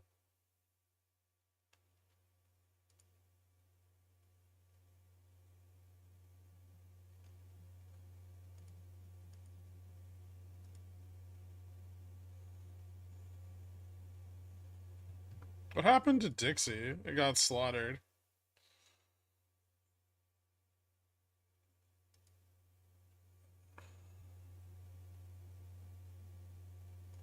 What's wrong, SH?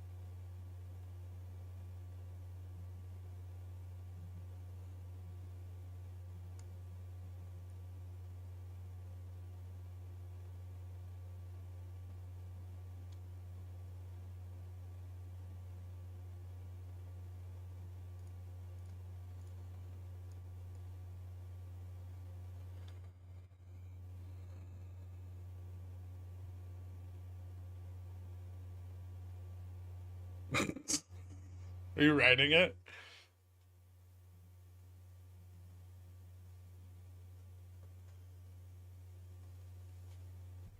Slowly starting to move towards filling that gap.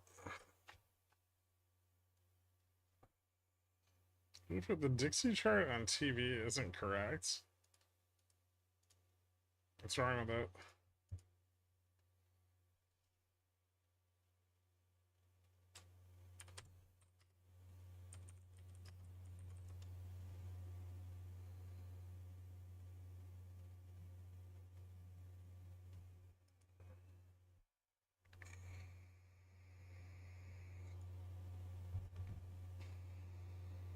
Dixie's at 100.55 right now. That's what TradingView is showing.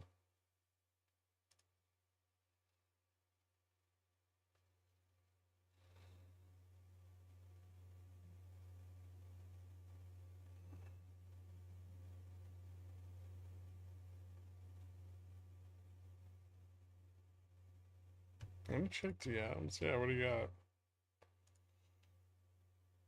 Ooh, nice.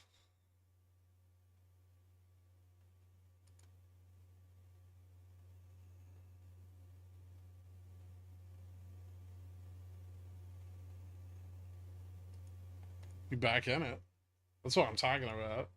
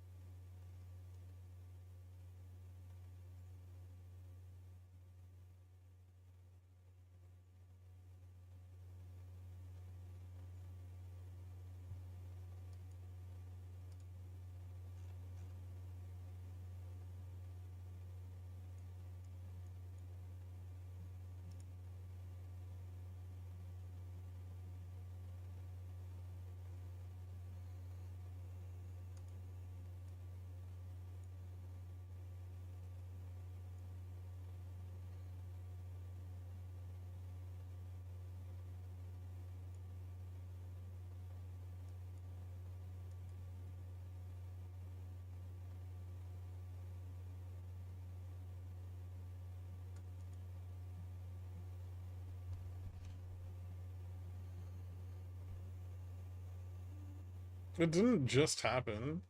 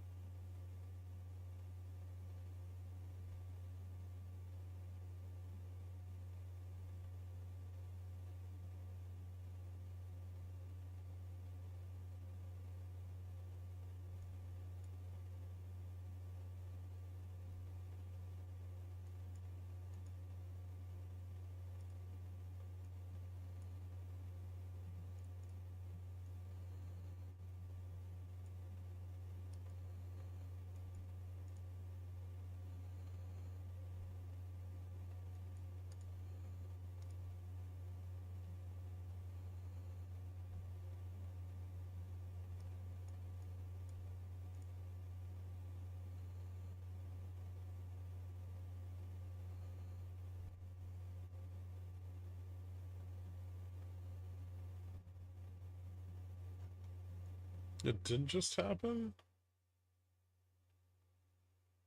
I'm looking at it on the 1 second, and it looks like there was a gap at 1400.02 or 1400.02, so 2 seconds in, and then another gap down at 1401.17.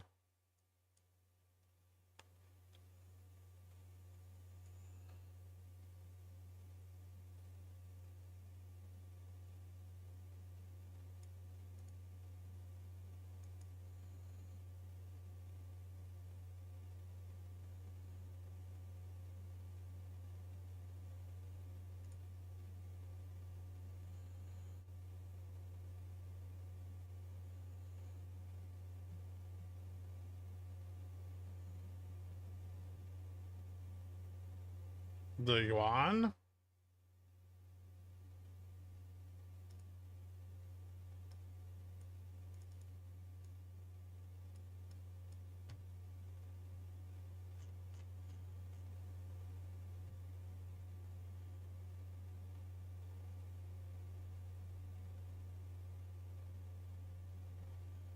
I mean, it doesn't mean it's wrong.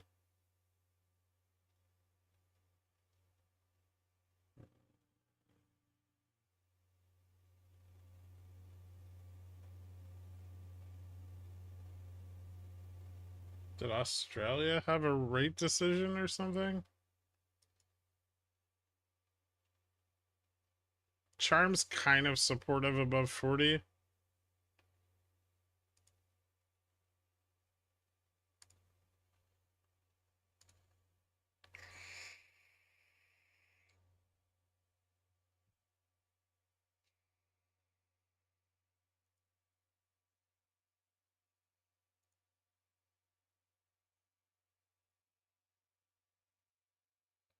I see the same thing on Dixie Fidelity. I see it on IBKR too.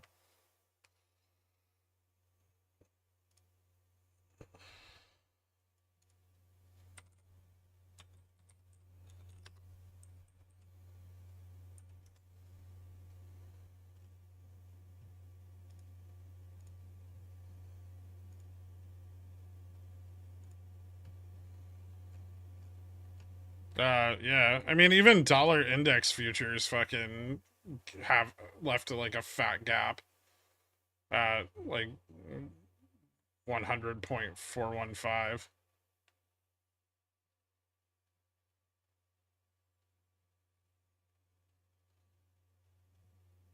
These aren't even on the same this is ICE.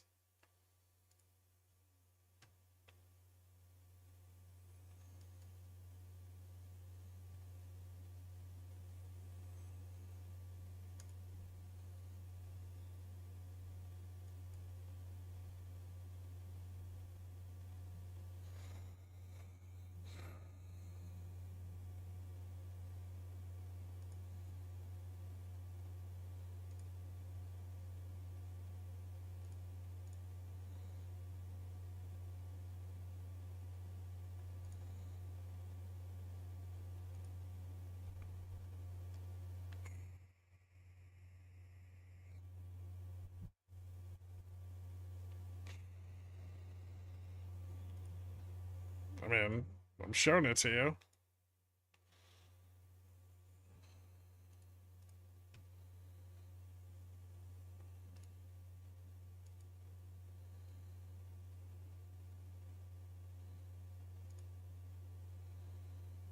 Euro AUD went down super fucking hard. Right around the same time frame.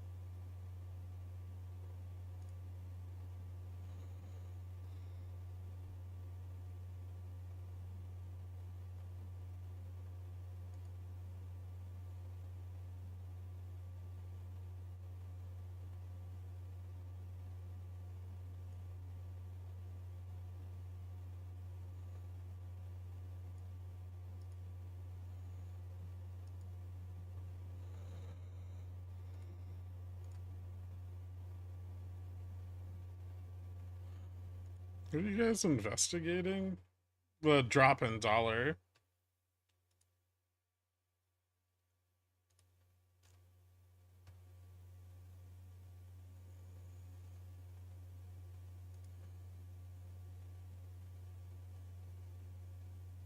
Yields responded to it too.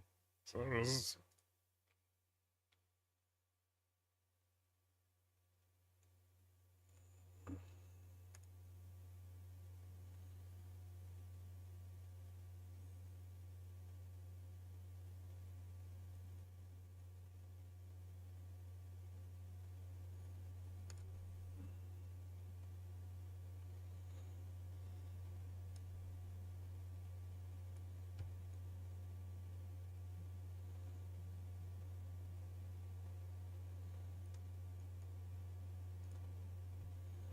What 1929 trendline test?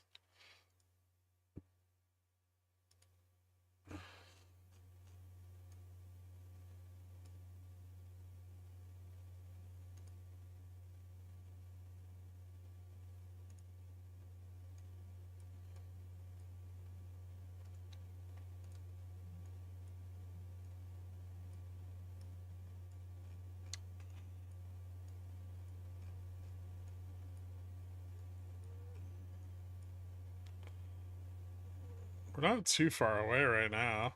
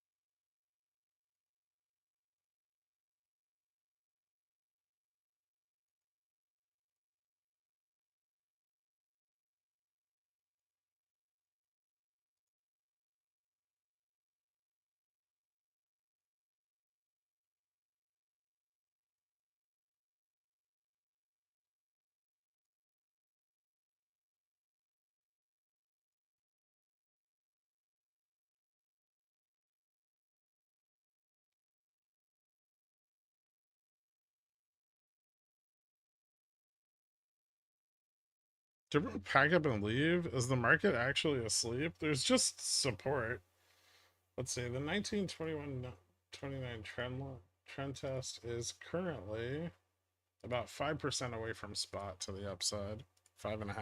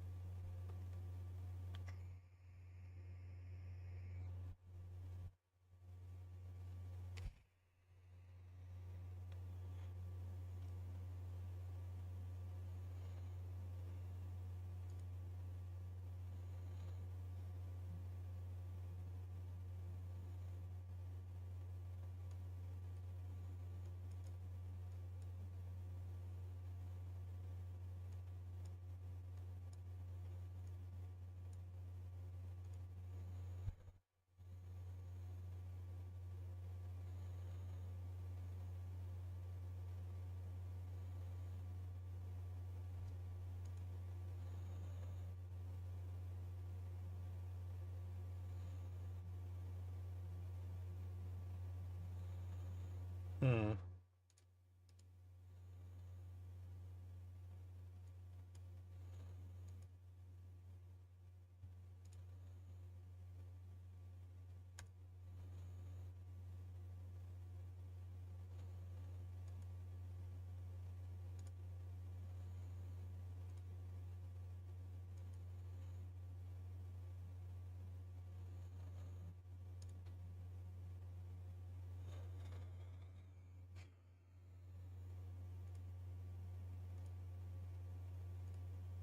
Looks like we're not going to fill that gap. Why? Because we bounced up $2?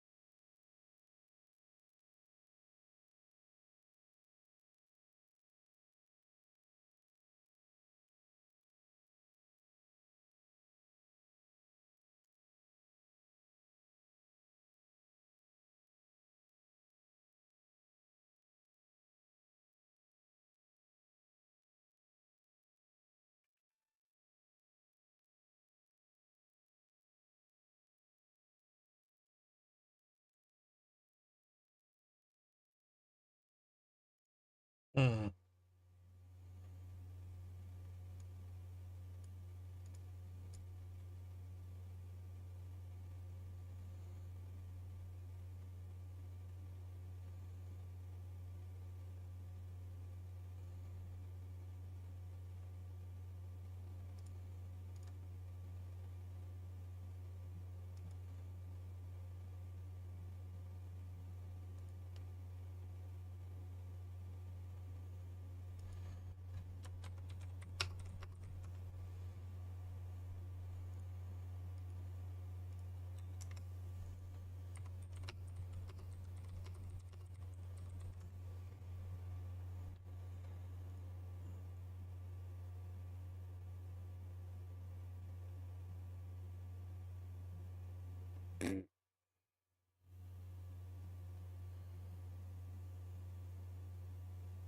This is fucking boring.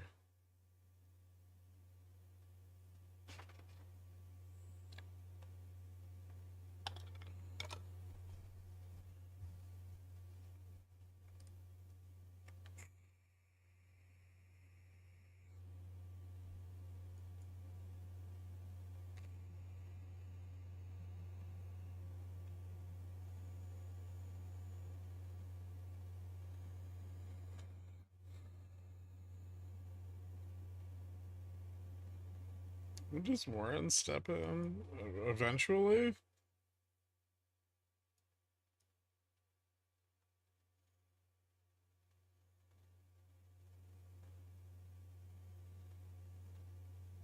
The action is boring.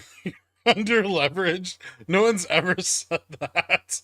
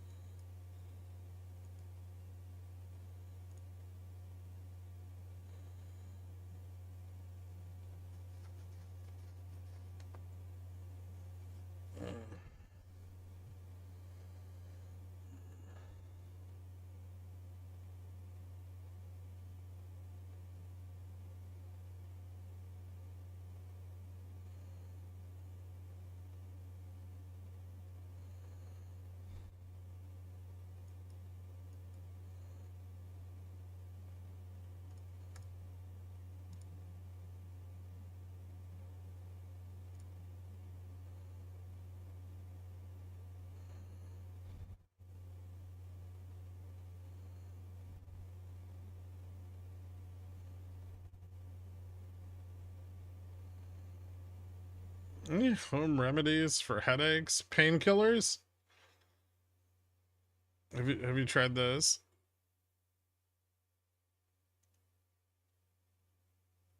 I had a dream where I was in my hometown's old Kmart. J-Po was there standing on a milk crate about to give a speech.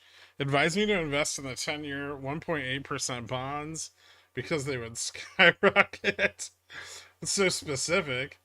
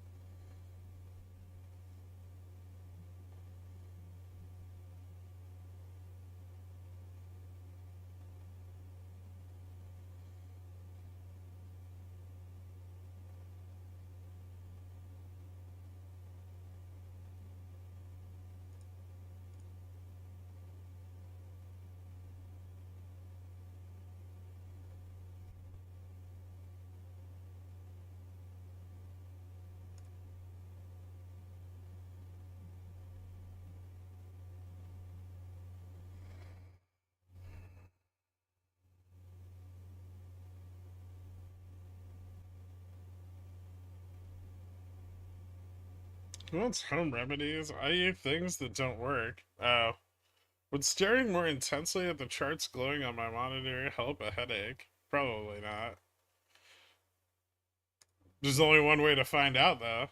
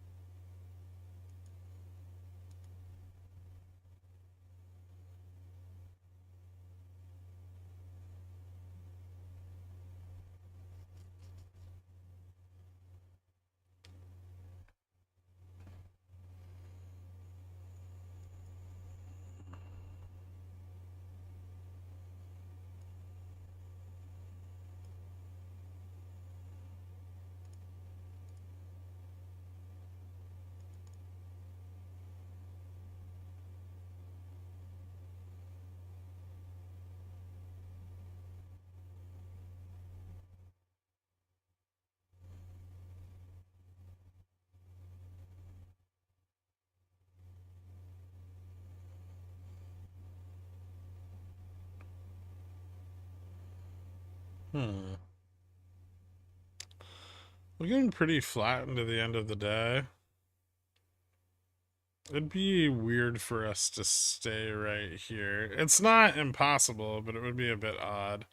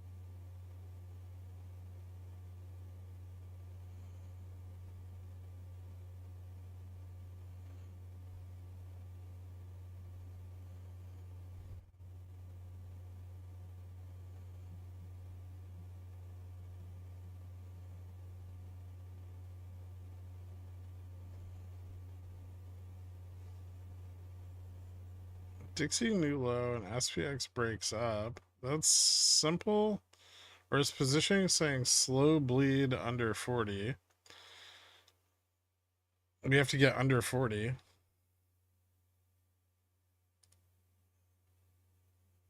Which is currently problematic.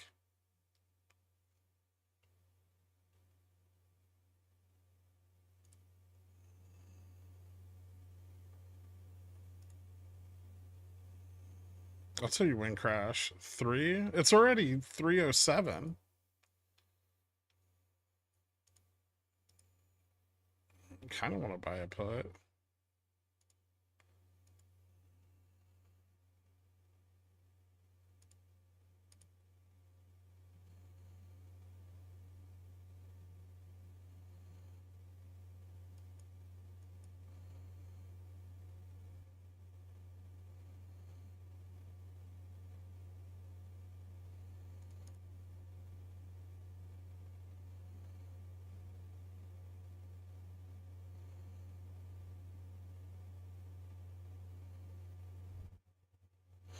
How come all the mayors in your hometown get criminal charges? Criminals?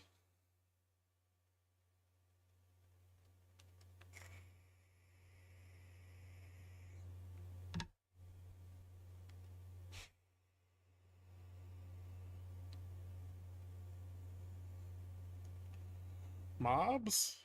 No, just criminals.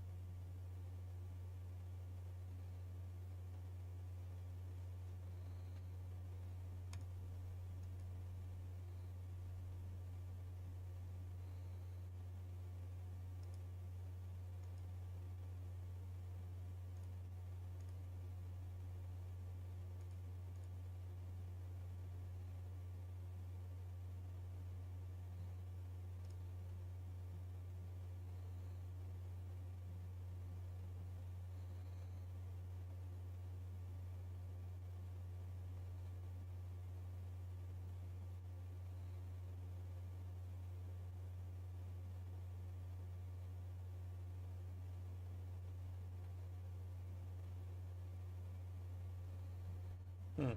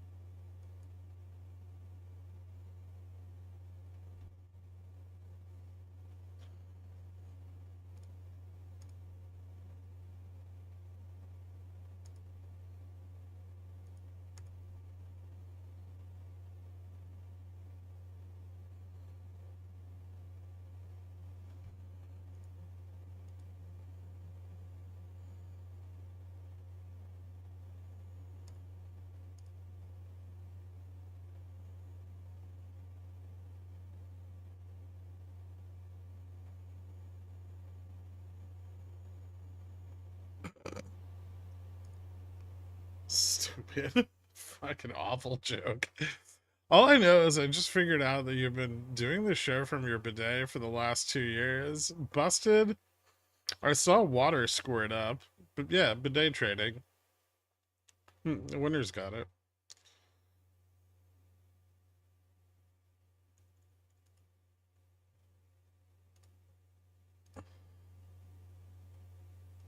Oh my god, the 35 put's so cheap. That is tempting.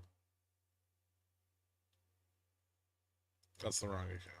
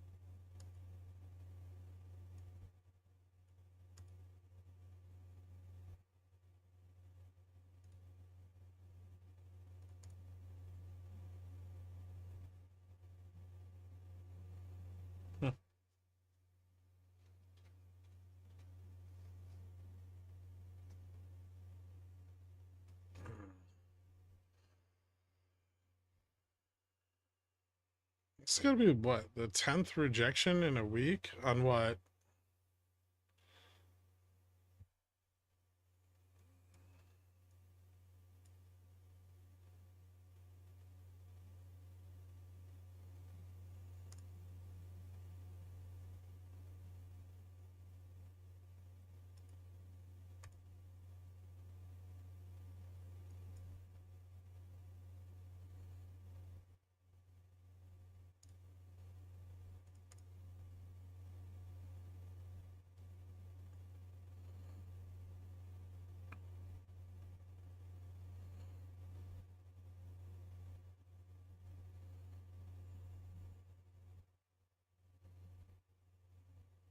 For GoEV at $1.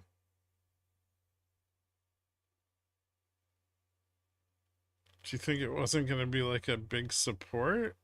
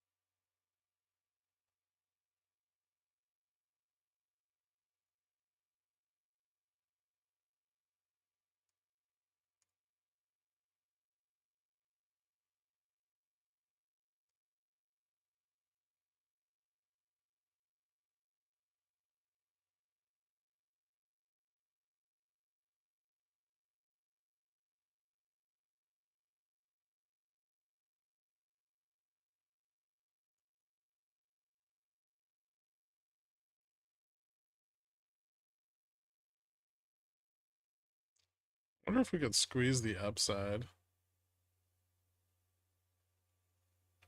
Hmm.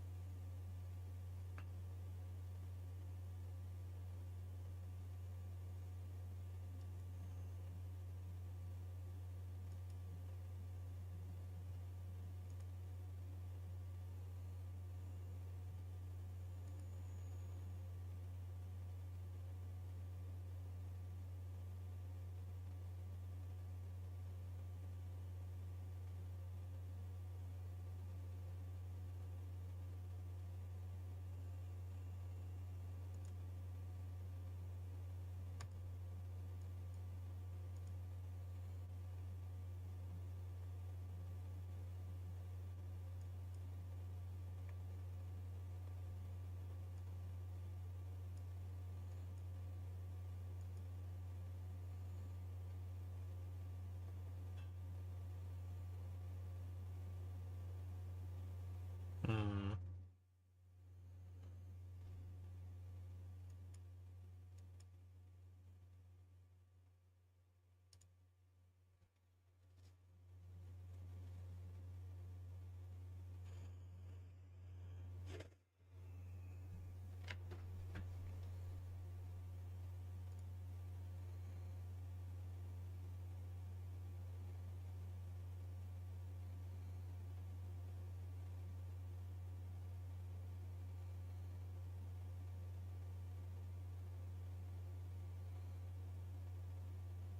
Hmm.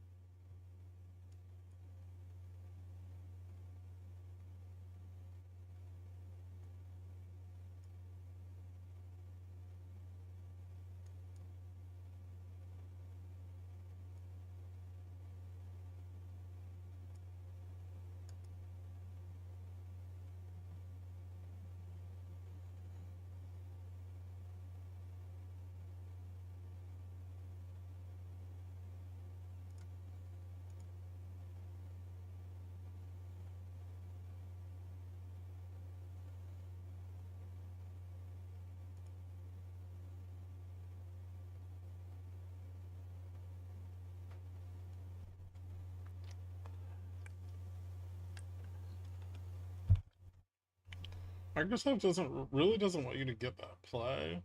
I can wait.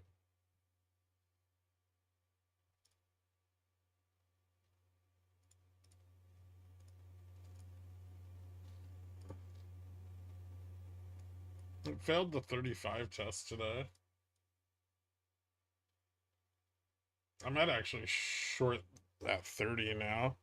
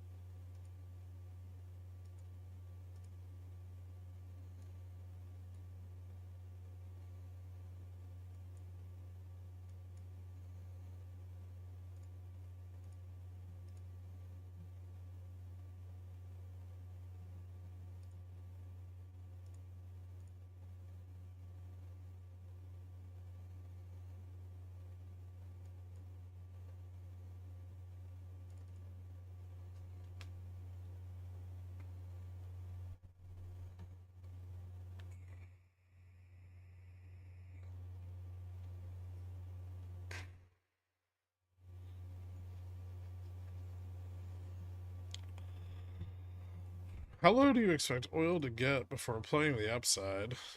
I have been long oil since the break back above 67.16.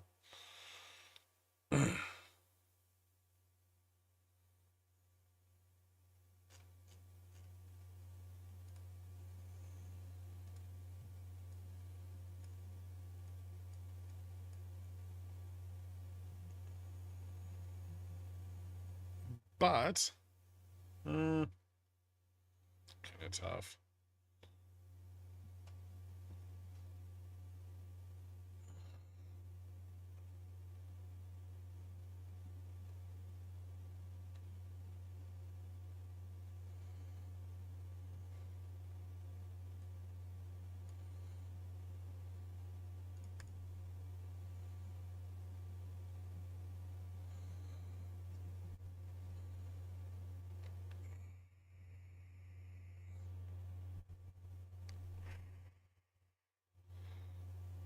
I would say on the longer term time frame, we could see it get to around 63.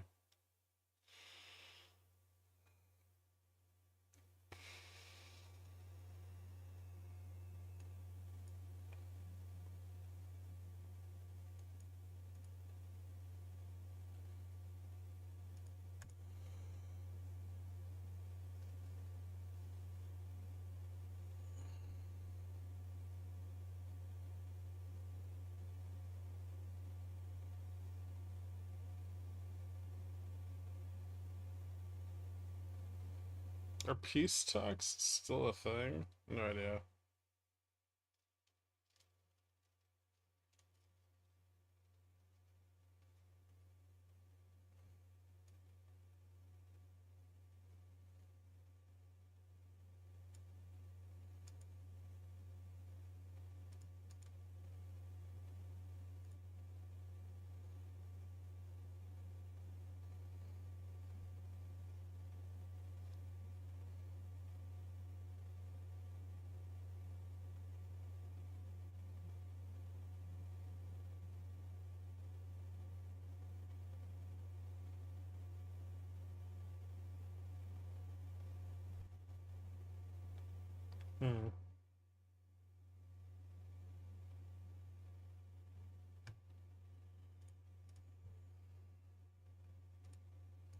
So I'm trying to play I'm not giving you Greeks to play Costco earnings. So you can blow up your account.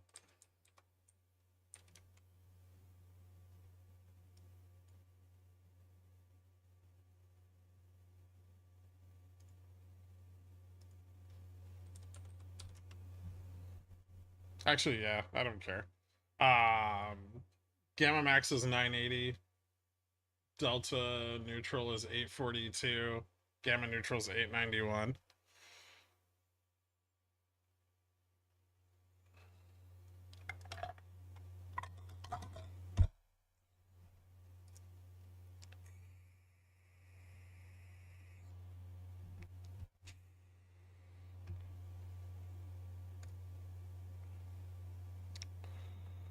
The market maker's implied move is 3.5%.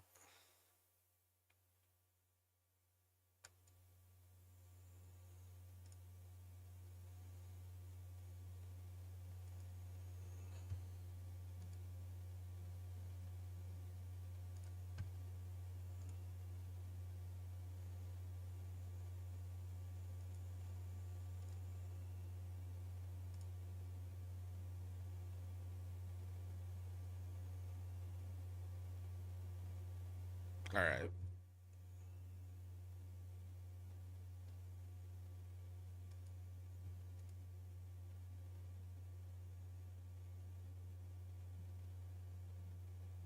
Come on, retest 50.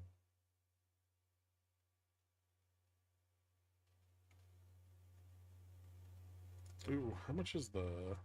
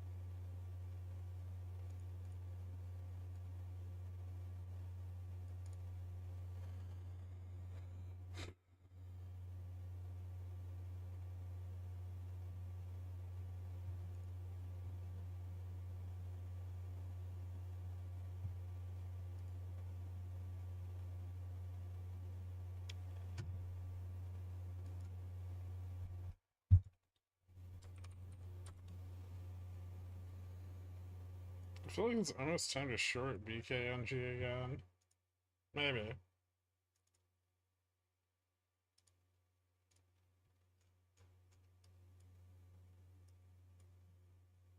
Shares?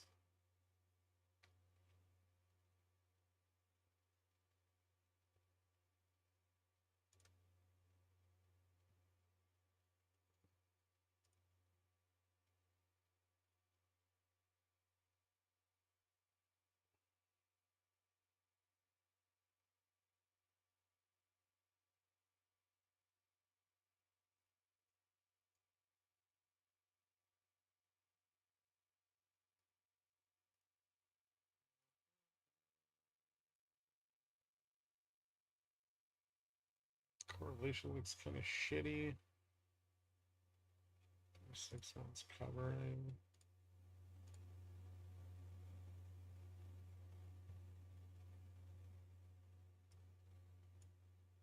I can't believe commodities are almost green on the day and oil's down fucking 3.25%.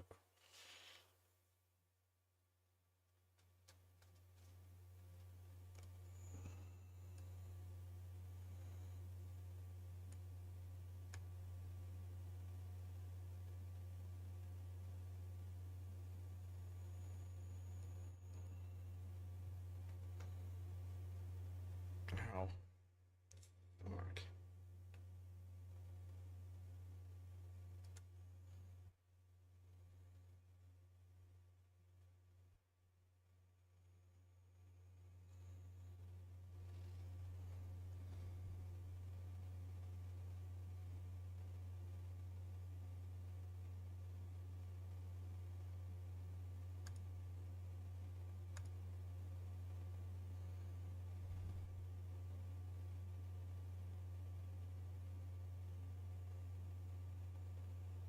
Why? Ag is up and metals are up.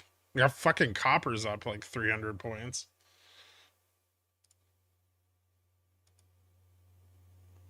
Woo! Let's fill the gap. Do it.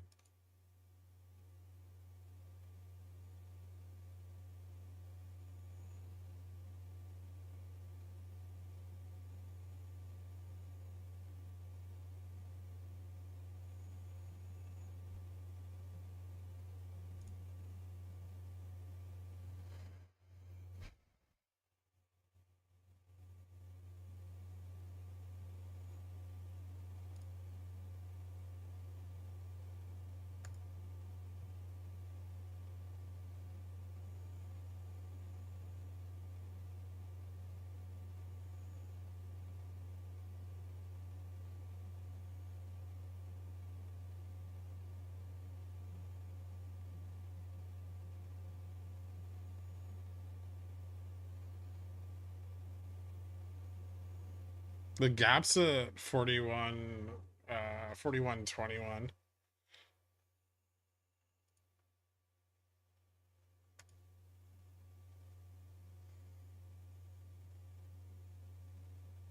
But if we fall below 40, we start falling, well, we start squeezing out the puts at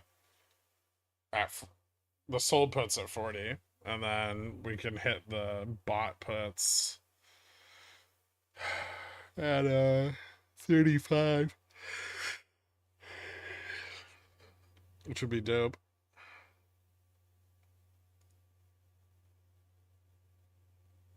And then with momentum, we could go as low as like 30 again. I doubt we get to 25. But like maybe back to here, 30, 35, which would be awesome.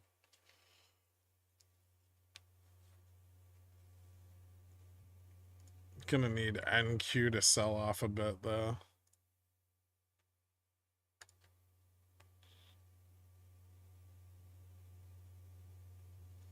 Did you mention what you imagine the range might be for tomorrow? I mean, I don't know what PCE is gonna come in like.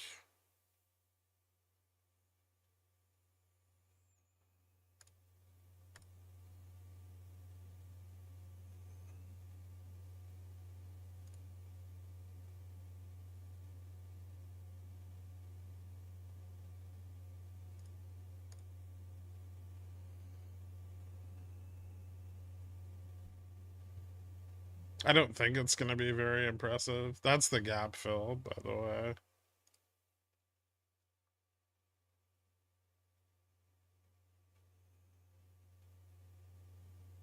Just need NQ to start rejecting a little harder.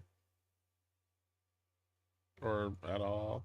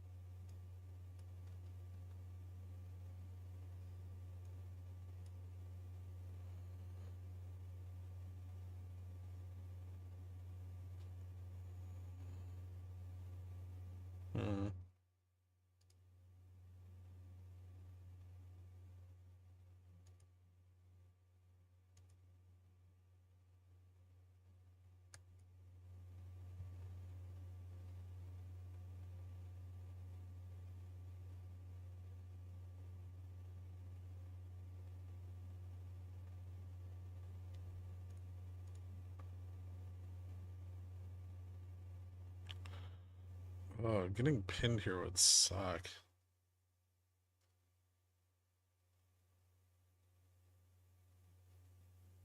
I get fucking stuck here all day.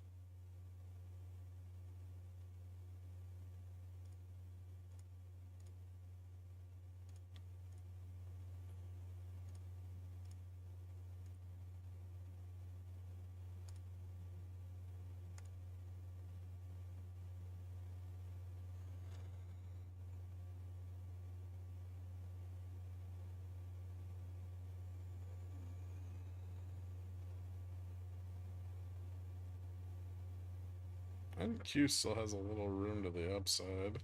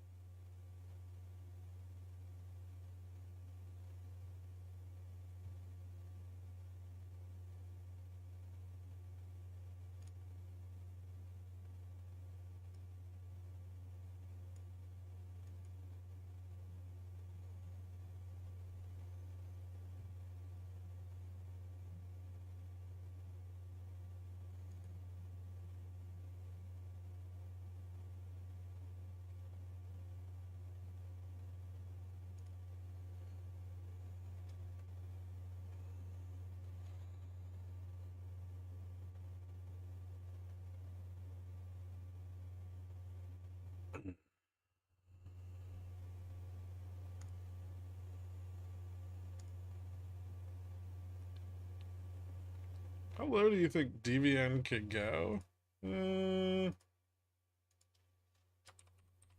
Could? It's pretty close to support right now.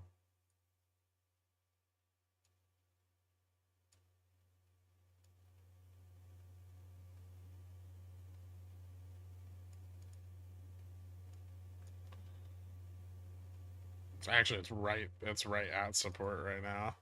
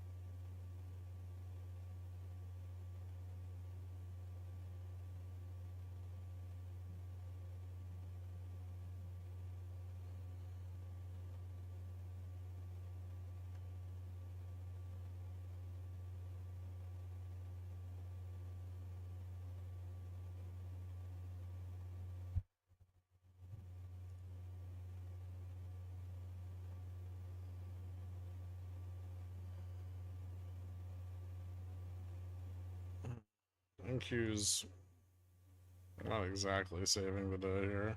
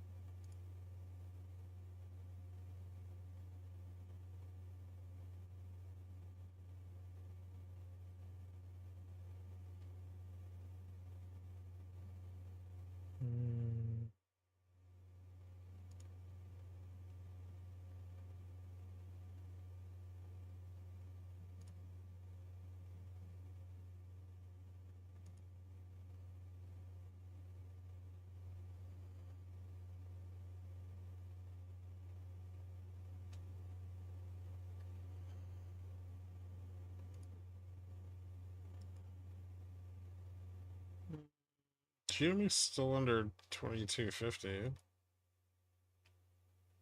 Frick are you guys on about?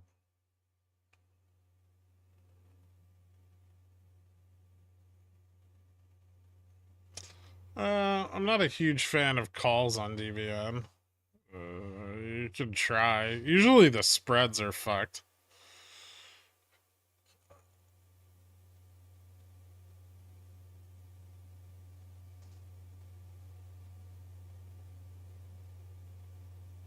MQ doing that annoying backseat driving the SPX thing? Yeah, absolutely. It's been doing that all day, though.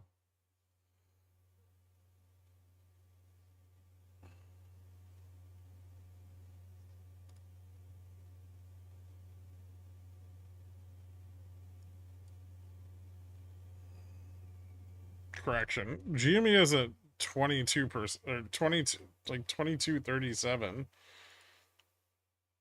It's not doing anything exciting at all.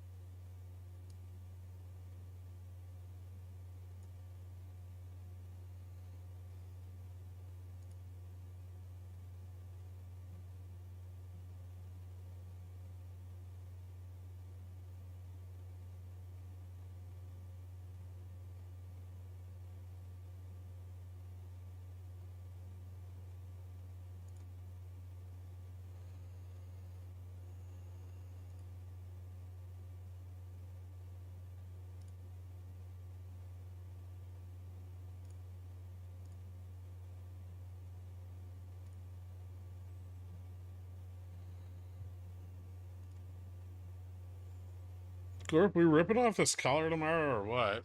I don't know. I don't think so. Maybe Monday.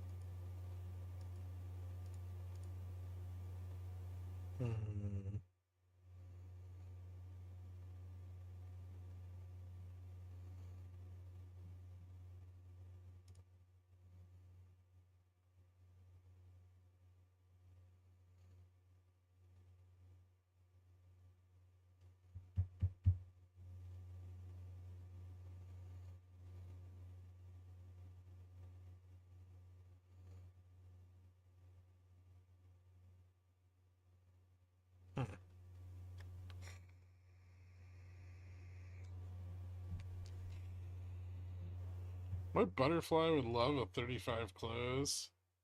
I think I'm okay closing here, but I don't want to.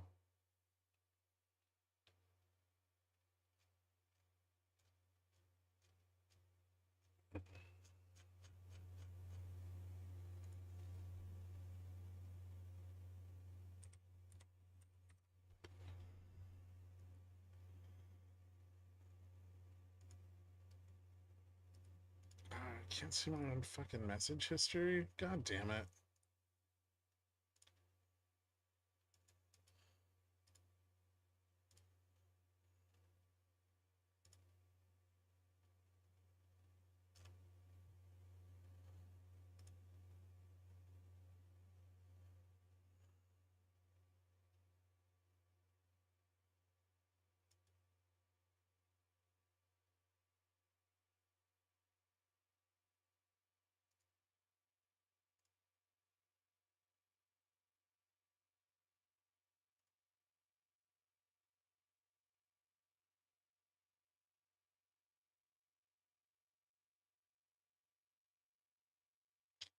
Minutes left.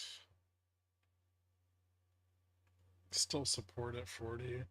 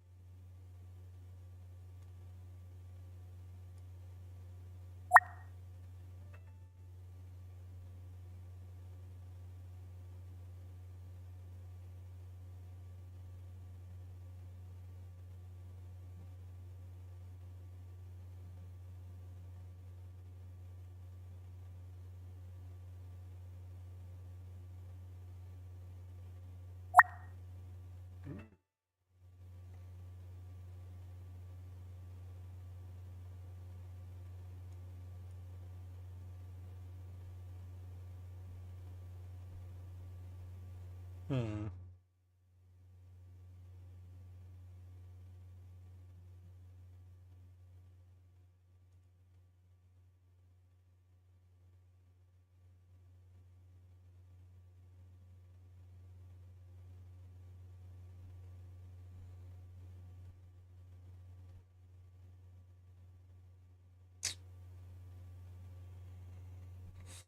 God damn it.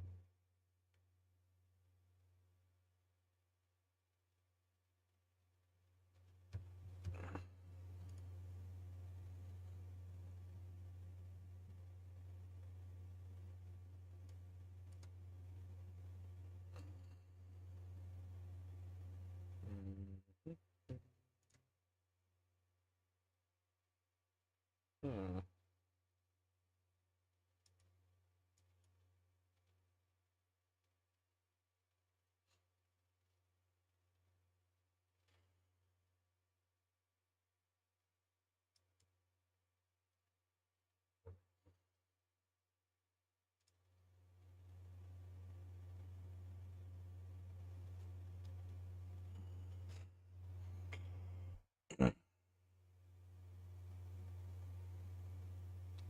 Long calls at 35, short puts at 40. Short calls at 40.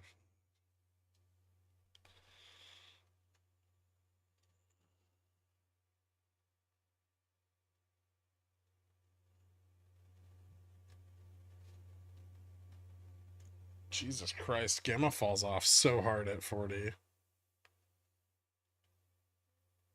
Goes from drops $100 billion. What the fuck?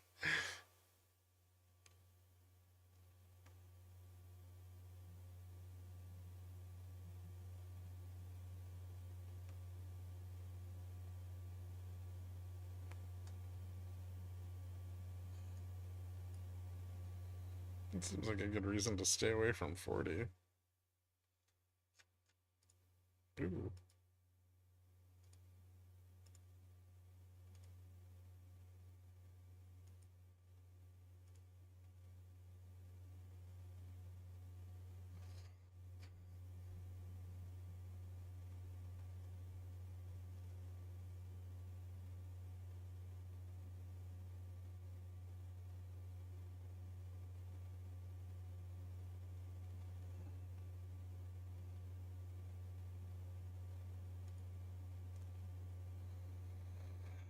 Hmm.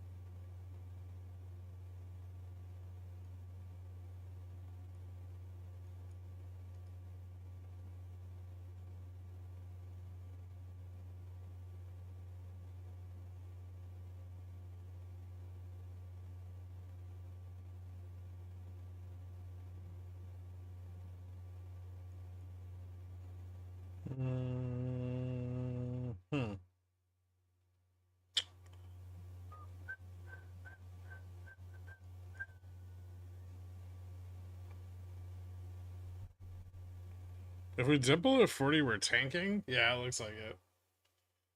Shit'll get kind of crazy. Fun gamble. I mean, it's a gamble. Like, NQ needs to sell off for it to happen. And NQ has been shockingly stable here.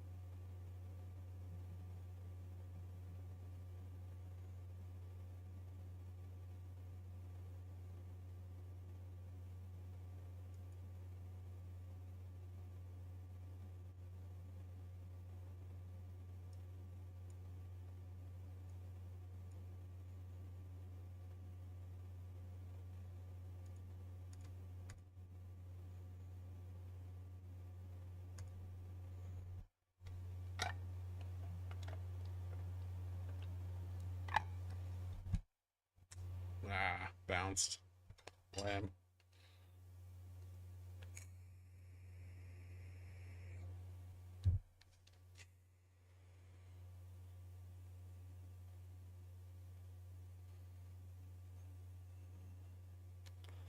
Request to have our quant discords have a soundboard sound of Gordon Ramsay saying, "My kitchen, my standards," and one of Jesse from Breaking Bad saying, "Let him cook."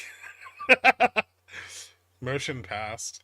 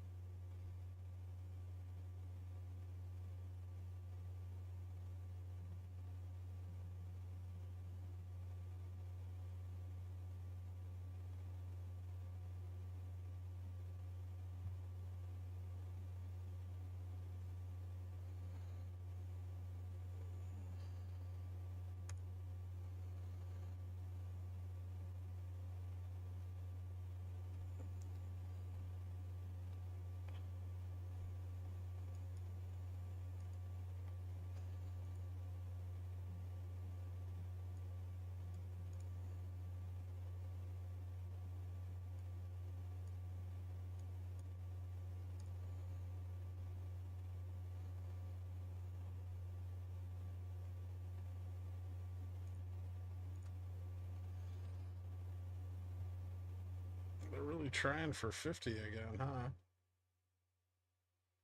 And Q's not even moving.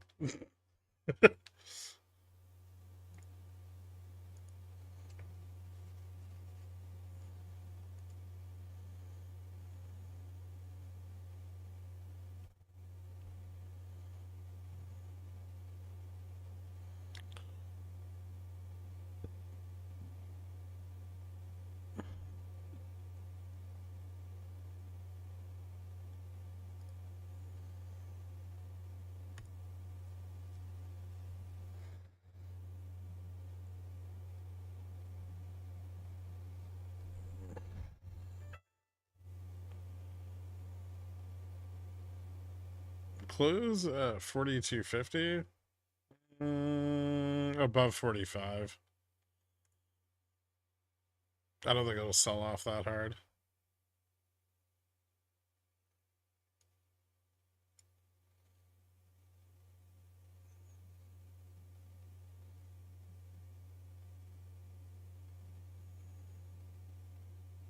Oh, right at 45. Ding ding. The average close should be above 45, I think. Yeah, it moved up.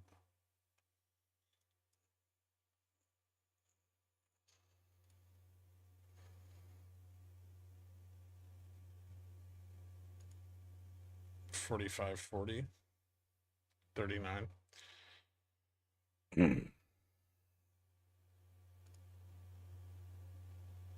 Well, that still puts us under the collar for today, so unable to hold.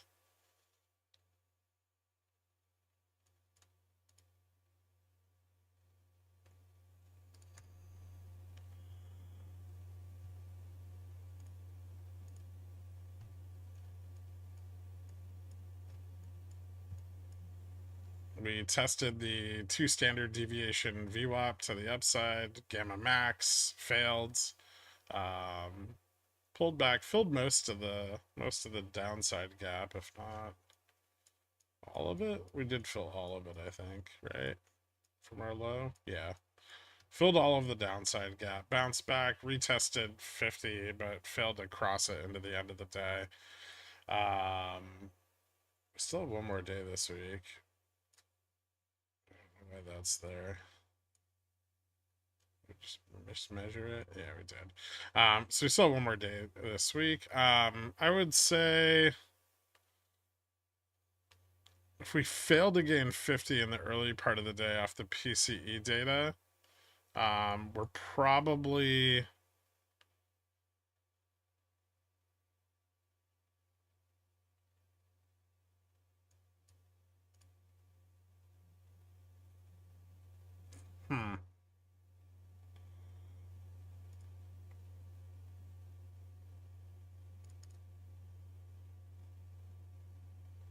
probably move back down to around like 57.25 or 30. For ES, it meant test of the upside of the midterm trends, pull back to the bottom of the trend where we bounced once again. Although this bounce is a little weaker than the prior one.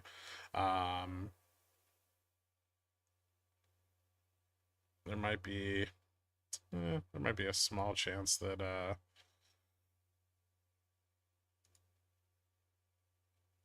this fails in the overnight session. I guess we'd be looking at like 57.98.75 to fail. And then that delta from that end of day pump would fall back off, and that would be that loss at 40, which would have been so compelling on the intraday.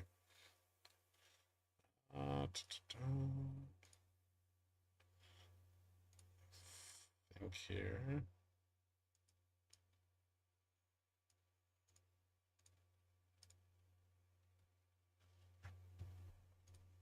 Commodities pretty flat on the day, even though oil was down 300 points. Copper and precious metals were up. Agriculture was up. Metals were up. Some industrials were up. So not that bad. Big drop in the dollar going into the end of the day. Dollar dropped down, back down to support at 100.5. Yields in turn also fell. I'm not actually sure what drove the move on dollar, but something did. Dollar futures moved down pretty hard. Could have just been a big position moving. Maybe like Fedwire or something like that. Correlation started to turn around into the back part of the day, and NQ does not look particularly bullish going into the overnight session.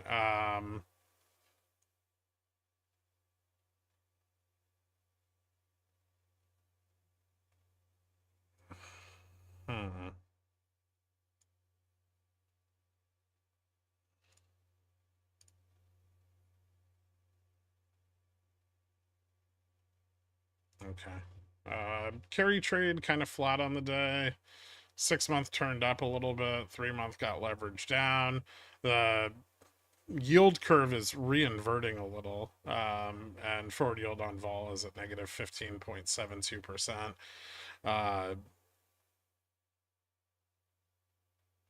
Not any bond volatility to speak of, and correlation continues to turn down. Skew's still pulling back slightly, but there's obviously still a lot of out of the money call hedges, or put hedges rather. Interestingly, well, that's end of day yesterday, so we can ignore that.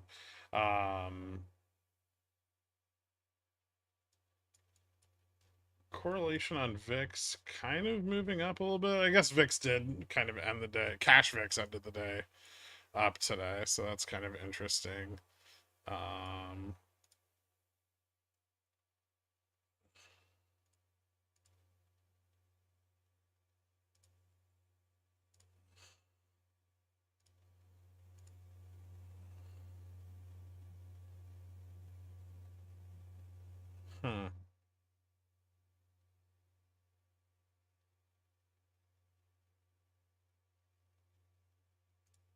Fed fund futures dropped quite a lot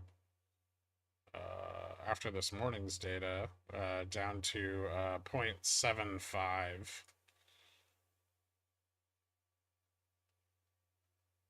So we're right at 3 rate cuts, pricing out about 0.5. That's actually a bigger move, and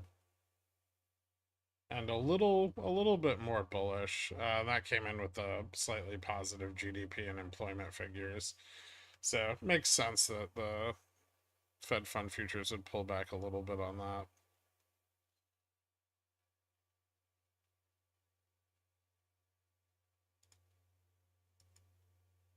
And I think that's about it. Lots of hums. Yeah, there's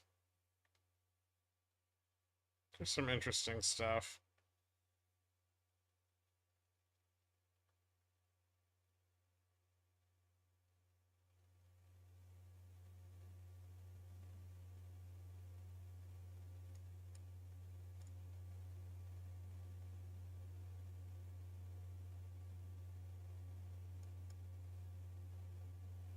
Yeah, inflation data tomorrow, but I don't expect any surprises there or anything.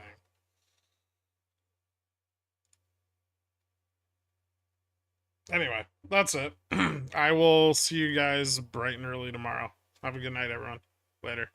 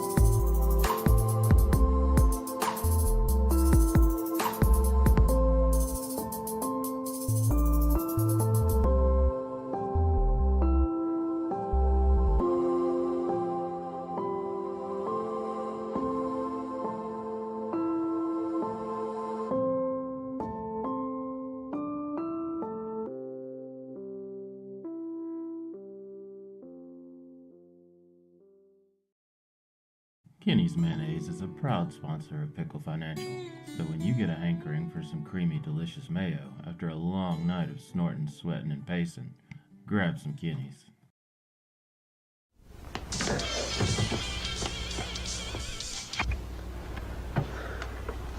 It's yours? No, Your mother said she found it in your closet. I don't know. One of the guys must have what? Look, Dad, it's not. Where did you get it? Dad, answer me. Who taught you how to do this stuff? You, all right? I learned it by watching you. Parents who buy weeklies have children who